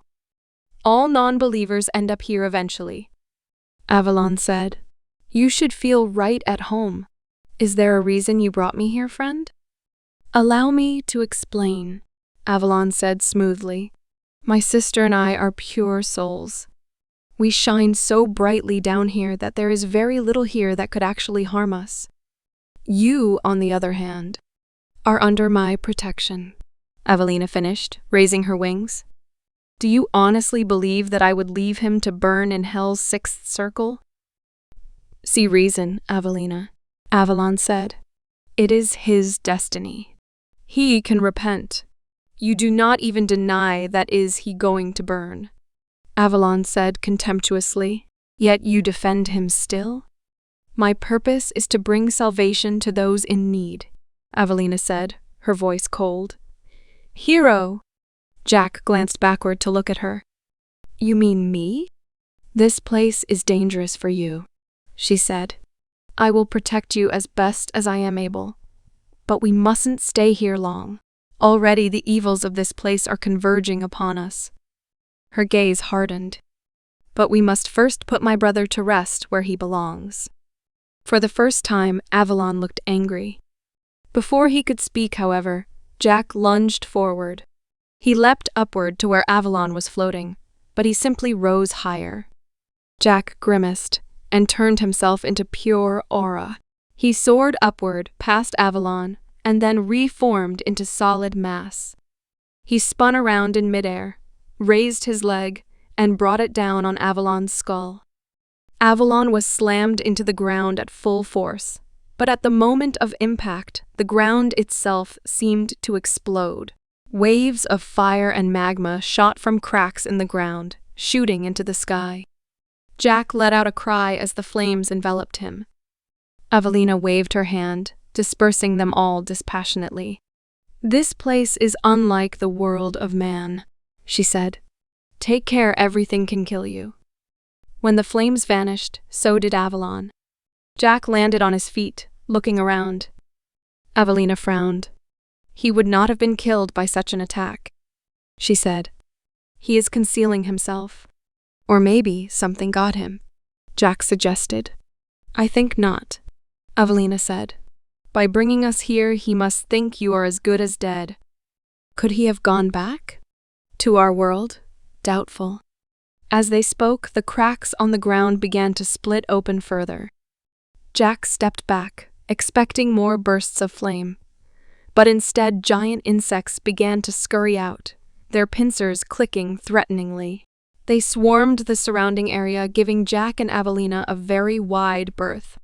"You are fortunate that I am here," Evelina commented. "You would have been eaten alive otherwise." The insects swarmed the area. Jack and Evelina stood and watched as wave after them rose from the cracks. Some distance away, a large creature with glowing red eyes and chunks of lava running down giant ridges on its back let out a cry of pain as the ants swarmed it, snipping into pieces with their pincers. "You sure that Avalon didn't get eaten?" Jack asked as the insects swarmed the carcass, seemingly eating the creature alive. "Very sure," Evelina answered. A bright, brilliant light emanated from the cracks in the ground. All of a sudden, the flood of the swarm came to a sudden stop. "He couldn't have killed them all?" Jack questioned, amazed. "He could have," Evelina said, her voice grim. "Our power is especially effective against demons." Jack took a step forward and peered into the crack. "It is your decision whether or not to pursue him," Evelina said. "I could draw you back now if you wish." "I'm going after him," Jack said immediately. "Are you coming with me?" "Of course," Evelina said, sounding rather surprised that he had even asked. "I'll be with you until the end." Jack leapt forward and slid into the crevasse. The crack seemed to have split open to reveal a kind of tunnel, one that slid down deep into the ground. Jack leapt into it and slid down. Evelina followed behind him, becoming transparent to fly through the ground itself close behind him. He slid down for what seemed like miles until the darkness at the end of the tunnel gave way to a bright red light. Jack slid into it, and then fell out into a large open space. All around them, bright glowing ore seemed to pulsate with a sinister-looking orange light. "This mineral isn't found on Earth," Evelina commented as she examined it. "Be wary of it." "You should be wary of me." Avalon rose up from the floor, his arms crossed as he surveyed them. "Without my sister, you would have been killed a long time ago," Avalon said. "You can't beat me." Jack took a step forward angrily.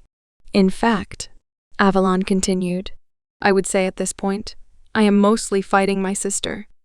You are letting yourself be outdone by a woman." Jack brandished his claws. "Evelina," he said, "stop being my guardian." "Oh, what?" "He's right," Jack said, staring hard at Avalon. "I've been letting you take the lead for too long. I need to win this fight on my own. Otherwise, I won't feel satisfied." "We're in hell," Evelina gasped. "You won't last 10 seconds. 10 seconds is all I need." Avalon let out a sophisticated-sounding laugh. 10 seconds? He crowed. "You won't even last 5. Adelina was staring down at him with concern.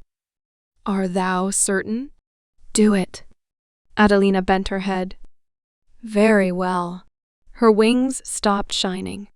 Jack immediately felt an intense pressure through his entire being. He let out a pained gasp, realizing all too late that he could no longer breathe. Avalon laughed. "Foolish." Jack let out a scream of rage and pain as the intense fires of Inferno enveloped his entire being. He stepped forward, the flames consuming him utterly, and grabbed Avalon. "What are you?" Jack used his own magic to empower the flames. Avalon screamed. The flames that weeds enveloping Jack completely took hold of him as well. And in a matter of moments, his arm had turned to ash. The fact became charred and blackened, until it too burnt to a crisp. In 5 seconds there was nothing left of his enemy. Even the ash had burned away to nothing. Jack barely registered the light gusts of air being pushed towards him by Avelina wings.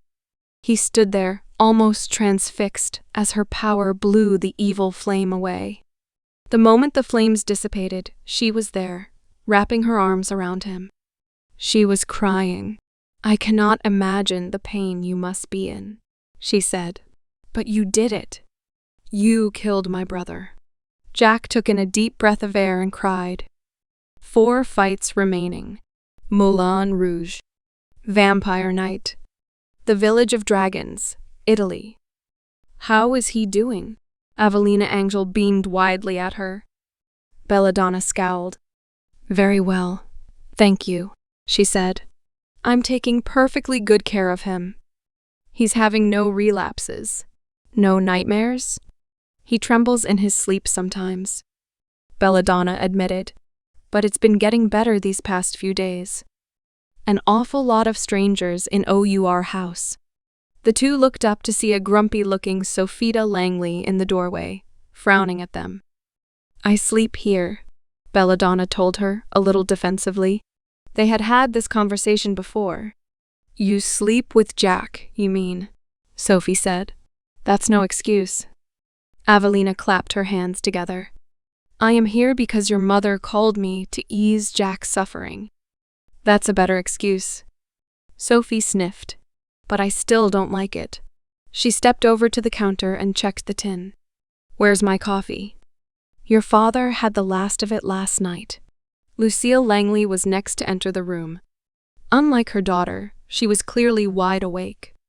She had already dressed herself smartly in her bright blue dress suit. She rather looked like a lawyer prepping for her next big case. A pleasure to see you, Lady Langley, Evelina said politely. Hello, Ava, Lucille answered. You're here early. The construct was just telling me that Jack was having nightmares. Belladonna shot Evelina a dark look. She didn't much like not being referred to by name. It's true, Lucille acknowledged, shaking her head. But it has lessened in recent days. Because of my hard work and diligence, Evelina said. Yes, of course, Lucille said. Would you like to see him now? Belladonna stood up before she could answer. I'm going too. Lucille gave her a cold look. But before she could speak, Evelina answered. We would like that very much. Belladonna had to stop herself from smirking as she followed Evelina and Lucille up to Jack's room. Lucille opened the door for them, and they stepped through. Evelina immediately made her way to his bedside, as Belladonna stood awkwardly to the side. Please do not agitate them, Lucille told her. Belladonna had to stop herself from scowling at her. Hello, Jack, Evelina said warmly as she bent over him. His eyes flickered open. Am I in heaven? Belladonna made an annoyed grunt as Lucille chuckled. No, but if you're good, you'll get there someday, Evelina said soothingly. You are certainly no angel. Does that make me a bad person? No, it makes you someone who hasn't realized their potential. As she spoke, she spread her wings wide. Beautiful white participant fell from her wings and onto his still body. Does anything burn still? No. But you still have nightmares? No. I was told otherwise. I haven't had them. Evelina glanced at Belladonna. It's possible he doesn't remember them, she said. They're not as terrible as they used to be. Evelina nodded and then turned to Jack. What do you want most in the world right now? To sleep with you, Belladonna choked and took a step forward. Immediately, Lucille drew her sword and blocked her off. Not one more step. Belladonna fell silent, her eyes flickering with a quiet rage. I can't undo the damage the inferno inflicted upon you if I'm asleep, Evelina told him. If I were to sleep here, it would not help you. If I may, Ava, Lucille interjected. I think Jack is perfectly fine. Evelina looked up at her, frowning. But he said, Are you ready for your next fight, Jack? Evelina had to get out of the way as Jack leapt out of bed, did a front flip, and posed. Dork, Belladonna said, smiling. Evelina looked scandalized. But he mustn't, Evelina said, sounding shocked. You're still recovering. I'll get back to it after the next fight. But Jack walked past her right to Lucille. Who am I fighting? Moulin Rouge. Belladonna looked up at her, surprised, but before she could speak, Evelina was already speaking. The vampire hunter? she said sharply. She, too, has turned traitor. Not of her own free will, Lucille answered. She has succumbed to her illness. Evelina deflated. Oh, I see. Her eyes hardened again. I could destroy her for you. No, I want Jack to do it, Lucille said. It was Lady Rouge's last request. Is that true? Belladonna asked, a little skeptical. We talked it over at length before she passed, Lucille said. She wanted Jack to reach his full potential. There was a heavy silence. My full potential, huh? Jack murmurs quietly. He raised his hand and stares at it as it hardened into the scales of a dragon. You have already tapped into quite a lot of potential over the past year, Lucille said. But only by fighting strong opponents will you realize your true power. Moulin Rouge knew that and wanted her last act for the order to die be your hand. Evelina pursed her lips. She seemed to be pouting. If he gets into any danger, I'll step in, she said. Lucille considered her for a moment and then nodded.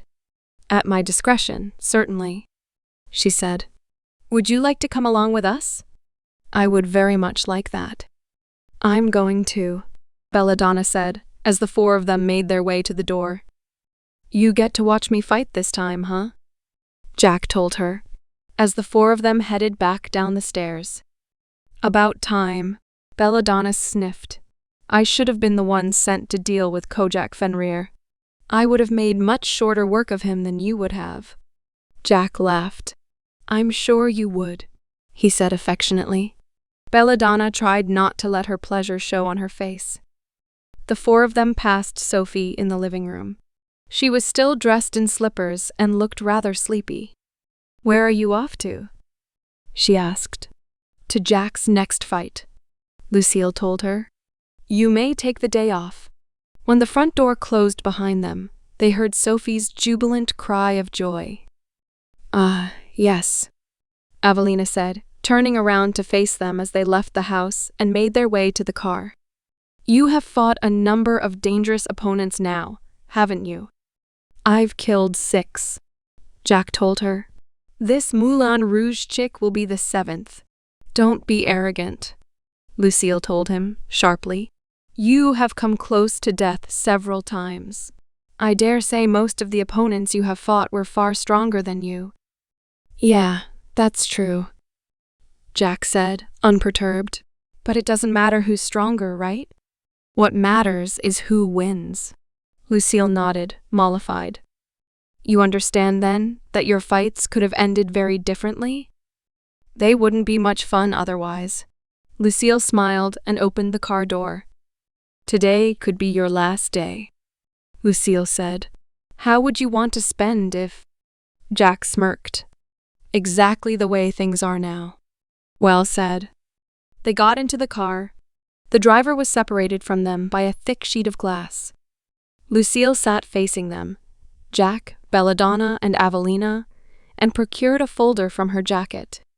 Sophie has told me that you dislike being told what to expect in your fights, Lucille said. However, I am not in the habit of sending men to their deaths, so please allow me to break down who Moulin Rouge is. She opened the file and flipped it around. An image of a rather striking woman was staring back at them. Moulin Rouge was, before her conversion, a proud knight of the Order of the Dragon. Trained in Eastern vampire hunting techniques, she made a name for herself, hunting down some of the most dangerous vampires in the world. She is what we refer to as an Alucard, a vampire that has retained enough of its humanity to hunt other vampires. Moulin Rouge was famous for utilizing the vast resources at her disposal to maintain her humanity for an unusual amount of time. It was not until relatively recently, after her battle with the Eye of the Dragon, that she succumbed to her vampirism completely. She fought Sorin? Jack blurted. Lucille nodded. Yes. Moulin Rouge put up a much better fight against him than most, she said, but she was on her last leg when the battle ended. Jack sat back, crossing his arms. This will be the first person that Sorin and I have both fought. he said out loud. Cool. I fought him too, remember? Belladonna said, annoyed. And I confronted him, Evelina said brightly. Belladonna shot her an annoyed look. And I beat him, Lucille said lightly. Am I the only one here who hasn't gotten to fight him for real yet? Jack asked, frustrated. The women laughed as the car rolled along. Moulin Rouge is now a vampire, Lucille said. The most effective method of killing her for you, at any rate, is to go for the heart. It is the only organ that a vampire cannot repair through consuming the blood of others. The general tactic for most vampires is to wear out the opponent while keeping their own energy up by consuming blood. I would suggest finish this fight quickly, before she has the chance to get the upper hand. Is she still in possession of Amorous Kiss? Belladonna asked. Ah, I had very nearly forgotten, Lucille said. She does. What is that? It is a vampire sword, Evelina explained, made by embedding the essence of Amorous You into steel. Its back edge, black in color, is an ordinary blade, but the red half can consume blood straight from the body upon contact. It also is known to cause hallucinations. It was a sword that Amorous You gifted to her most trusted warriors during critical battles, and it has a long history of being used against our order, Lucille said. But Moulin Rouge claimed it for herself, and used it to great effect against our enemies in the Noctis. She used it against Sorin? She did, Evelina answered. He had only just recovered from the hallucinations when I confronted him. So they aren't effective against a dragon? Wheel Evelina put a finger to her lips. His exact words were, I'm married. Jack gave her an odd look. Lucille had to elaborate. He was able to fight off the hallucinations due to his genuine love for his wife. Lucille explained. You will have no such advantage. And what, pray tell, is that supposed to mean? Belladonna asked scathingly. Lucille ignored her. By the sound of it, I might have a tougher time of it than he did, Jack said.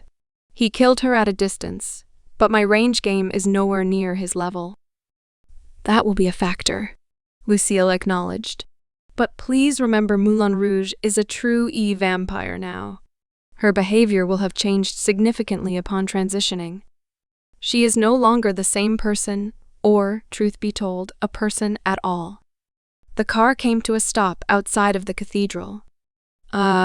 Here we are, Lucille said pleasantly. Now, ladies, please wait for me in the observation chamber. I must lead Jack into the arena. Very well, Evelina said. She was the first to get out of the car. Belladonna hesitated somewhat. Don't die, okay? She said. I really like it when you stick your cock in me. And she darted away to hide her embarrassment. A crude girl, Lucille commented once they were alone. Truly, I don't see what about her appeals to you. She's fun, Jack said. Why did you marry Phil then? Because I love him, she said simply. Belladonna cannot have children, Jack. Oh, that's good, Jack said, relieved. Lucille gave him a dark look. Follow me. The two of them went into the cathedral and headed down to the lower floors. Jack, who knew Sorin was holed up somewhere deep within the dungeon below the cathedral, was beginning to wonder if he would get the chance to see him. Instead, however, Lucille led him down a dark, narrow passageway with no prison cells to speak of. In certain situations, we arrange for knights to do combat down here, Lucille explained. Today, we will be using it to test your abilities in a controlled environment. It isn't often I get the chance to see you fight.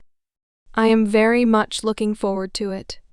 I wish you were guiding me instead of Sophie, Jack complained as they reached a large, thick iron door. As do I, Lucille told him. But you both have grown so much over the past few months. I am proud of you both. The great doors opened. Your enemy awaits you inside, Lucille said. Fight till the bitter end. As Jack stepped thronging the door, They swung shut behind him. The room ahead of him was pitch black, but his keen senses were able to pick up on the fact that he was not alone. "Hello?" he called out into the darkness as he stepped forward. Immediately, the surrounding arena was thrust into light by the flames of giant torches that simply sprung to life. There was nothing in the room other than him and her. She was leaning against the far side of the wall, arms bound across her chest, her wild black hair fallen across her face. "So the little dragon has come to play," Moulin Rouge purred. She curled her bare toes on the stone floor and stared up at him. Her bright red eyes were wide and inviting. "I never realized you were so taken with me. I don't even know who you are," Jack said. He sat down across from her and stared. "I'm not fighting until you remove those bindings. I would if I could, sweetie, but I—" She rustled her arms and shrugged helplessly. "Help a girl out? How old were you exactly? Before you became a vampire?" "I was over 50. She purred. "Consuming blood is a wonderful anti-aging technique." "You look pretty good for someone who could be my mother," Jack admitted. "But the maids in my castle were way better." Moulin Rouge grimaced at him. You claimed Castile, she said. "How is Kirumi? I hope you're treating her well. She was smiling pretty big when I slept with her," Jack said. "She was in a good mood." "That's good." Moulin Rouge hummed. "She's not known for smiling, you know." She held out her bonds to him. "Help me unzip? You vampires are the most sex-crazed creatures I've ever seen," Jack said, amused, as he raised his finger. A shot of aura energy erupted from his finger and hit the seal, blasting it apart instantly. Moulin Rouge said, as she got to her feet and stretched, showing off her chest. "That's pleasant. You know, you're a great guy. I wouldn't mind spending the rest of my life with you." "You will," Jack said. "I am going to kill you, you know." "You sure about that?" Moulin Rouge asked. "Can't we do it first?" "By it, you mean—" Moulin Rouge, at lightning speed, reached for the sword strapped to her sword and swung it at him. Jack leaned back, avoiding the blow, and struck out at her chest. Her entire body became smoke, and Jack clutched at it in vain. Moulin Rouge shot upwards, arcing somewhat above him, and slashes at his head with her sword. Jack deflected it with his arm, and to his great relief the scales deflected the sword strike. Still though, Moulin Rouge was on the attack. She moved downward and started slashing at his neck and chest. Jack, in a moment of inspiration, grabbed hold of the sword in his hand and yanked. He had hoped to rip the sword out of her hands, but instead she was thrown straight into the ground. Because she has been falling head first, she landed flat on her head and her neck snapped. "You have got to be kidding me," Jack said, as the body of Moulin Rouge lay limp on the floor. "That's it? I want a refund." Moulin Rouge looked up at him. Despite the fact that her neck was completely broken, she did not seem to be the worse for wear at all. "You're pretty good," she said. She turned to smoke again, and when she reformed, she was on her feet. "Forgive me. This is my first fight as a vampire." "Vampires have more powerful forms, right?" Jack asked. "Transform into yours." Moulin Rouge suddenly lookers very awkward. She shifted her toes into the stone and glanced away from him. "What is it?" "I've never transformed before," Moulin Rouge murmured. "I may not be pleasant to look at." "So? Could you turn around?" she asked, batting her eyelashes. "While I figure this out? Do you really think I would fall for that?" "Yes." "Okay, fine." Jack turned around. "Hey, you're not going to suddenly become super hot now, are you?" Moulin Rouge's strong, powerful fingers wrapped around his neck. Her jaws descended on him, her sharp fangs aching to taste blood. Jack raises his fist and punched her in the face. She reeled backward from the sheer force of the blow. "You're not very good at being a vampire, are you?" Moulin Rouge releases him and backed away, licking her blood-red lips. "Forgive me, sir," she said as she pawed at her lips with the back of her hand. "I don't know what came over me." "Your lust for blood, that's what," Jack said. "I don't see any true form. I'm trying my best, okay?" In the observation chamber, Lucille, Evelina, and Belladonna were staring down at the proceedings reflected through a pool of water. "What's going on?" Belladonna asked. "She's better than this. Sometimes vampires take on characteristics from the one who fed on them," Evelina answered. She was watching the proceedings with great interest. "I suspect she's becoming more like Amaris you. You isn't nearly this flighty," Lucille told her, her eyes fixed on Mullen's movements. "I dare say that Moulin Rouge genuinely has no idea how to best use her new powers." "Look," Rouge said, as she clasped her hands together. "Tell you what, why don't you let me bite you?" "No." "Why not? Come and take it for yourself." She leapt forward and let out a cry as Jack punched her again.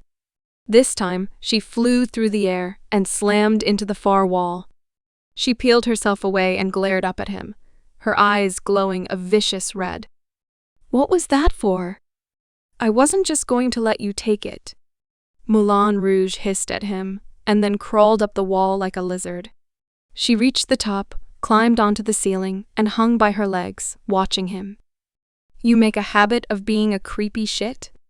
Jack asked her, as he paced back and forth below her. "Only for the men I like," Moulin Rouge said as she began to swing back and forth. She looked very much like a bat. "So why are you doing it to me?" "Because I like you," Moulin Rouge said. "I really doubt that," Jack said warily as she swung back and forth, her eyes fixated squarely on him. "It's true," she said. "All I can think of right now is taking a big, meaty bite out of you. All I can think about is ripping your throat out." "Ooh, oh, harsh," she said. "What? You don't like vampires?" "I've been with 12 of them," Jack said.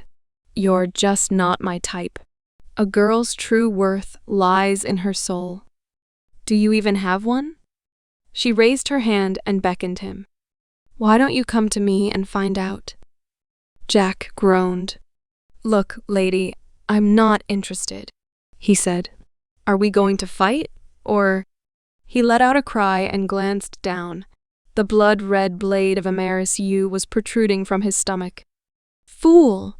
Moulin Rouge cackled, as the blood that had been drawn from his impalement soared up through the air towards her. She opened her mouth wide as his blood entered her mouth.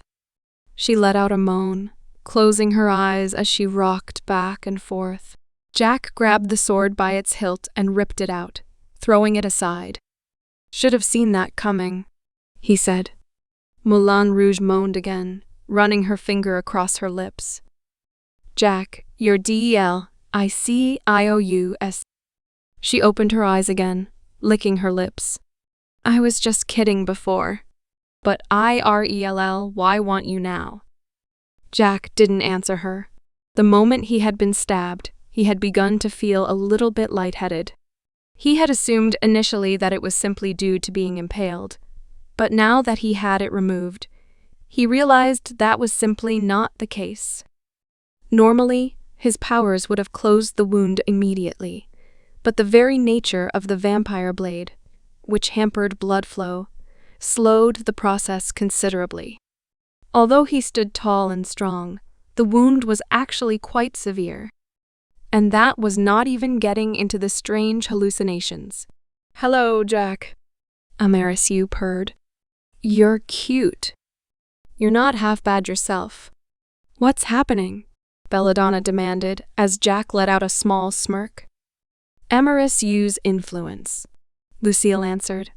"The wound was severe enough to hypnotize him, and Jack doesn't have the strength of mind to resist her. He's proven himself far stronger than his opponent." Evelina pointed. "Ah, but the stronger man doesn't always win, does he?" Lucille asked. Men are often taken in by beautiful women. So, Belladonna asked, he should just tear her apart. Lucille shot her a sour look, and Avelina looked appalled.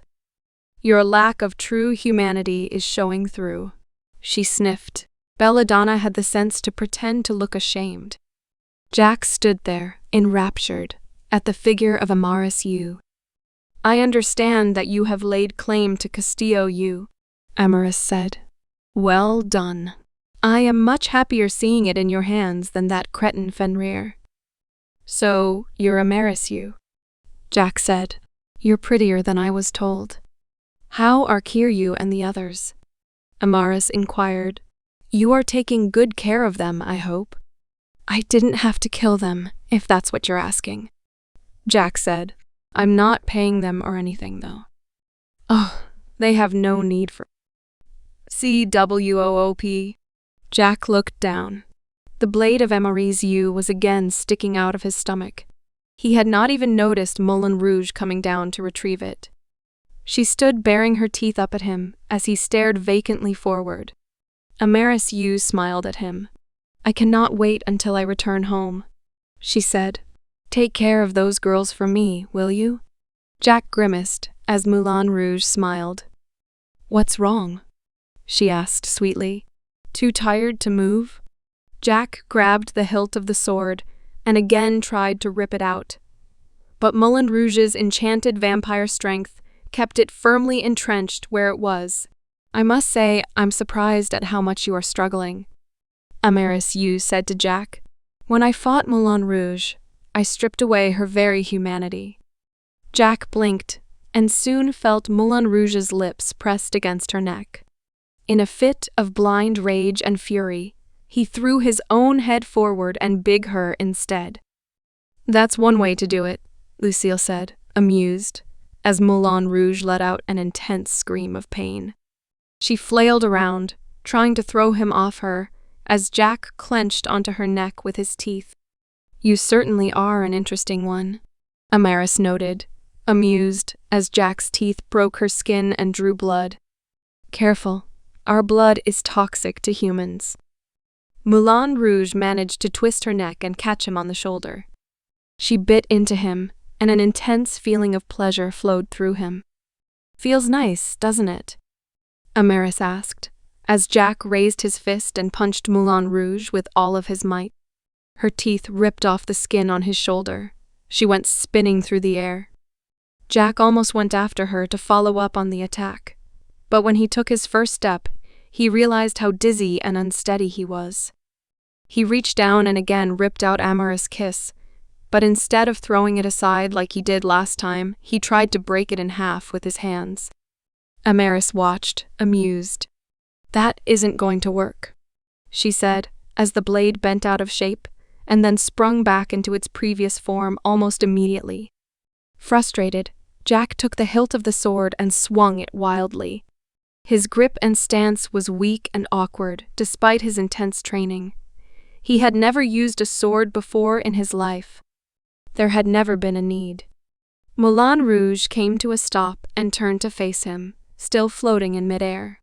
She let out a hiss, showing off her bloody fangs. Jack raised the sword and threw it at her. She raised her hand and caught it. She shuddered slightly, composed herself, and then smiled rather beautifully. Wow, thank you so much. It's just what I needed. She spun around in a wild circle and charged at him, the blood-red blade of Amaris Yu spinning with her. Jack stood completely still, watching as she came towards him. The blade came down on his head, and he blocked it with his arm. The blade bounced harmlessly off as Jack leapt upward, striking Moulin Rouge across the face. She spun through the air before coming to a sudden halt and slashing at him again. The movement was so unnatural and so unexpected that Jack took the slash across the chest. He took the blow, and the blood that spurted out of his chest was absorbed into the sword. Moulin Rouge let out an orgasmic laugh as his blood seeped into her. Jack fell to the ground with a crash as Moulin Rouge gracefully landed on her feet. She licked the blade clean as she surveyed the scene. Oh, poor baby. Yu cooed. Is she too much for you? Jack sat up, grimacing, and tried getting his bearings. The hallucinations were getting worse. His head was spinning, and he almost felt as if Yu was watching him from all directions. Lie down and die, Yu commanded. Jack ignored her and crawled to his feet. He staggered a little.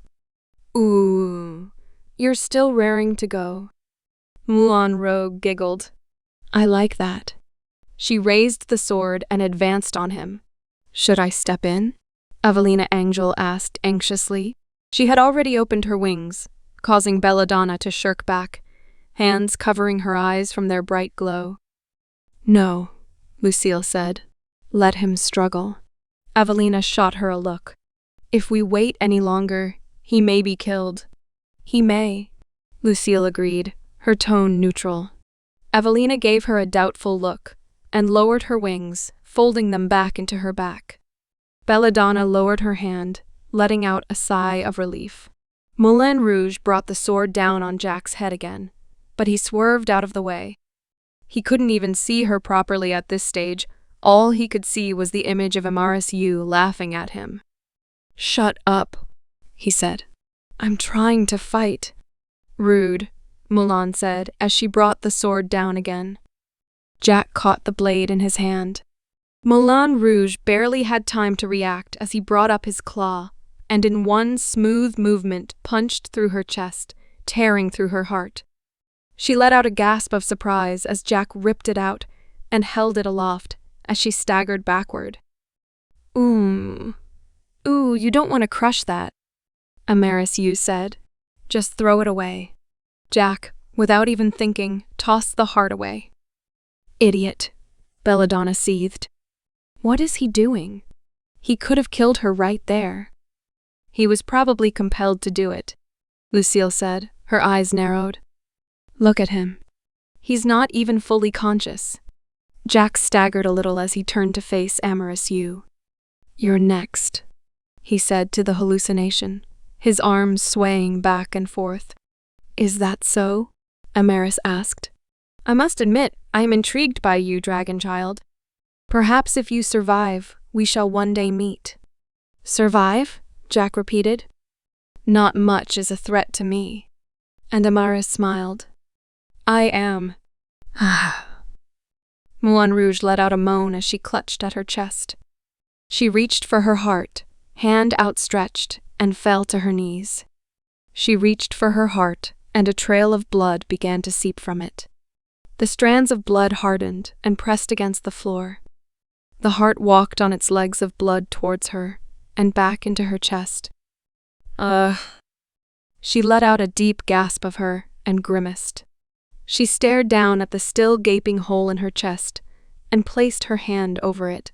A red wave of blood covered it, sealing the entire thing shut. That isn't. It is, Lucille said. Hemomancy. Evelina shot a look at Belladonna. Out of the three of them, she had by far the most experience with it. Blood magic, Belladonna said. Yu isn't known for using it, though.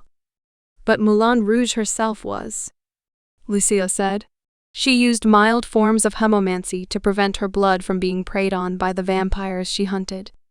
Her vampirism must have increased her powers. Moulin Rouge wriggled her fingers.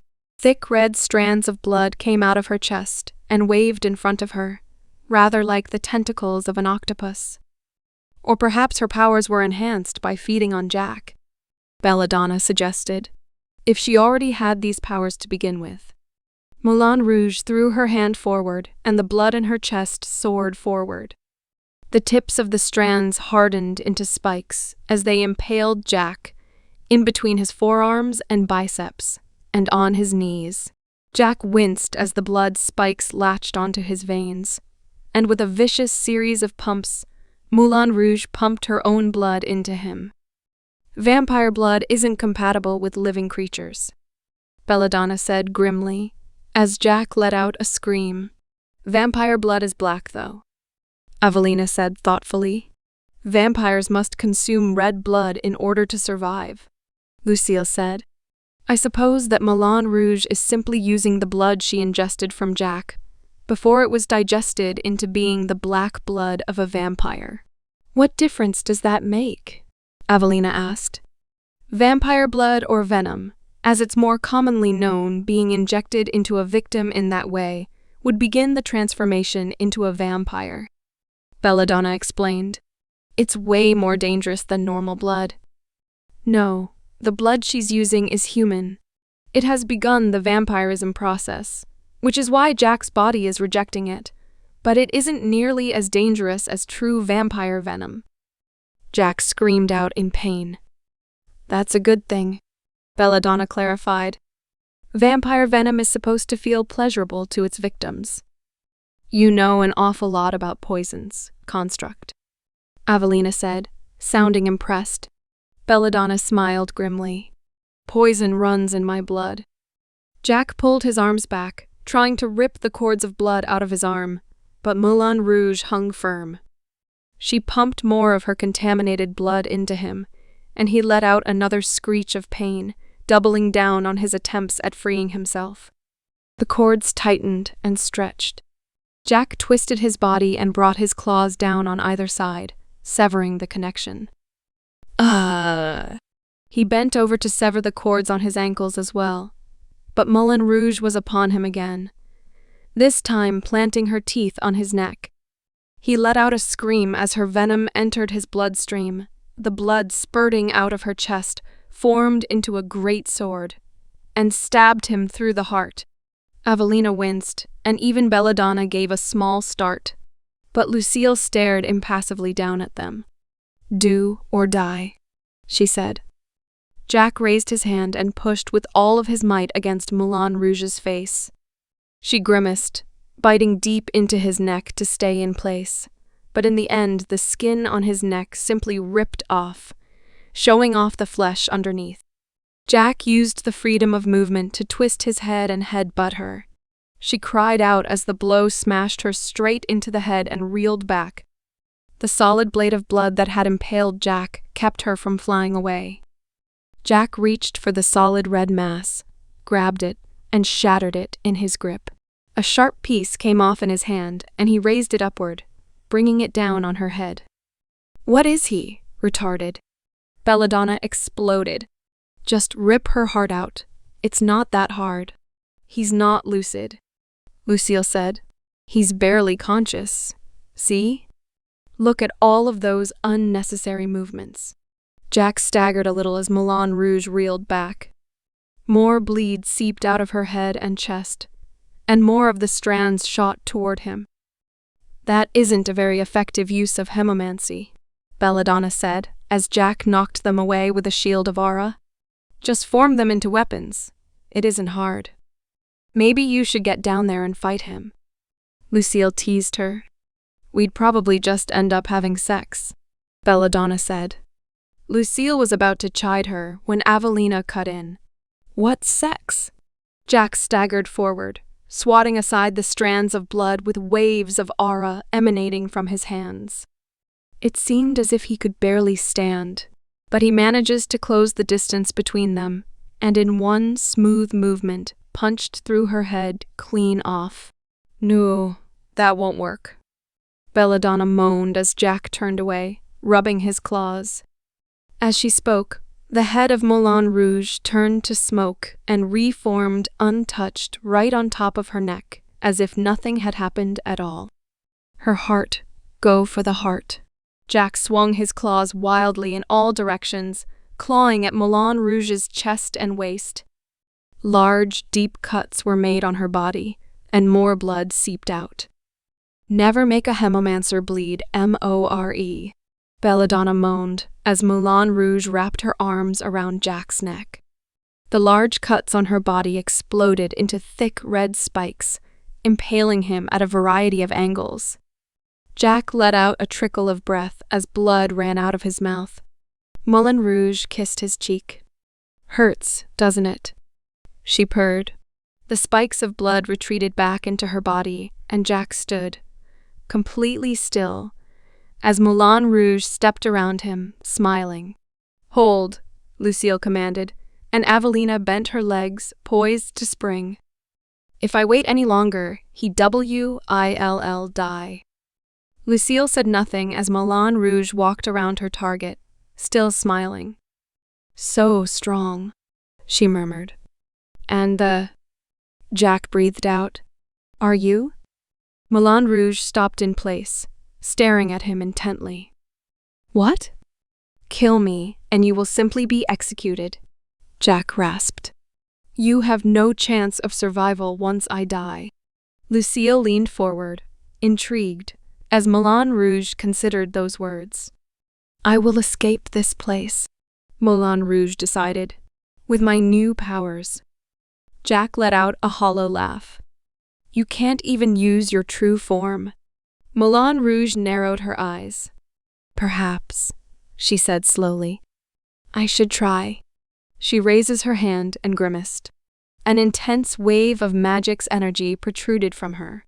Jack stood completely still as the stone walls behind him shattered and broke into pieces. Moulin Rouge screamed, as her body began to twist and writhed. Her bones twisted and bent to become longer and thicker. The skin shifted from a lovely white to a sickening green, and her eyes began to glow red. Her new form was disgusting. Bright red in color, her demonic visage was disgusting. She stood over him and laughed. You see, Jack? It crowed. My power is great enough to destroy this very cathedral. If I wish it, your blood will fuel a new. Jack punched through her chest. Moulin Rouge gasped, spitting out blood as Jack ripped out her heart, and then crushed it in his hand. What? Evelina was taken aback. What just happened? Vampires aren't stupid creatures, Lucille answered. Moulin Rouge must have realized that even if she killed Jack here, she would almost certainly be killed while making her escape. He baited her into taking on her true form by making her think about how it could help her escape from this place. But how did doing that help him? Isn't it obvious? Belladonna's lip curled. She stopped being hot. You see, Evelina, Lucille said, Jack was by the far superior fighter, right from the start. But Moulin Rouge's vampire allure kept him from dealing the finishing blow. Although a vampire's true form is technically far more powerful, by transforming into a monster, she lost her only real advantage against her male opponent. Oh, wow, Evelina breathed. How cunning. Belladonna was frowning. Cunning isn't how I would describe him, Belladonna said. That is something I would have done. Perhaps you are the only reason he survived today, construct, Lucille said. She was off before Belladonna even registered what she said. He doesn't look well, Evelina said, her voice concerned as she phased through the floor. In a matter of moments, she was swooping down on Jack from above. She ran her eyes over him, gave a small start, and then pushed him over. By the time Belladonna got down there, she was crying, her face strained. Lucille was standing over her, looking grim. Now that you have eliminated the poison, all that remains is to restart his heart. Lightning flashed from Evelina's fingertips. Jack's body gave a sudden lurch. Belladonna snickered. Nice. Evelina ignored her. She bit her lip and pressed down again. WHEP. This time, Jack sat up, looking surprised at all of them. What? You died, Lucille told him, smiling. For about 5 seconds, at any rate. Evelina looked relieved. Oh, thank goodness, she breathed. I was so worried we would lose you. There goes my night of beauty sleep, Belladonna said. Lucille raised her sword and smacked her over the head with the hilt. She reeled, staggered, and then held her head, frowning. Please refrain from being so vulgar in my presence, Lucille said. Evelina, I want you to continue looking after Jack in the near future. Evelina clapped her hands together. Oh, good. Perhaps he can teach me all about sex. Lucille Langley thought it best to change the subject. "You fought very well, Jack," she said. "Only one last thing remains to be done." "What's that?" "What would you like to do with Emery's kiss?" Lucille asked. "As you defeated its previous holder, it is yours to do with as you wish." "I have no need of it," he said. "Lucille, would you like to have it?" "You would gift it to me?" she asked. "Why?" He smiled at her. "Sometimes I feel like I haven't done enough for you." Lucille smiled back at him. "Very well," she said. "I will take it and use it to the best of my ability." "Thank you." 3 fights remaining. Sonechka Asimova. Psychic Professor. Gray, Arcadia, America. Sophie was loath to leave the village of Del Drago after her all-too-brief holiday. She had been given a brief moment of respite from having to deal with Jack's nonsense, and had half an opportunity to pursue her passion of doing absolute nothing. However, duty called her back to the field, and she, grudgingly, had to once again pick up the file of their next target. Dr. Sonechka Asimova, the psychic of Gray, Arcadia. A professor of the study of psychic powers, Lucille corrected her. Sophie rolled her eyes. She was certain that her mother held a certain respect for a fellow academic. "I thought she was a witch," Sophie said, as she flipped the pages of the folder. She had read some of Asimova's writings during her days in the Knights Academy to better understand the applications of psychic powers in battle. "She is technically an apprentice witch. She never was contracted by her master." "Why?"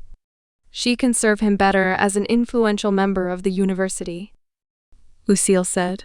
"She can push Navi young girls to him and handle delicate political situations that true witches would call for blood over.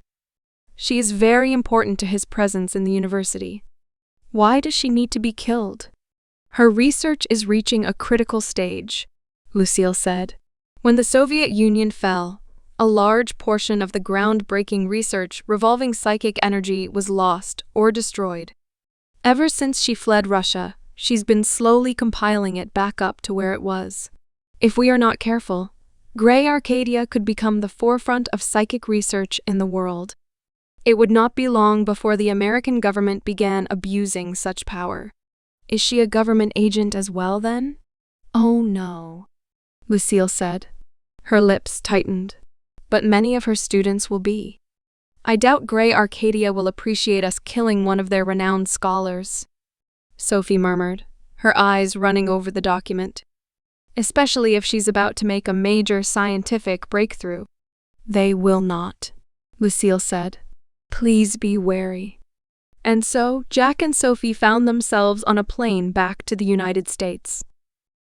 "This Soniku." "Sonechka," Sophie repeated, annoyed. "Dr. Sonechka Asimova. Show her some respect." "I can't help but notice."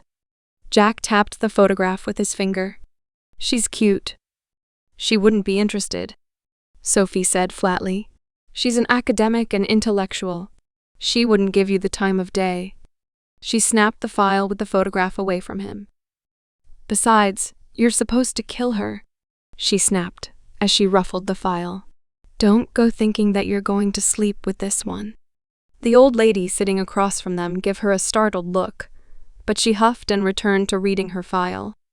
They touched down on the east coast of the U.S. The University of Gray Arcadia was not far from where they landed, but it was dark by the time they arrived. They spent the night at a hotel and the very next morning set off for the university. "We don't want to spend the night there," Sophie said as their car drove them along. "Please be sure that she's dead by sunset." "Why?" Sophie stared straight ahead. "Gray Arcadia is enemy territory," she said quietly. "It is a place controlled by our ideological counterparts. Evil from all over the world travels here to get its degree. Staying there for any length of time is dangerous, even for us." "Sounds fun," Jack said. Sophie scowled at him. They stepped out into the street filled with people and creatures of all shapes and sizes. Green lizards with 3 heads sat at diners eating meals prepared for 3. Witches openly made blood sacrifices to their patron demons in the street. And men with giant swords clashed to cheering onlookers. "Holy shit," Jack said. "I wish I went to college here." Sophie rolled her eyes as they made their way down the street to the Psychic Science Building. They arrived at a surprisingly modern American-looking establishment. Compared to the Gothic European architecture of its surrounding, the rather flat, boring-looking building stuck out like a sore thumb. "She works here?" Jack asked, clearly put off. "Were you expecting a sorority or something?" Sophie asked him sardonically. The two of them stepped up to the front door, and Jack raised his hand and punched through the solid glass. Sophie couldn't help herself. She laughed. "Nice," she said. "The university isn't going to like that." The woman from behind the desk blinked at them through square-rimmed glasses. Sophie could tell at a glance by the eyes and the little bat wings sticking out of her head that this was a witch. "Can I help you?" Jack and Sophie stepped up to the desk. "Yeah," Jack said. "I'm here to kill Dr. Asimova." The woman gave him a cold look and reached under the desk. Flashing red lights filled the room, and out from a small alcove in the side emerged a giant. Perhaps 7.5 feet tall and just as wide, he towered over them both, and seemed to be made of nothing but raw muscle. "Get out," he said hoarsely. Jack didn't even turn to look at him as he reached a hand towards his neck. Jack raised his closed fist, and an intense blast of aura blew his head into dust. The man's giant body staggered slightly, and then fell with a thud powerful enough to shake the building. "I won't ask again," Jack said. "Where is Asimova?" This way, sir," the woman said, gesturing to the side. Jack looked, and the woman leapt up, knife in hand. She swung it at his neck with incredible force, and upon contact with his skin, it bent harmlessly. Sophie watched with a smug feeling of satisfaction. Doubtless the Noctis were not used to such blatant disregard for their authority on their own territory. The woman stared at the knife, open-mouthed, as Jack gave her a cold look. "I warned you," the woman cried as Jack grabbed hold of her, and with an incredible threw her into the elevator's doors. She slammed into them, bending them wildly out of proportion, as Jack and Sophie walked up to find her. "Which floor?" Jack asked, as Sophie pressed the button. "The 5th," she managed to breathe out. The door opened, and the woman fell backward halfway into the elevator. Jack and Sophie stepped around her into the elevator and peered at the buttons. "Was she telling the truth?" Jack asked. "Who cares?" Sophie said irritably.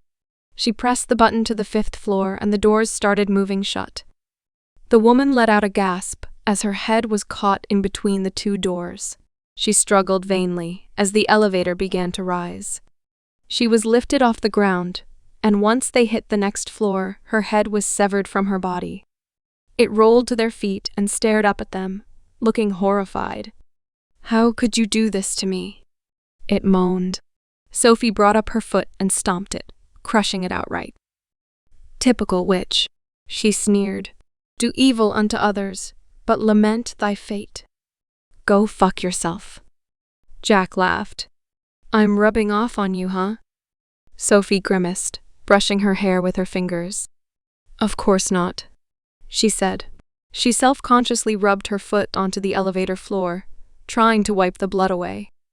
They stepped out of the elevator and found themselves standing in the middle of a hallway. "Where on the 5th floor exactly?" "Do you want to split up?" Jack asked. "What are you, stupid? This is Grey Arcadia, I'd be killed. Or worse," Sophie said. She cast looks back and forth, considering their options. "Just knock on doors until we find someone who can help us." "Sure." They walked to the first door and knocked. "What?" an irritable voice said from the other side. "Dr. Asimova?" "No, you idiot. That was a man's voice," Sophie hissed. The door opened. The glowering face of a giant witch that looked rather like a bullfrog stared down at them with wide, bulging eyes. "Humans?" the thing cackled. Its long, frog-like tongue shot out towards Sophie. She let out a cry as it connected to her waist, and she found herself being dragged to its mouth. "SWISH." The bullfrog screamed in pain, covering her mouth as Sophie fell to the floor, cursing wildly. The tongue that Jack had cut off flopping uselessly beside her. "Gross!" Sophie exclaimed, as she drew her sword and used it to pry the remains of the tongue off of her. Jack shut the door in the bullfrog's face and turned to the next door. This time, an intense flame burst out when they knocked. And the time after that, they opened the door to find a dead body hanging from the ceiling. When they looked at it, the eyes began to glow, and the thing shrieked at them. "You would have to be insane to go to school here," Sophie said in disgust as they moved to the next door. They opened the next door and found themselves in a small, homely-looking office. There was another girl sitting behind the counter. Bright orange cat ears stuck out on the top of her head, and they bent slightly as they approached. Can I help you?" "Just get us Dr. Asimova," Sophie said, annoyed. "Do you have an appointment?" "Yeah," Jack said. The girl's ears bent backward, and she hissed. "Liar," she said, showing off a pair of fangs. "Get out, or I'll call security." "Let them in." The girl gave a surprised start and turned to the intercom in her little office. She pressed a button and tucked her hair behind her ear. "Doctor, I don't think these people can be trusted." "They can't," the voice said, sounding amused. "But I will see them, regardless." The girl scowled as she sat up and looked at them.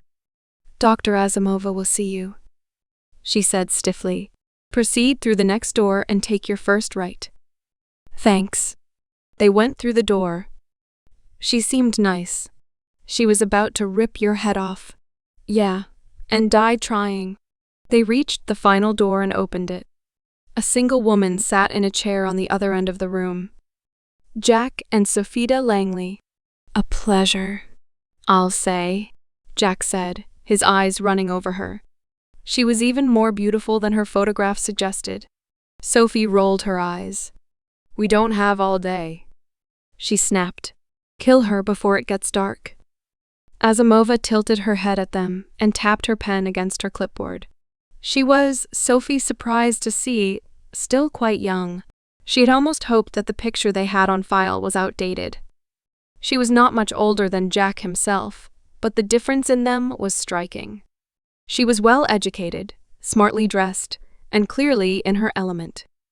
"There won't be a need for that," Asimova said smoothly as she raised the pen. "I admit defeat." Jack stared at her. "I have become uncomfortable with the current state of things at this university," Asimova said. "I wish to defect."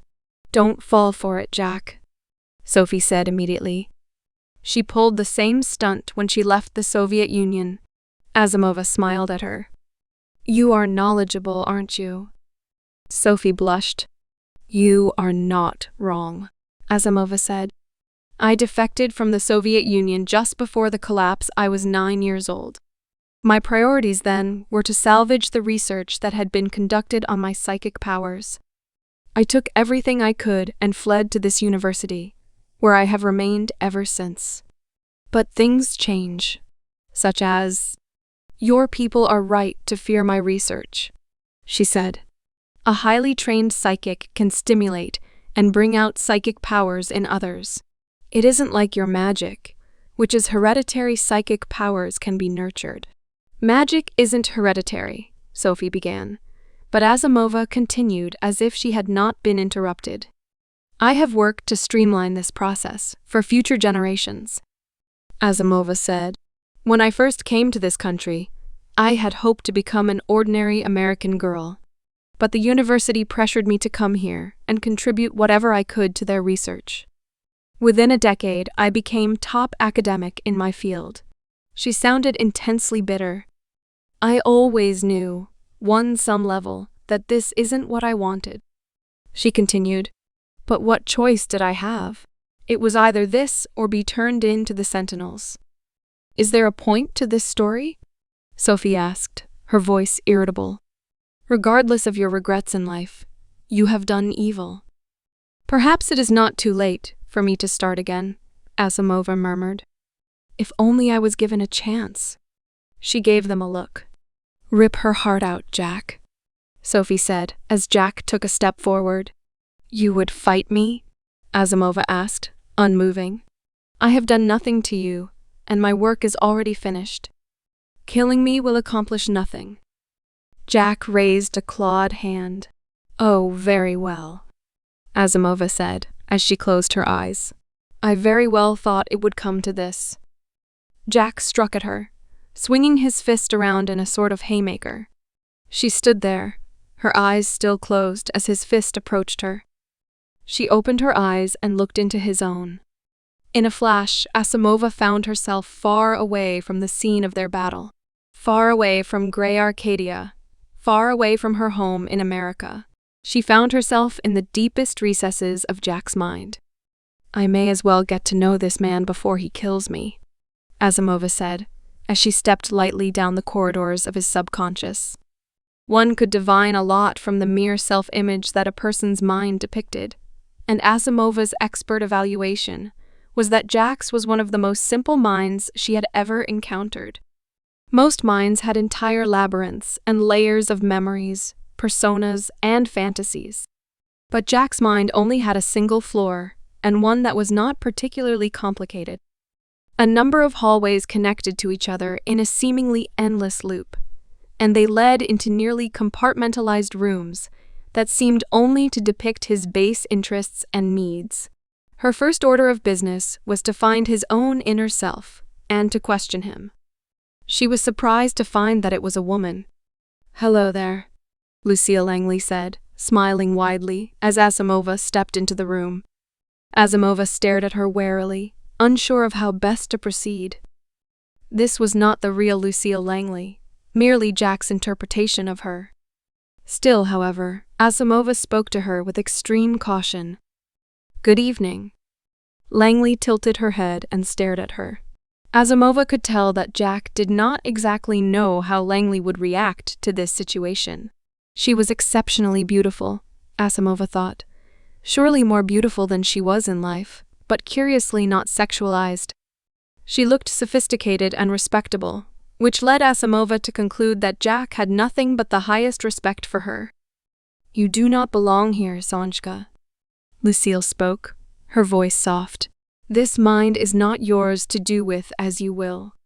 I do not desire to destroy your mind, Asimova told her, speaking more to Jack's subconscious than to the projection of Lucille herself. I merely want to live. Live? Lucille repeated. You live, while your actions cause countless others to die. It is not my responsibility how my research is used, Asimova said, her voice firm. If I could, I would stop it, but, Lucille repeated, her voice cold. You knew what your work would lead to before you even began.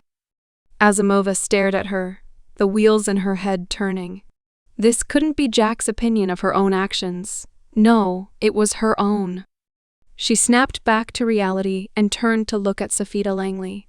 Jack stood transfixed, still staring at her, completely transfixed. Safita stood behind him, her hand outstretched, her brow furrowed in deep concentration. You are no psychic, Asimova said, trying to hide her amazement behind a humorous tone. You planted that image of your mother in his mind using magic. Safita grimaced. Better than letting you have your way with him, she snapped. Perhaps it is your mind I will destroy first, Asimova said. And then she was in Safita Langley's mind. This was much more ordinary, Asimova thought to herself, as she stared around the vast, endless fields in front of her.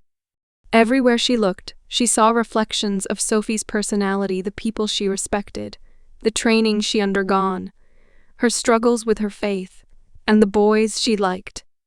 And when she finally found Sophie's sense of self, She could tell at a glance that it was her real one this time. "Oh, hello," Sofita said, beaming as Asimova approached her. She was laying her head in the lap of a boy who did not seem to have a face, which Asimova suspected meant that she didn't have a particular interest in any one person at the moment. Her inner self was oddly relaxed and peaceful. Her mind did not seem to be aware that it had been infiltrated. Asimova kneeled down and sat in front of them. "Lovely weather we're having," she said conversationally. "It sure is a nice day to take a break from work." "A break?" Sofita asked, with a laugh. "What are those?" "I'm a knight of the Order of the Dragon.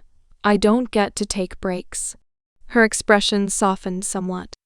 "Well, I got to take one when my mother was available to take over for me," she said. "I'm thankful for that, I suppose." Asimova felt a strange surge of guilt. The girl wasn't all that different from her, in a way. A part of her didn't want to be here either. She wanted to be at home and getting to know the local boys, not traipse around the planet with a bloodthirsty dragon going after threats to her faith. Still, though, she steeled herself. "It's good to be thankful for the little things," Asimova said to her, smiling. Sofita smiled back disarmingly. "I just wish I could take breaks forever, you know?" she said. "Why did I have be born into the order?" She shook her head, silencing herself. This, apparently, was her default reaction to her own sense of self-doubt, to bury it by reminding herself of her duty. Asimova felt sympathy for her. "You don't have to be a slave to your religion," Asimova said. "If what you truly want is to be free, then, perhaps, that should be what you should pursue." She paused, licking her lips slightly. "What we should pursue." They sat in silence for a few moments, deep in thought. Asimova wasn't sure on how best to proceed. She found herself completely unwilling to break Sofita's mind, even though she easily could. There was too much of herself reflected here. "If I want to change, I can't just kill her." "Sleep on it," Asimova said as she got to her feet. "And I'm sure you'll find the right path for yourself." She was back in reality. Asimova watched as Sophie's eyes fell, and she crumbled to the floor. Jack blinked at her, still looking a little bit dazed. What happened?" Asimova smiled and stroked his cheek with her hand. "Nothing," she said quietly. "Nothing at all."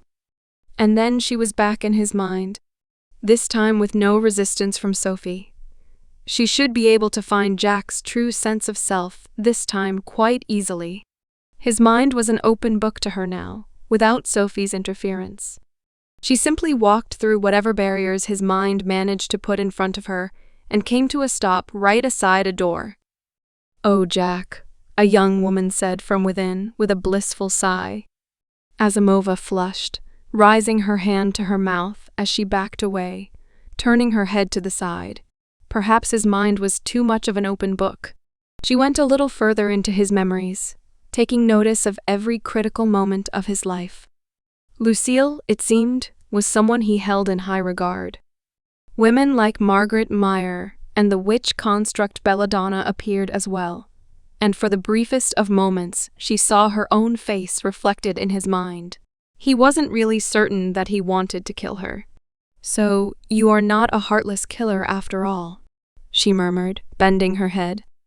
Lucille Langley's face replaced her own. "You have one purpose, Jack," she said. "To fight for our order." Asimova stared at her. "Is that why he's doing this to me?" she murmured quietly. "Just because he was told to?" Disconcerted, she ventured deeper into his memories. She saw how Jack first encountered Lucille, how he awakening the dragon within, and how he left his life of normalcy behind to become one of the most dangerous men in the world. But who were you before that? She found herself in a small and dingy hospital in a third-world country, clearly from the East. A small Asian woman was laying on a table, grimacing. "You need to kill this thing, doctor," she rasped. "It will be the death of me." Yes, You have mentioned this to me before, the doctor said, sounding annoyed as he turned back to her, large needle in hand. Abortions are a perfectly safe procedure, he smirked. Well, for the mother anyway. He tottered over to where the woman was lying and raised the needle.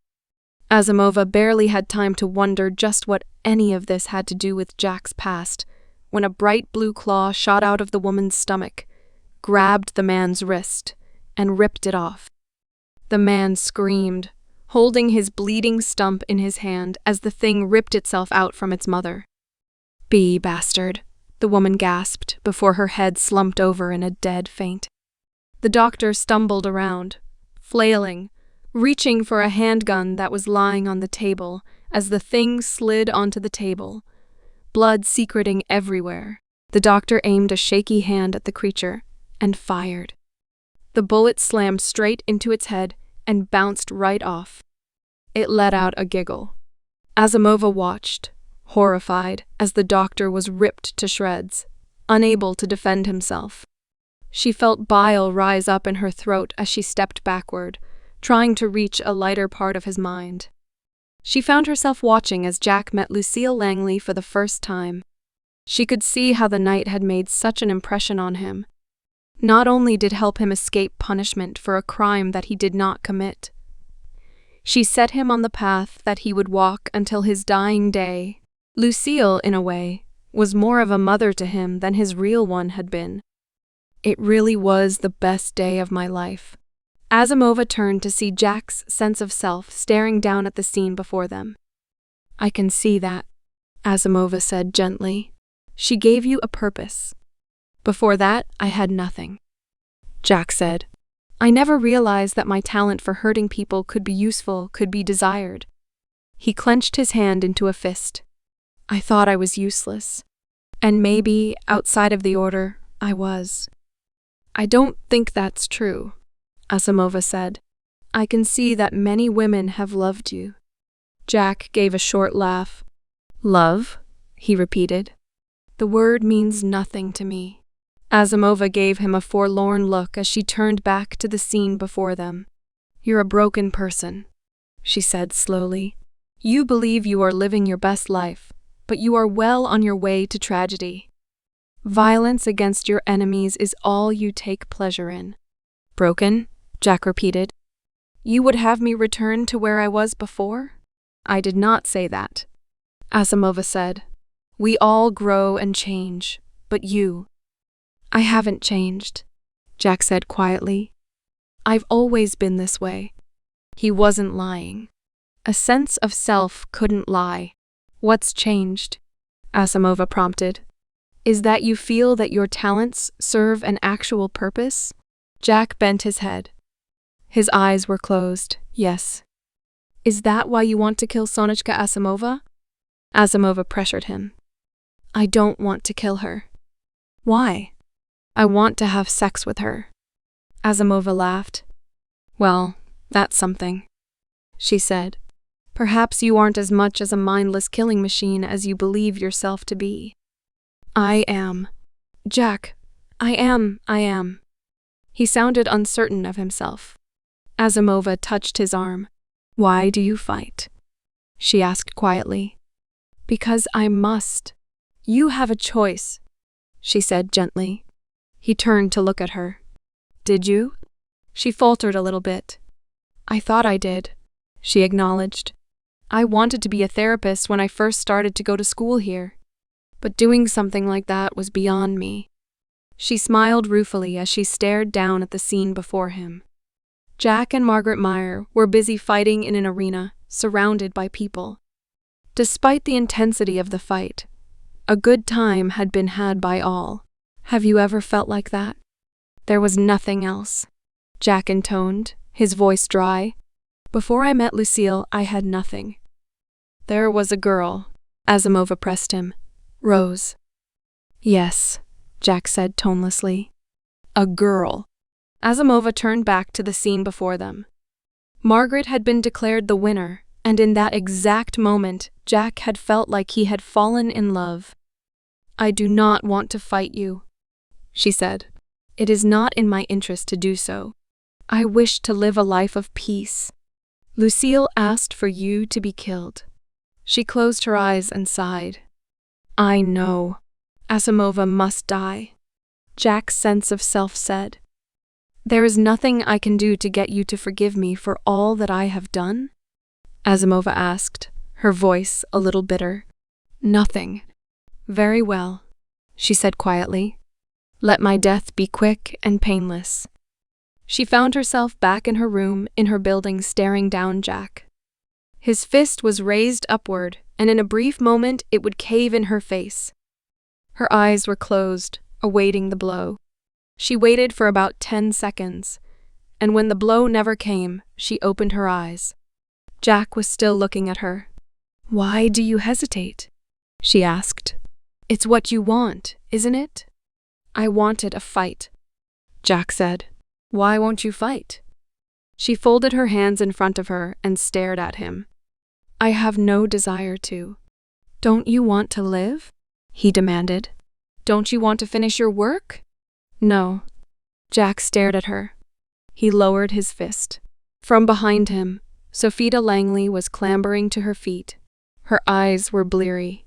We're done here, Jack said shortly as he turned and walked away. Asimova watched him go as Sophie turned back and forth, trying to get her bearings. She blinked.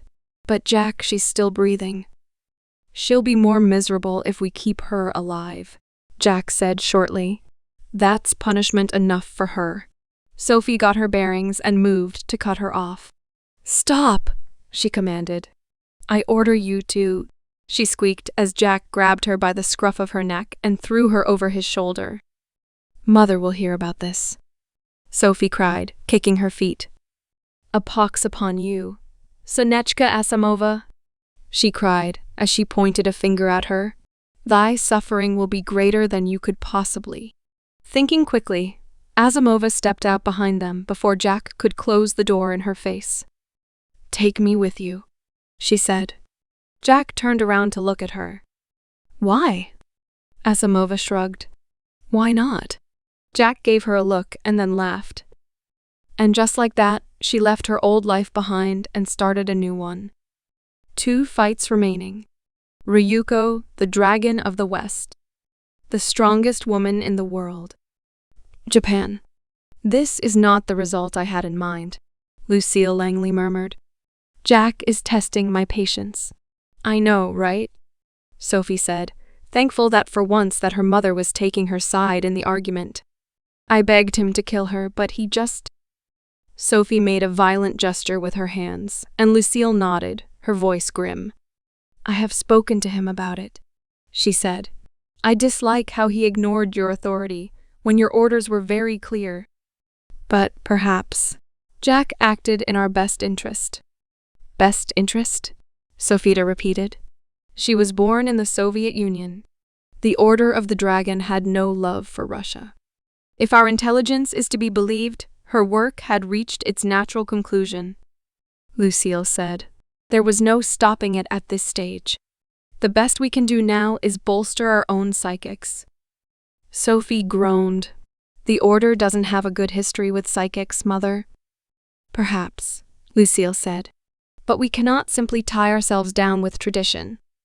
We must grow and evolve with the times. Allowing Russians into our ranks is asking for trouble, Sophie said, especially if they have ties to the country. Lucille smiled at her knowingly. You are beginning to sound like Avalon Angel, she said. Upon noticing Sophie's outraged expression, she amended her statement. That was not an insult. It is a good thing to hold to and value our culture and traditions, but not to the extent that we allow them to control us. Avalon's belief that we should prevent outsiders from entering the faith was not without merit. His concerns at its core were no different than your own. The conversation was beginning to be a bit too heavy for her liking. Sophie decided it was time to change the subject. Who's next? Ryuko. Sophie went pale. The strongest woman in the world? At one point, Lucille said, as she slid the file over to Sophie, who took it gingerly by her fingertips. In the 80s. She has retired to a life of demure peace in Japan. Peace? Sophie repeated as she flipped through the files. She's like a housewife now? She enjoys gardening and music, Lucille said, and has sworn off the sword. If that's true, why does she need to be killed? Because her very existence is a threat, Lucille said. Her very existence has led Japan to an era of prosperity and peace. The demons of Chidori dare not venture near her, and the Americans dare not pillage Japan while she still draws breath. That's a good thing, isn't it? It has led to the Japanese becoming fat and lazy, sitting on their own wealth, Lucille said, her voice cold. They are essentially a vassal state for those who control America. Japan is already in decline. And Ryuko has allowed this to happen. Her power and influence could have easily saved the entire country, but she chose not to use it. She must be eliminated. Sophie stared at it, her lips dry. Very well, she said faintly as she folded up the file. I'll go tell Jack. She stood up and made her way to the door. She bit her lip and then turned around. Could I have a new dress ready for his funeral? She found Jack that day, sitting with Belladonna at the coffee shop. I don't like that Sonochka woman, Belladonna was saying. Time to go, Sophie told Jack.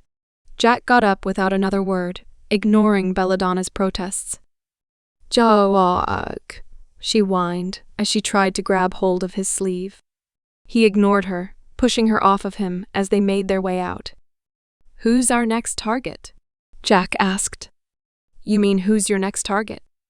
Sophie said immediately. I'm not going within 50 miles of her.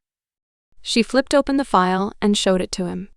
Ryuko, the strongest woman in the world, Sophie said. She stopped when she noticed Jack staring rather intently at the photograph. She scowled. Don't tell me you want to sleep with this one too. Of course not, Jack snapped. Sophie flinched at the surprising venom in his words. Her knees buckled. For a fraction of a second, she truly understood that she would never be able to stand up against Jack in battle. And then the moment passed. Well, I certainly wouldn't be surprised the way you're going. Sophie sniffed. Evelina, Belladonna, and Asimova are all fighting over you. Jack turned away from her, crumbling the file into a ball in his fist. Hey, we need that, Sophie said, alarmed, as she tried to pull it away from him. They headed off to Japan that very night. Jack was unusually moody and silent. The flight felt longer than usual, and Sophie found herself alternating between napping and watching movies. They touched down and Sophie immediately found herself struggling to navigate. She was fluent in several languages, but not Japanese, so it took them quite a while to leave the airport and find a hotel. They spent the night there as Sophie tried, desperately, to figure out just how to get to their destination. In the end, she managed to find a route, and after a small breakfast, they took a car out into the countryside. The Japanese city melted away into the rural countryside. Whenever people speak of Japan, they're usually focused on the cities, Sophia commented. But the country is beautiful. Jack said nothing. He stared out of the window as the car rolled along. They came to a stop outside of a large compound. A cute, little, traditional Japanese garden awaited them as they entered.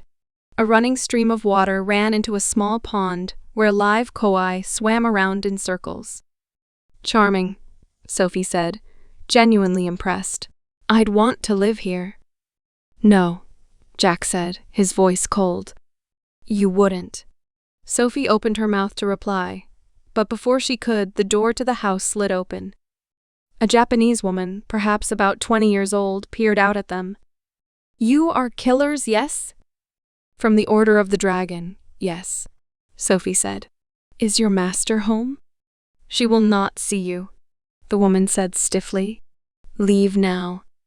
Jack put his hand on his hip. Tell her Jack's come to see her. The woman blinked at him. Jack, she repeated, puzzled. And then a voice came from the house. It was a woman's voice, but so deep and sinister that it sent a chill down Sophie's spine. It was the coldest voice she had ever heard. "He may enter," it said in perfect English. Jack stepped forward. "I'll wait here," Sophie said anxiously, "and, protect the garden." Jack did not turn around as he climbed the stairs to the home.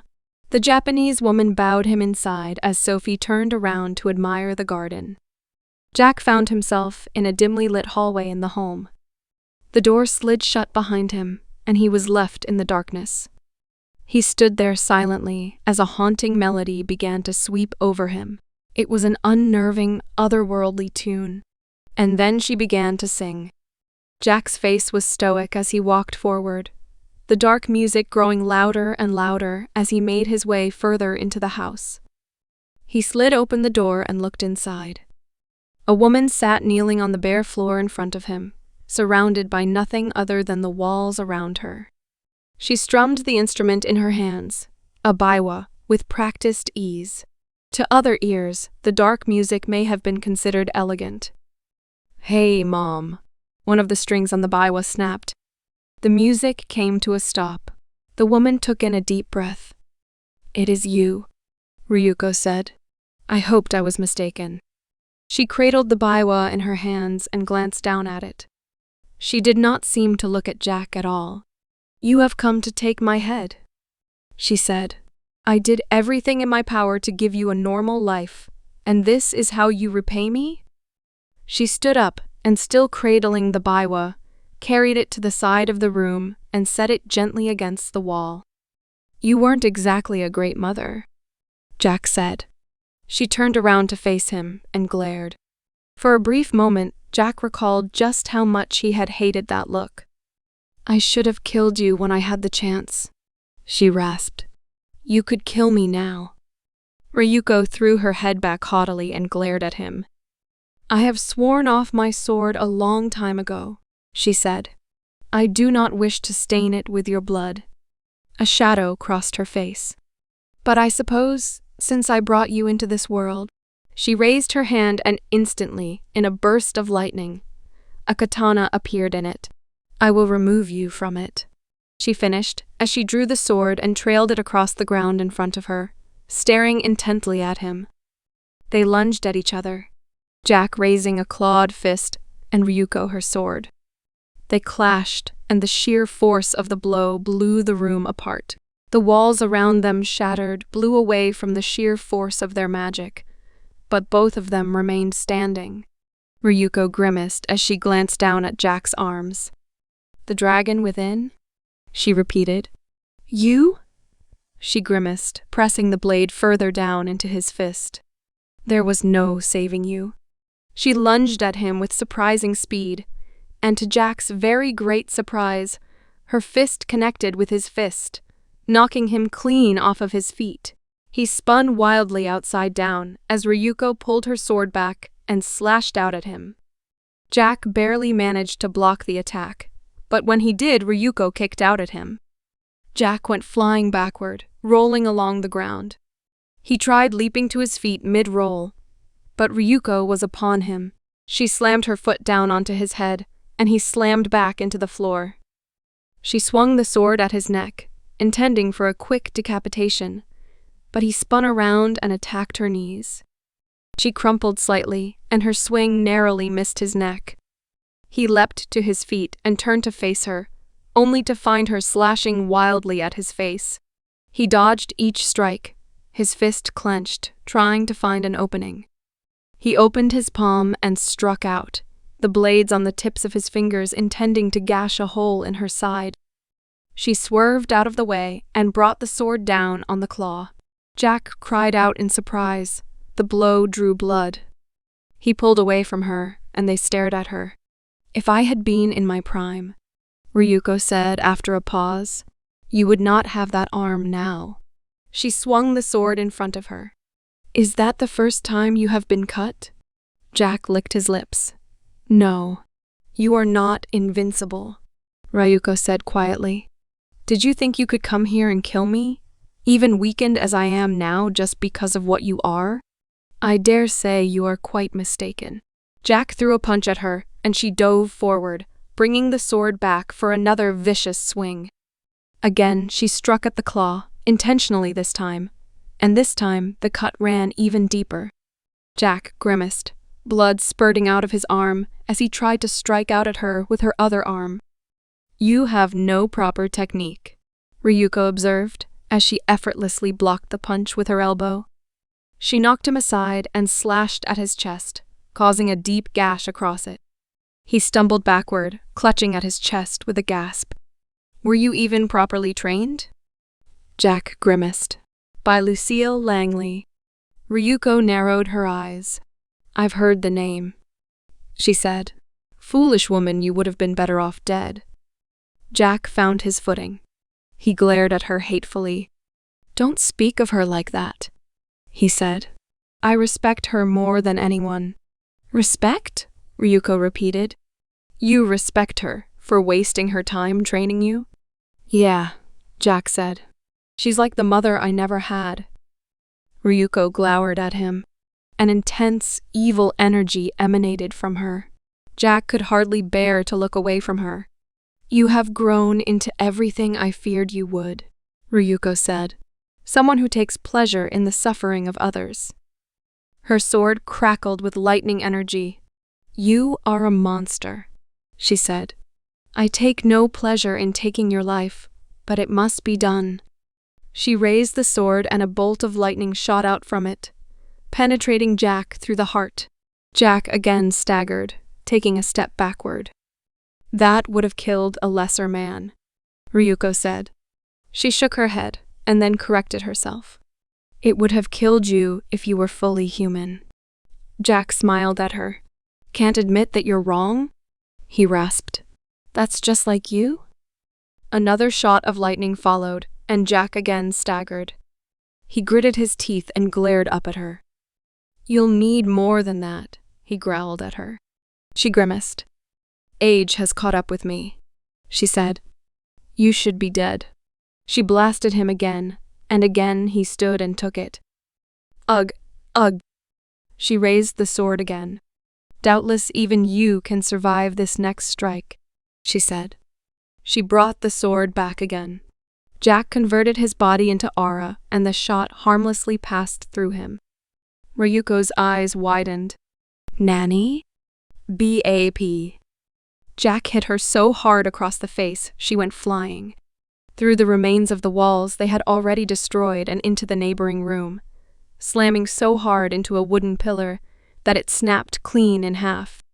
She spun around in midair as Jack, again in a lightning streak of aura, raced over to where she was and appeared above her. He spun, and with a great powerful kick sent her flying into the floor. She spun around wildly, trying to regain her balance, and barely managed to land on her feet. She crashed into the floor so hard that it split the floorboards into pieces. Jack fell down on top of her, and they clashed again. Ryuko bent her knees, getting into a better position, and then quickly managed to grab his arm and throw him into the ground. In the same movement, she kicked up the splintered floorboard, and it impaled him through the chest. Blood exploded from him like a fountain as she whirled around, kicking out at the splinter, and gently adjusted it. Jack gasped as the splinter shifted around inside of him, neatly cutting into his internal organs. Ryuko finished her pivot and come to a stop as Jack gave a lurch of pain. "Omao wamao shindaru," she observed as he struggled wildly to try and free himself. "You cannot win, boy." Jack grimaced and ripped the splinter out with his claw. He tore bits of his own flesh to more easily reach it and tossed it aside. He yawned and scratched his cheek. "Are you even taking this battle seriously?" Ryuko asked quietly as Jack sat up. "I was not kidding.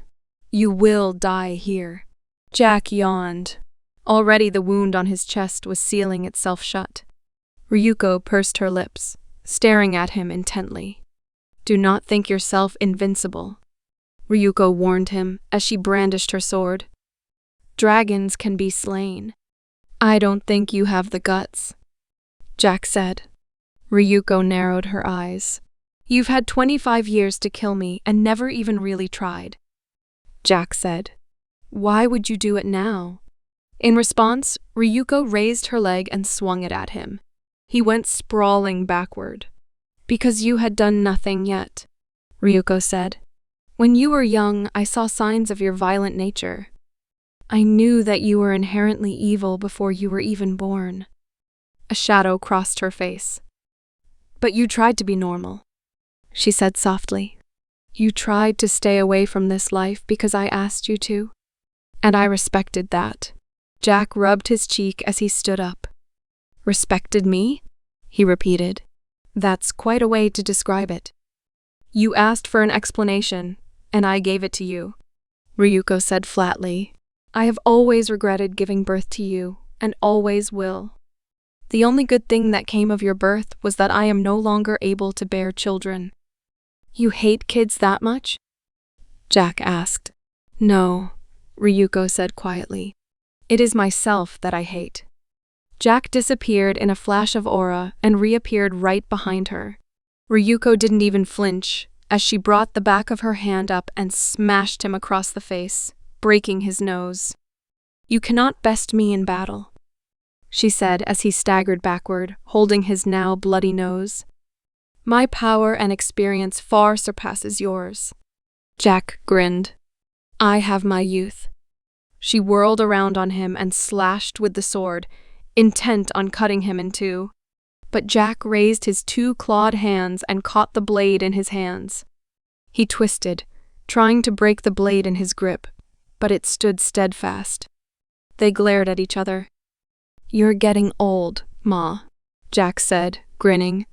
You were once the strongest woman in the world, right? There are plenty of people stronger than me out there. She pressed her weight against him, and he slid backward. The sheer strength and power in her was unbelievable. I bet Lucille Langley would make short work of you, Jack said. She's a way better mom, too. The sword vanished into thin air and Ryuko darted forward, grabbing his head and yanking him to the floor. He buckled as she raised her knee and smashed it against his head. Jack grimaced, raised his claws and scratched at her waist. Ryuko grimaced and knocked him to the floor with a well-timed punch. He fell back and immediately leapt back up. Before he could get to his feet, however, Ryuko had kicked him again, once more sending him sprawling. I am faster than you, and stronger than you, Ryuko said quietly as Jack rolled and leapt to his feet once he had gotten some distance from her. You cannot defeat me. Jack took in a deep breath and exhaled. He stared at her intently. He did not respond. I see that you understand the gravity of your situation, Ryuko said quietly. You fear me. Jack smiled at her. Fear you? He repeated. What? Are you going to take my Nintendo away? She lowered her head to her sword and bent her head. Jack continued to goad her. What are you going to do? Ground me? Her eyes flashed upward. The sword flicked up with it. It left her hand and went soaring towards Jack. It turned into a streak of lightning, moving faster than the eye could see. Jack raised his hands and caught it once again. The lightning fizzled out, and nothing but the steel remained. You'll have to try harder, though. She was right in front of him. He took a step back, throwing the sword down at her foot blade first as he tried to defend himself. She adjusted her foot, narrowly allowing the blade to bury itself into the floor at her feet, and then kicked out at it. It flung through the air and stabbed Jack straight through the stomach. He grimaced, bending over slightly as Ryuko, with great force, grabbed the handle again and slashed the blade through his side. It was all Jack could do to keep breathing. He held his side, desperately trying to use his magic to maintain control of his bodily functions as he staggered backwards. Ryuko stared at him. I should have done this a long time ago, she said. Perhaps now, at last, I will be at peace. Jack smiled widely at her. I'm going to be a father. Shock, anger, and rage washed over her features. No, she said, trying to keep her voice calm. It can't be true. It is, Jack said happily. The bloodline continues. Ryuko grabbed the sword so hard that the hilt shattered into pieces in her grip. Who is the mother? She demanded. Tell me. So you can murder them too? Jack asked. My child will come kill you when he or she is ready. By then, you'll be even older and more decrepit than you are now. Ryuko bristled. I'll hunt them down, she rasped. My blood, my power cannot be allowed to fester among ordinary humans. Oh, believe me, Jack said. Belladonna is anything but ordinary. Ryuko screamed in rage and raised the sword. She plunged it at Jack's neck, but he ducked. It swished harmlessly over his head, and he lunged in for an uppercut. He unleashed a blow that could shatter bones, right on her chin. She grimaced and tilted her head downward, stopping his punch almost immediately. She was boiling. You, she rasped as she forced her neck down. Jack's fist was forced back, and he pulled away, staring at her. You really are strong, he said. She shook her head. She seemed to be trying to calm herself down. Strong? She repeated, her voice becoming more monotone, almost bored. There are many souls stronger than I. You, however. She appeared within an inch of him and with a furious blow hit him in the stomach, bowling him over. Are not one of them, she finished as he fell onto his knees. She turned away from him, the sword in her hand seemingly almost forgotten. I'll find your woman and child, she said. I'll kill them both. I cannot allow more creatures like you to walk the earth. Jack grimaced. Well, there's more than one, he said. More than I care to remember. She whirled on him, her eyes blazing. You. Jack punched her in the face again. This time she wasn't fast enough to react to it and flew backward.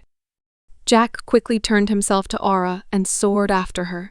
He appeared over her and stomped downward with both feet. She was slammed into the ground. Ryuko brought the sword up to slash at his legs. As he leapt back up, did a flip, and pushed himself back down with his magic. Ryuko raised her arms to block the strike, but Jack neatly avoided the attempt and slammed back down into her. Ryuko spat up blood from her mouth. She took the sword and, at an awkward angle, impaled Jack's leg with it. Jack had already leapt up again, but the unexpected leverage stopped him in his tracks.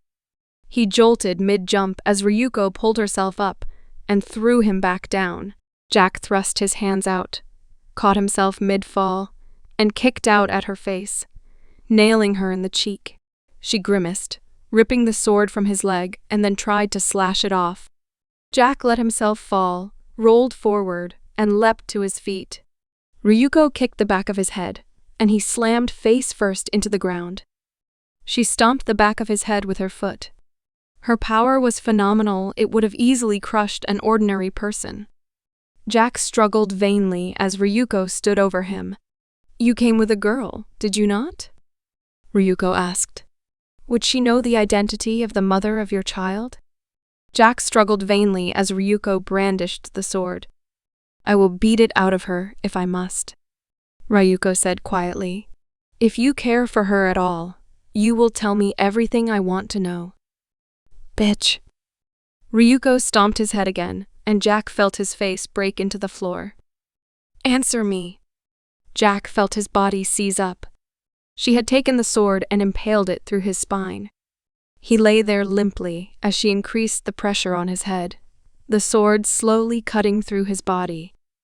Is this it? Is this really how it all ends? Killed by my own mother. This isn't what I wanted. What did I want? What do I want? What does the Order want? What did Lucille want? I want to win. Are you still trying to win? Ryuko asked as Jack vainly tried struggling, pushing desperately against the floor. You are 10 years too early to defeat me. Jack coughed. Blood spurted out of his mouth.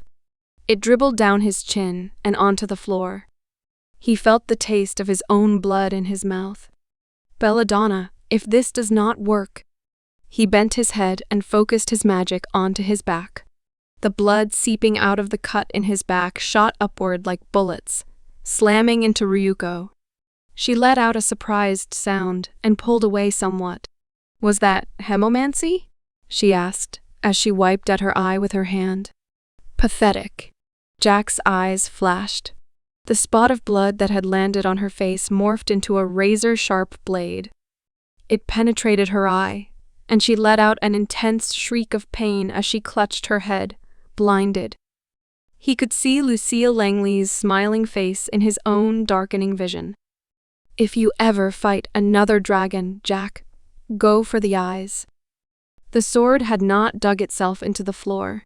He pushed himself off the ground with it still impaled through him. He turned to face Ryuko, his face dark and impassive. Ryuko clutched her eye, looking furious. "You will die here, child." She spat. Jack stared at her. He focused what little magical energy he had left in him to shift the sword further inside of him, up till the hilt. The blade poked out in front of his chest, dangerously poised for its next target. He grimaced, clenched his fists, and doggedly stepped forward. Her left eye completely sealed shut. Ryuko turned her head to keep him in the center of his vision. Almost immediately, Jack darted to her bad side, and she turned her head to follow his movements. He struck out at her, and she blocked. She grabbed hold of his arm and was about to throw him, when he shifted his body towards her and impaled her with the sword in his chest. She smiled at him as she gripped his head. "Do you think that would stop me?" she asked, as she reached around him and grabbed the hilt of the sword. She pulled it out of her, but before it left, Jack, an intense burst of electricity ran through him. His entire body jittered. He gasped, his insides feeling like they were about to explode as the sword was pulled fully from him. "You have put me in a difficult position, child," Ryuko said, as Jack stood there limply, unable to even fall to the floor. "I cannot simply kill you while those that share your blood run amok. But I cannot let you live either." She sighed, shaking her head. "I suppose I have no choice but to hunt down and exterminate this woman of yours." Jack tried to speak, but all that came out was a weak-sounding cough. "It is a shame," Ryuko said, "that I have to forsake my vows of pacifism in order to fix your mistake." Jack chuckled. "Pacifism?" he repeated. "You believe you will ever be at peace?" Ryuko gave him a hard look. Jack stood completely tall, staring at her. "The fighting," Jack rasped, "will never stop." Ryuko raised her closed fist as if she were about to kill him.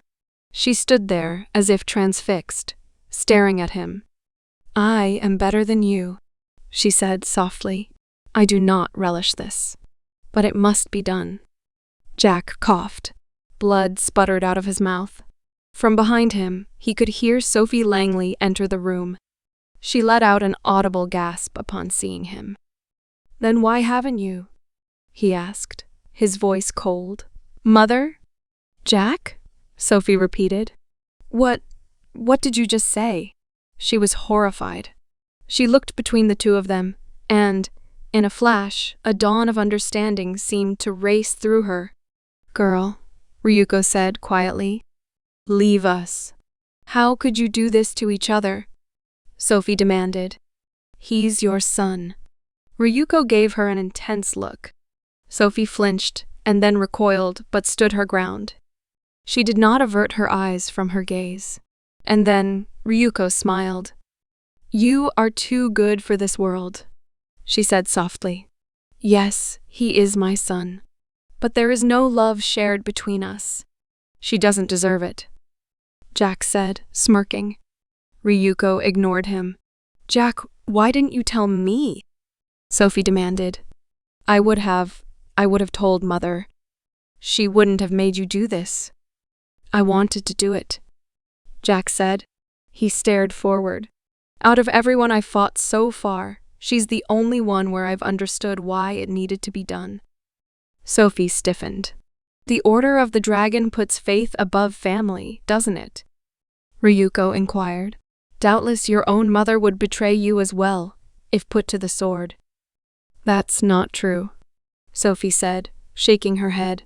She fell silent, a sinking feeling overwhelming her. Ryuko was right. Lucille would put the church over her own well-being. She did it every day. Please leave us, Ryuko said. You will not harmed. What about Jack? Ryuko tilted her head. I will kill him, of course, she said. I can't let you do that, Sophie said immediately. She drew her own sword and steeled herself, raising her own head high. Ryuko gave her a look. Don't be stupid, girl, she said. You are 10 years too early to be challenging me.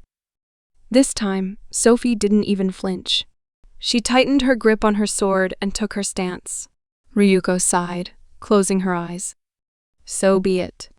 Sophie took a step forward, raising her sword to swing. Don't do it, Sophie. Sophie stopped. She stared. What? You can't win, Jack said. Go. Leave me. But I lost, Jack said. I'm going to die here. No, I won't leave you. Sophie took another step forward. Ryuko stood completely still, her eyes closed. Sophie felt a sense of elation. Maybe she was faster than she ever had been before. She raised the sword and advanced, shifting her feet around wildly, and swung. The sword soared. Ryuko stood completely still as the blade connected with her neck, at full force. An intense, vibrating sensation ran through her entire arm as the blade bounced off. Ryuko stood, completely unfazed as Sophie stepped back. Her entire arm felt like it was shaking violently. She raised her free hand to clasp it. Her hand quivered so much that her sword fell from her hand. She glanced up fearfully at Ryuko, certain that the dragon of the West would soon descend upon her. But she had not moved. You should not be so eager to engage in violence, Ryuko said quietly, lest you fight one mightier than yourself. Sophie steadied her hand. She took a deep breath and summoned the sword back into her hand. It leapt off the floor and into her palm, and she swung it in front of her again, considering her next move. Do you think yourself a hero? Ryuko inquired.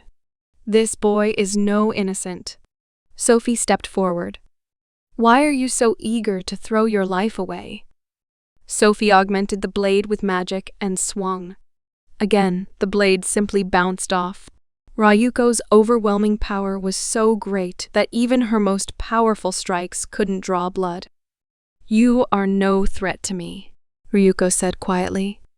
If I so wished it, you would already be dead. Sophie grimaced and raised the sword for another strike.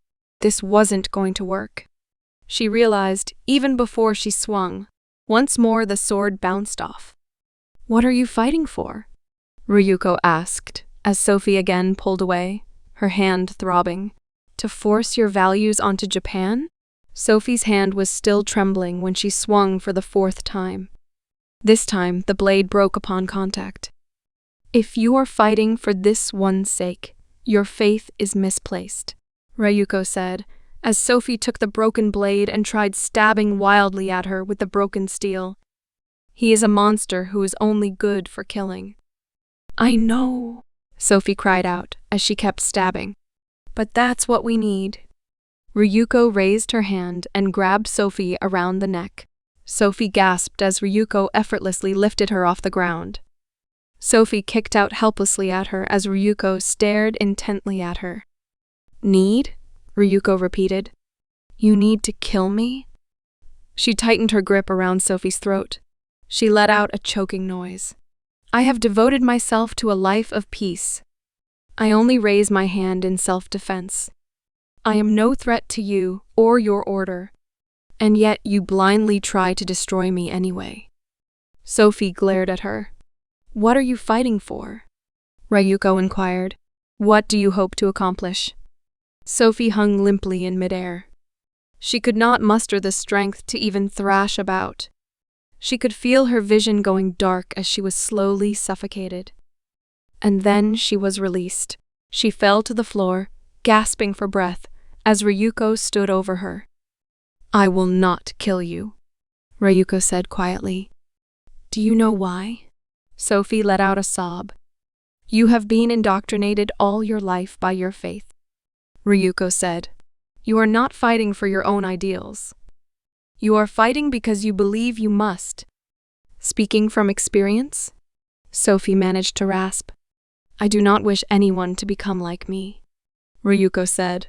It has taken a lifetime to come to terms with what I was forced to become, and to decide for myself what I would like to be. And what is it that you want? To be a good person. Jack laughed. Ryuko whirled her head upward. Sophie gasped. The intense aura emanating from her was enough to almost make her pace out. Do you have something to say, child? Her voice was dark and dangerous. Yeah, Jack said. You're not a good person. Ryuko took a step towards him, accidentally stepping on Sophie's hand. She cried out in pain as her bones shattered. You think so? She breathed. I, who have done everything in my power to leave this life of bloodshed behind me. Jack's smile widened. You tried. Without a word, Ryuko rushed towards him, the sword in her hand, moving to chop off his head. Jack stood there, smiling widely as the sword arced through the air towards his neck. The sword passed completely through him harmlessly. Ryuko pulled back, shocked, as Jack reformed into solid mass and struck at her face. She reeled back, grimacing, and swung again. Once more Jack converted his body into pure aura, and the blade sliced harmlessly through him. Sophie gaped at them, amazed. He's gotten even stronger.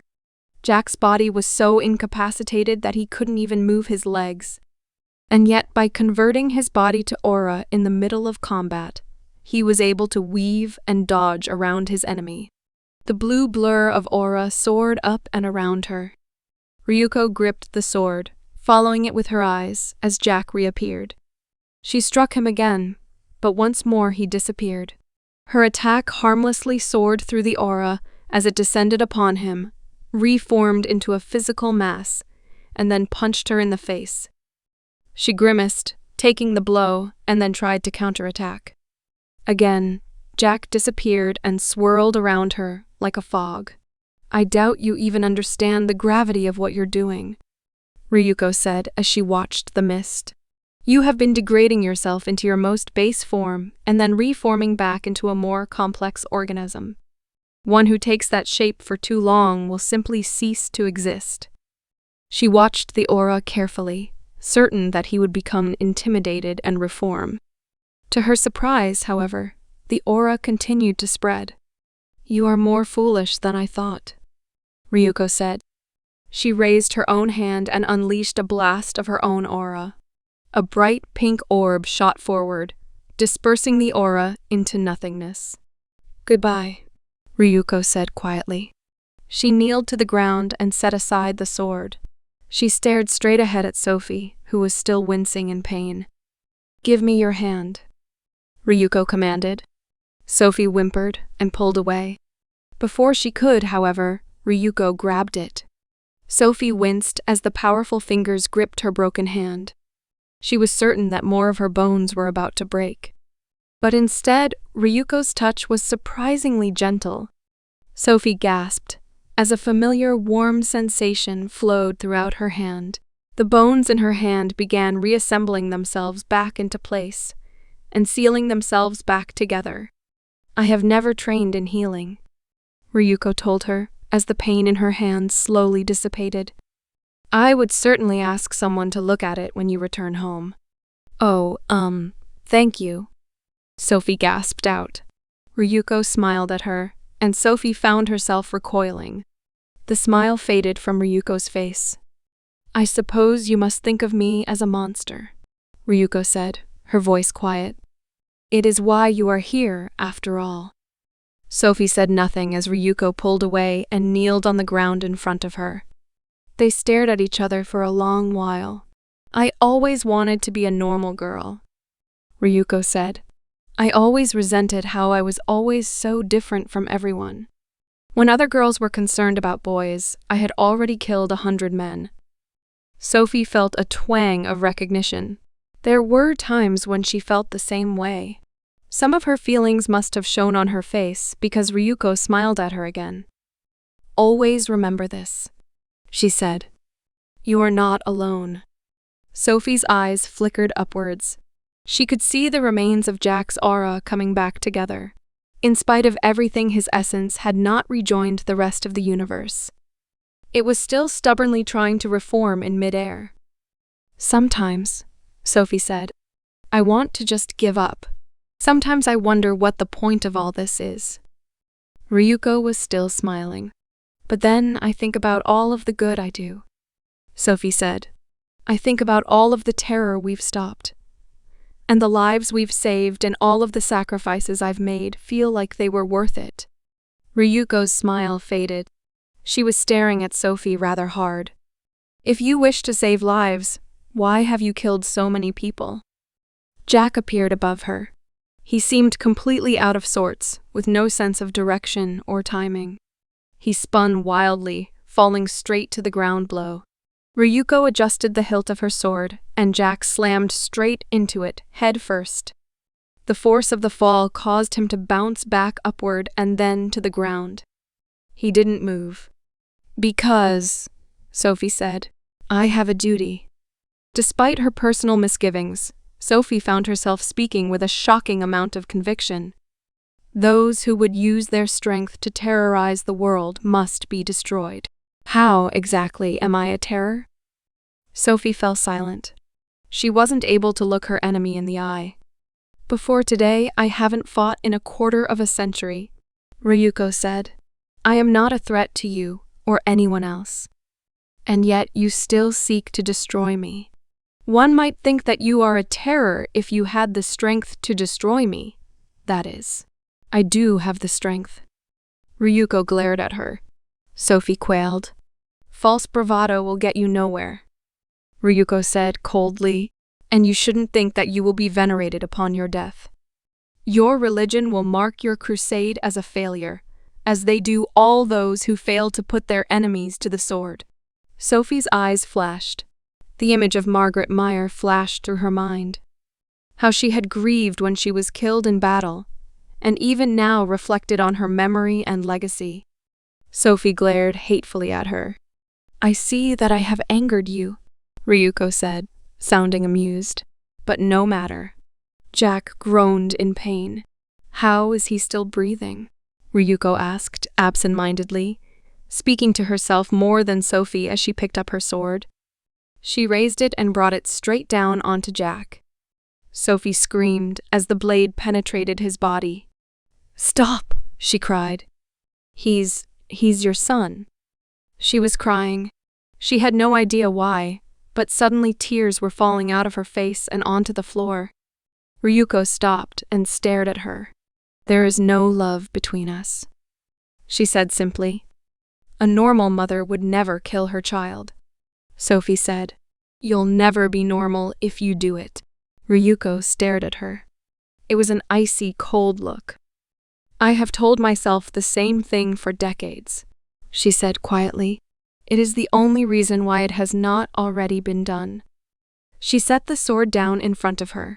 They stared at each other. Sophie's eyes still misty with tears.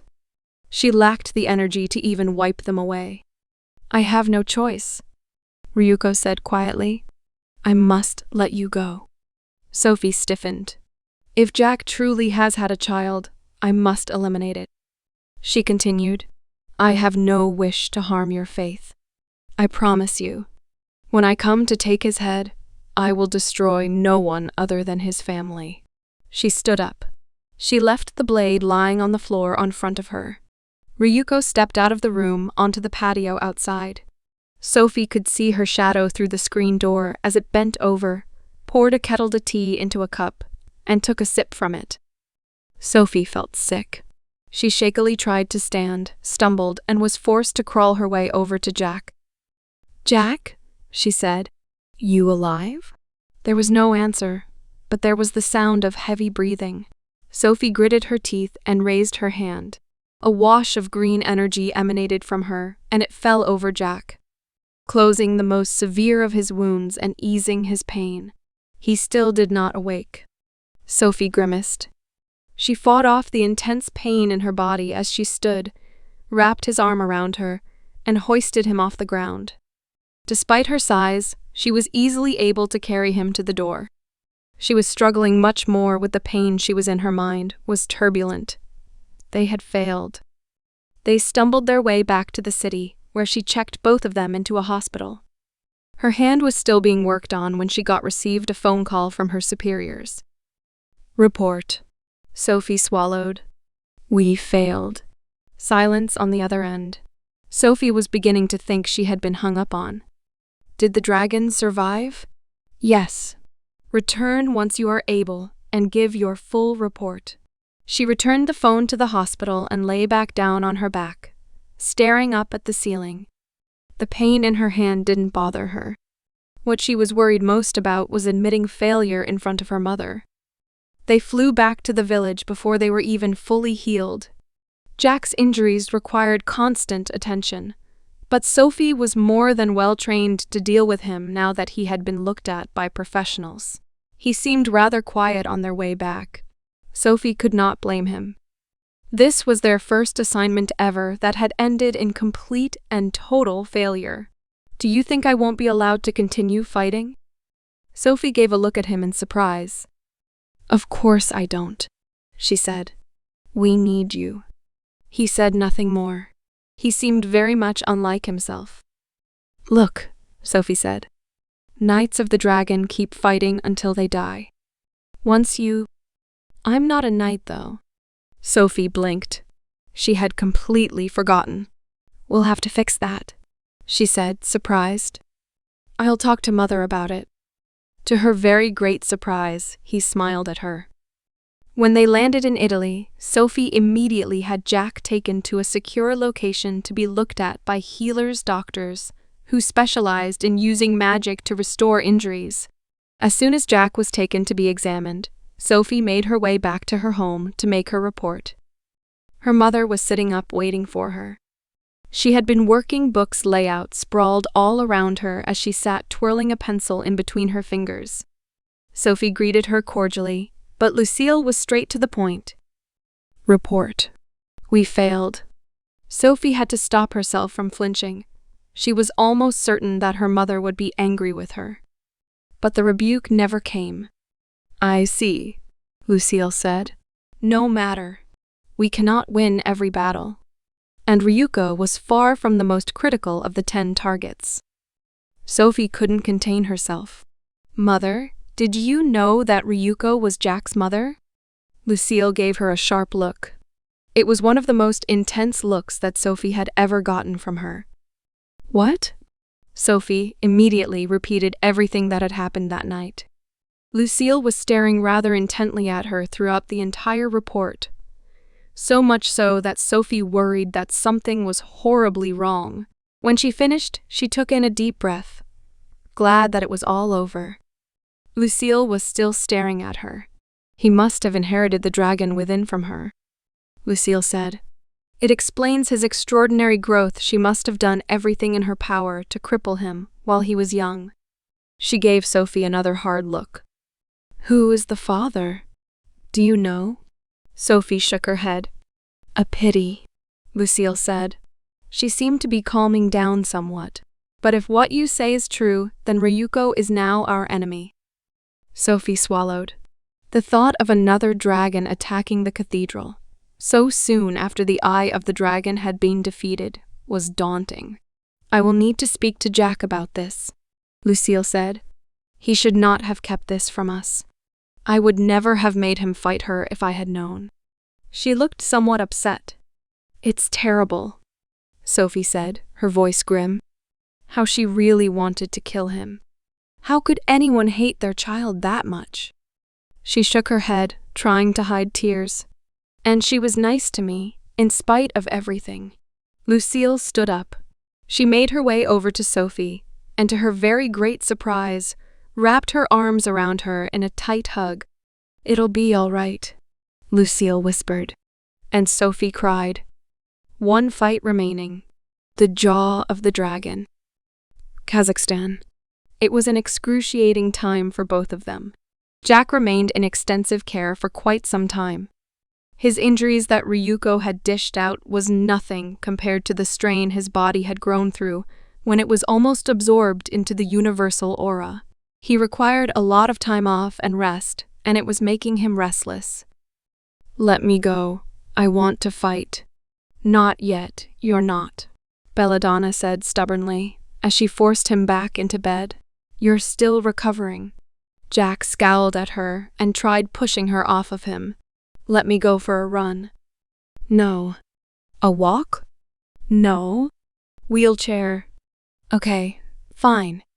Jack tried to get to the chair himself, but was completely taken off guard by Belladonna grabbing him and throwing him in herself. "I can walk, you know." "Not right now, you can't." Belladonna sniffed as she wheeled the chair out of the room. "And if you don't recover properly, you might not come back next time." "Maybe that won't be so bad." Belladonna smacked the best of his head. "How am I supposed to recover if you keep injuring me?" "If you just kept still." The two argued back and forth as Belladonna wheeled him out of the house and into the town. Plenty of people stopped to chat with them along the way. Jack's successes in battle had won him many admirers in the church. Belladonna, as always, was completely ignored. "You should try and speak up more," Jack said, after the third or fourth time this happened. "It's not like you to hide that you're upset." "I'm not upset. Don't lie to me." Belladonna sighed, shaking her head. "I'm not human," she repeated gloomily. "I don't deserve respect. And yet I do? That's different." Belladonna's voice became much more serious. "The church believes that dragons are higher life forms than you mere mortals. Constructs artificial life forms, like myself, are looked down on." "That's stupid," Jack said. "You're a knight, aren't you? You should get some respect. There's a very big divide between those in the church who wish to use me to the best of my ability and those who believe that I should be killed," Belladonna said. "No matter what I do, I cannot escape what I am." They came to a stop in a little field that they had often used for training over the past year. "Fighting for the order is the best thing that's ever happened to me," Jack said. "If I didn't think that, I wouldn't do it." Belladonna gave him a soft smile. "Don't misunderstand me," she said. "The order is the best thing that's happened to me too," she said. "Or rather, one person that came from it was. In her memory, I'll stick with it until the very end." The trees above them rustled. The two of them looked up, surprised, as Avelina Angel landed gingerly on the branch above them, her pure white wings spread wide. "Greetings," Avelina said cheerfully, bouncing up and down on the branch. Leaves fell down around them. Belladonna rolled her eyes and leaned forward, shielding Jack from them with her body. "I come bearing news." "What kind of news?" Avelina leapt upward and glided down. Her bare feet touched the grass beneath them, just as the white wings sprouting out of her back folded back into place, completely out of sight. She smiled at them, her white hair looking rather odd in the midday sun. "Dr. Langley has located the jaw of the dragon." Belladonna looked taken aback, but Jack was nonplussed. "Who?" Avelina clapped her hands together and smiled. "Oh, Dr. Langley is the foremost expert on. He knows who Lucille is." Belladonna snapped. "Tell us about the jaw of the dragon." "Oh." Avelina looked suddenly despondent. I have no idea." She leapt up back into the tree. "I'll go ask." She raised her wings and then took off. Belladonna rolled her eyes. "What a ditz," she said derisively. "I don't know why she keeps talking to us." She took Jack's wheelchair and wheeled it back into town. Jack was nodding off by this point. "You're in no condition to fight," Belladonna said. "You should refuse." "And miss my chance to prove myself?" Jack shook his head. "Not likely. You've proven yourself several times over," Belladonna said. "If anyone in the church doesn't see that, I wasn't nearly strong enough to win all of these fights." Jack said, "I was lucky in a lot of them with Fenrir. With Avalon, I couldn't even beat Ryuko." Belladonna stared at him. Even now, he seemed unwilling to acknowledge the Dragon of the West as his mother. If it hadn't been for Sophia Langley's official report, she herself wouldn't have known. Jack had fallen asleep by the time that they returned to the house. Belladonna got him out of the chair and put him to bed. She was about to leave and have lunch when she found Asimova at the door. "Is Jack in?" Belladonna frowned. She had disliked Asimova from the start. "He's resting," she said, her voice cold. "If it's about the jaw of the dragon, it absolutely can wait." "No, I was sent to interrogate him," Asimova said. She smiled, ignoring Belladonna's shocked look. "Dr. Langley believes I can get to the bottom of this business with his mother."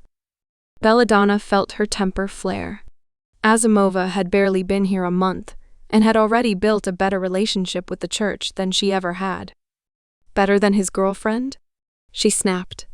"Yes," Asimova said bluntly. "You aren't exactly suited to dealing with his emotional turmoil." They stared at each for a couple of seconds. Belladonna was a hard woman, but in the end, she had to look away. She knew that Asimova was completely right. "I don't like this," Belladonna said as she led Asimova into the house. "He doesn't need his mind to be poked about by you." "There will be no poking," Asimova told her, annoyed. "It'll be a simple therapy session. A therapy session where you poke around in his mind. I will not harm him." "You have my word." Belladonna shot her an irritated glare. Asimova spoke with an odd sort of reverence in her voice. Much like Evelina before her, she had seemed to think she had struck up a kind of relationship with Jack. "I'm warning you," Belladonna said. "Fall in love with him and you die." Asimova's face remained expressionless. Belladonna half thought to deny her entry. After all, there were very real health concerns involved with Jack's recovery. Now was not the time to probe his mind, in her opinion. However, before she could come to a decision, Lucille Langley entered the hallway. "Ah, Sonechka," she said. "You've arrived." "Dr. Langley," Sonechka said formally. "Is the construct giving you a hard time?" Belladonna scowled at her. "No, doctor," Asimova answered. "She was leading me right to him." "What's this I hear about the jaw of the dragon?" Belladonna asked loudly, changing the subject. Lucille's eyes fell on her. "Ah," she said. "You've heard. Avelina told you, I take it. Jack's in no condition to fight," Belladonna said. "As his lover, I refuse." "You have no right to make decisions for him," Lucille said coldly. "Not only are you not his wife, you never can be." Belladonna gritted her teeth, trying to hide her mounting temper. Asimova, to her surprise, came to her defense. "Belladonna isn't wrong," she said, clearly keeping her tone politely neutral. "Sending Jack out again in his state would be suicide for him. As a doctor, I can't. He will go as soon as he is ready," Lucille said. "But I want him to know all of the facts now. The situation is rather delicate, and a single misstep could lead to a new Cold War." Asimova looked taken aback. "A Cold War?" she repeated. "How so?" "The jaw of the dragon is the only thing keeping Russia from invading its neighbors and becoming a global superpower once again." Belladonna was unimpressed. "How does he manage that?" Lucille adjusted her glasses. They glinted a little in the light. "Well," she said, "like Ryuko, the jaw of the dragon's power is so great that no single individual would dare try to take him down. No army could hope to topple a man of his stature, and Russia is not willing to send its best superhumans to destroy him. They know their chances are futile. We had no problem sending Jack to die, Belladonna said snidely. We are a religion above all of that, Lucille said. Our role is to destroy threats to humanity, not to control territory or people. A knight of the Order of the Dragon is proud to die in the name of the Lord. Hey, Asimova, you don't believe any of this shit, do you? Belladonna asked. She had never been a believer in the church. She still very much considered herself pagan. I do, Asimova said, sounding surprised that she had even asked. I'm in the process of being confirmed right now. Lucille smiled. Good girl, she said appreciatively. There are many knights who could learn from your example. Belladonna scowled. But yes, back to the subject at hand. Lucille gestured to the door. The jaw needs to be destroyed. Although he has destroyed many prominent threats to the world, purely for his own amusement, he also tends to savagely attack the local population. Not just humans and animals, but trees and other wildlife as well. He must be eliminated. He has become a threat to the stability of the region. However, he's the only thing stopping the Russians from invading, Asimova said. Precisely, Lucille said. And that is the problem. Once he is killed or perhaps even just incapacitated, Putin will take the opportunity to strike. It is very possible that this is a fight that could change the course of history. And of course, Putin is not the only force within Russia that has interest in the region. The new Red Army has interest in reforming the USSR as well. Asimova's eyes darkened.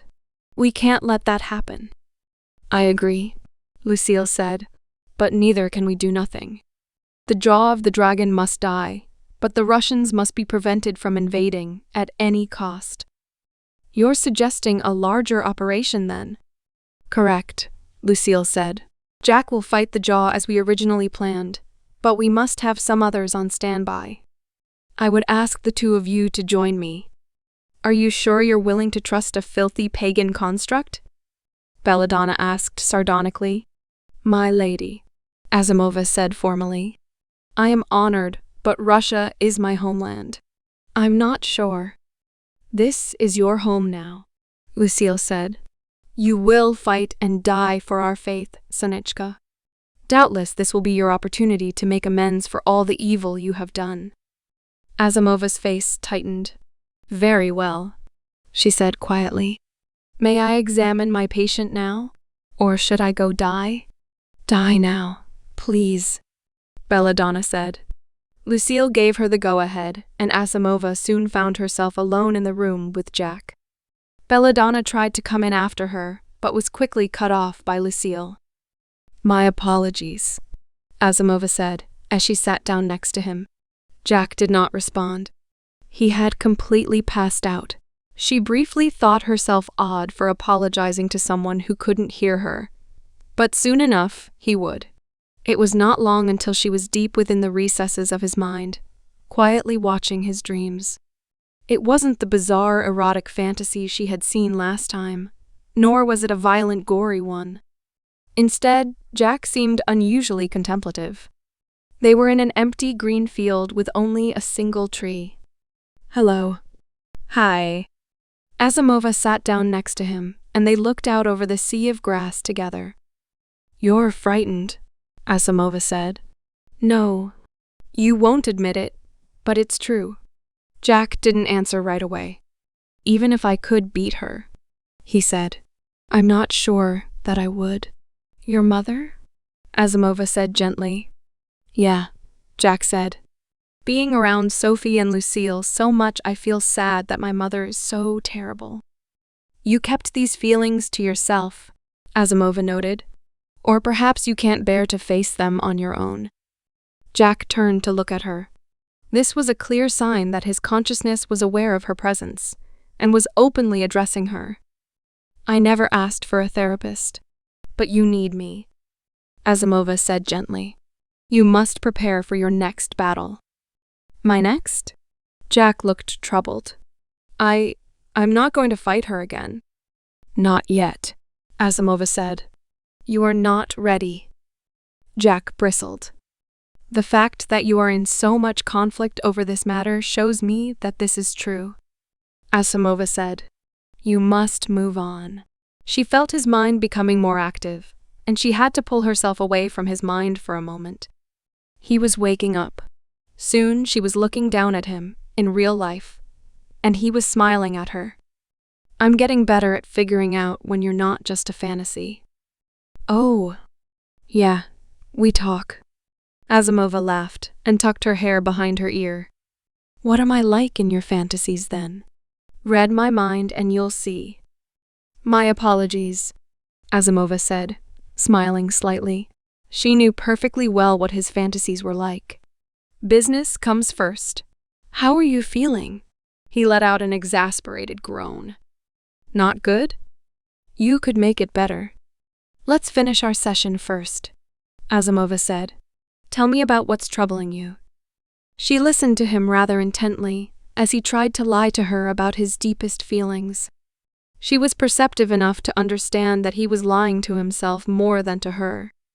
When I see her again, I'll kill her. Believe it. As soon as I'm better. That won't be necessary, Lucille Langley said. Jack gave a small start, knocking over the lamp on the table side to the floor. Clearly he had not noticed her come in. Asimova quickly caught it with telekinesis, preventing it from shattering. What? Jack asked, sounding somewhat angry. But I have. Something urgent has come up, Lucille said. You must fight your other opponent. Jack clenched his fist.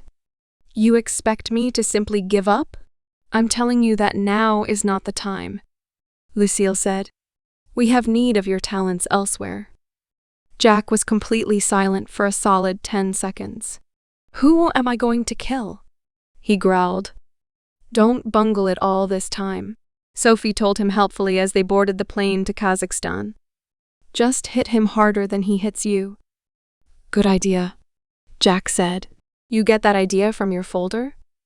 Sophie took the file documenting each of the 10 fighters that Jack was sent to fight and threw it up into the air. It caught fire and blew away into ashes. Nothing I say will change the way you fight, Sophie said. Just be careful, all right? Jack nodded and fell silent as the two of them settled into their last flight together.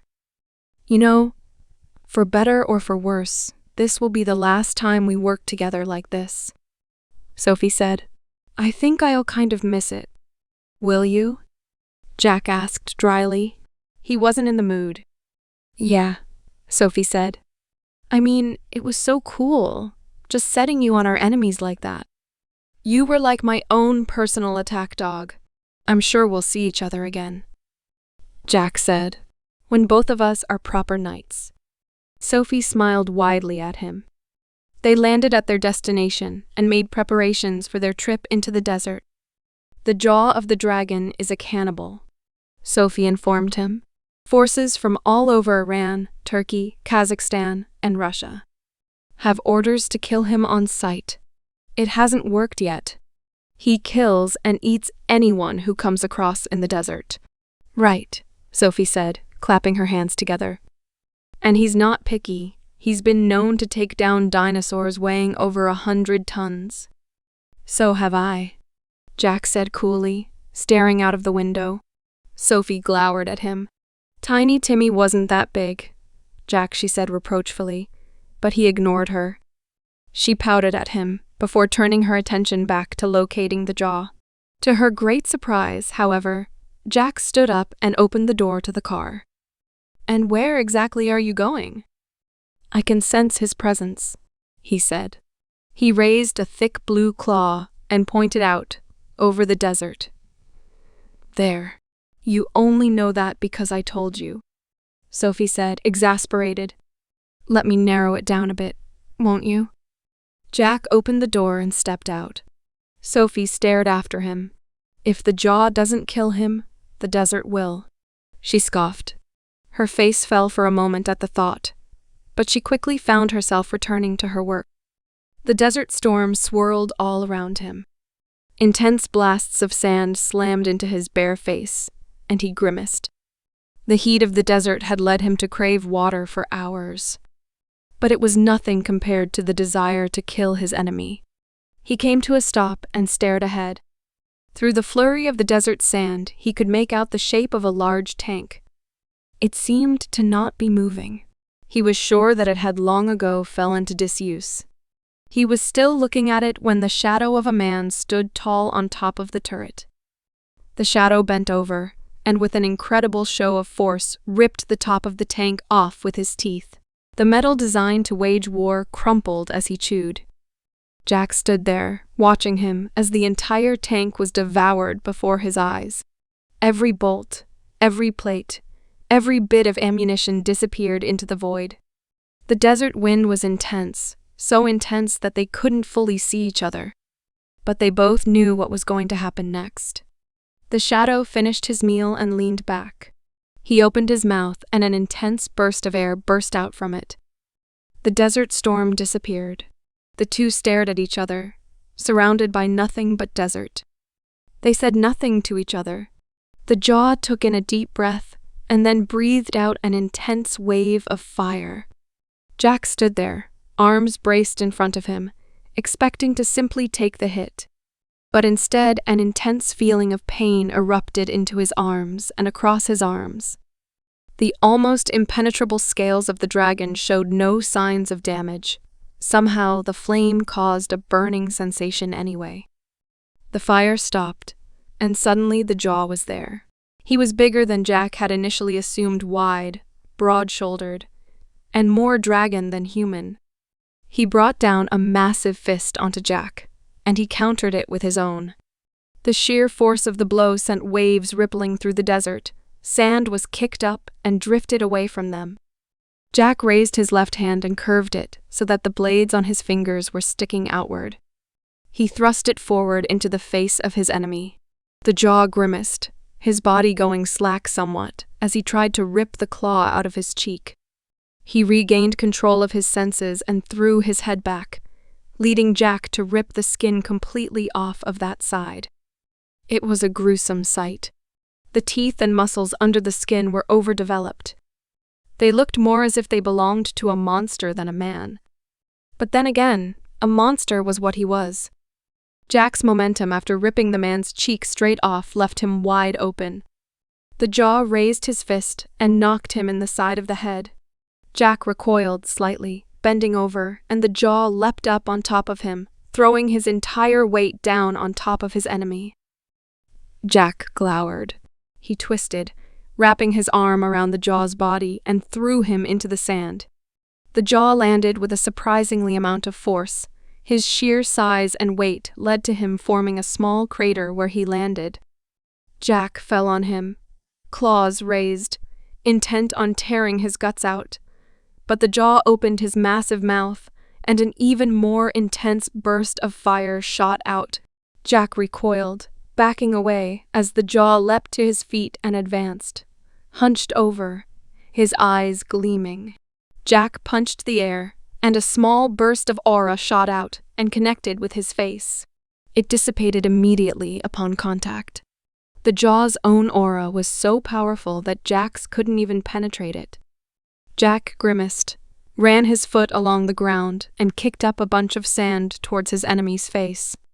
The jaw raised his hand to cover his eyes, and Jack was on him, targeting his midriff. He slashed and diced his stomach, trying to tear his insides. The blades managed to penetrate his skin, but he could not tear it open. It was much like how Sophie couldn't even scratch Ryuko. His body was simply too strong to do any real damage to. But instead of panicking, like Sophie had, Jack felt a thrill of excitement run through him. This is what I live for. Fighting your own kind. Nothing is more gratifying. The jaw of the dragon grabbed his arms, restraining him, and with a lunge went to bite his neck. Sensing danger, Jack countered it with a headbutt, stopping him in his tracks. He was smiling the entire time. He had come so close to death, and yet The jaw pulled at his arms, trying to rip them out of his sockets. Jack raised his legs and, using the jaw's iron grip on him as leverage, kicked out with both legs against his face. The jaw recoiled, his grip on Jack loosening. Jack flipped backwards, landing on his feet, and then leapt forward, moving in for another punch. The jaw recovered and then brought a massive hand down onto Jack's head. He slammed into the sand with force. The jaw almost immediately followed up with another body slam, slamming his weight down onto Jack's back. He cried out in pain, his bones cracking under the pressure. "What am I doing? I'm about to lose?" The jaw bent his head over to rip of Jack's leg, but Jack unleashed such an intense aura explosion that the jaw was thrown straight into the air, off of him. He pushed himself off the ground and took off after him, not giving him any time to recover. The jaw spun around wildly as Jack came up from below and uppercut him right on the chin, sending him spinning around the other way. Jack soared past him, and with a burst of magic, sent himself crashing back down, slamming himself into him with force. The jaw cried out, spitting out waves of fire at him as they descended, and Jack felt the burning flame envelop his entire face. He grimaced, but they kept moving downward. They slammed into the ground with intense force. Jack leapt off and spun through the air as the jaw lay flat on his back, staring upward. Jack barely had time to wonder whether he won when an intense burst of flame leapt out at him. This burst of flame was much more potent than the meager one that had come before. Jack screamed in anguish as he, unable to defend himself, took the full force of the blast. When the flames dissipated, his charred body fell to the ground, head first. It slammed into the ground, and he fell over to lay beside his opponent. They stared up at the sky for a split moment, taking in the peace and quiet, before both of them got to their feet. They stared at each other. Although the fight had not been nearly as long or hard as some others, Jack could already feel the pressure. Someone wasn't leaving the desert alive. Ra-ah-ah. They both screamed simultaneously and swung their arms. Again, their fists connected, but this time the impact didn't leave nearly as much of an impact. Both of them had been severely weakened by each other's blows, but neither of them was going to lie down and quit either. They pulled their hands back and slammed them together again. This time, Jack's hardened, clawed hands managed to break the bones on the jaw's fist. He pulled away, scowling, as Jack went in for another punch on that side. The fist went straight to the jaw's mouth. He opened his mouth wide and clamped down. ARRRRRGH. The scales on Jack's arm shattered like tissue paper.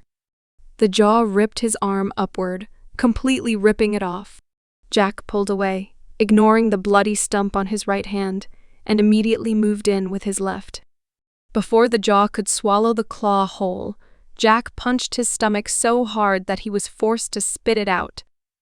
The claw landed harmlessly on the ground as Jack pulled back for another strike. The jaw lunged, grabbed his arm, and went in for another bite. ARGH. Jack stepped back, the bleeding stumps on both of his arms squirting blood across the desert. The jaw smiled and bent down to his head. Jack raised the stumps to defend himself, and immediately new claws sprung up from where the old ones had been ripped off. The jaw had no time to react when Jack thrust his new arms into his mouth and pried it open. The jaw struggled vainly, but Jack quickly worked. He gritted his teeth and, with a mighty lurch, gripped the upper and lower halves of his mouth.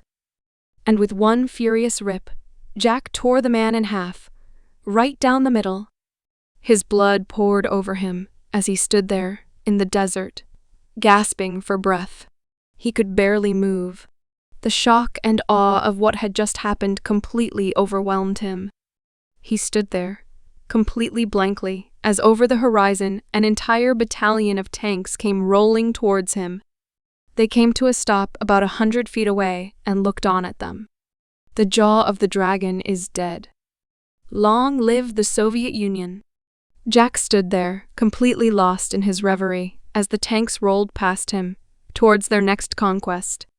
He stared upward at the sky and wondered idly what the next fight would be like.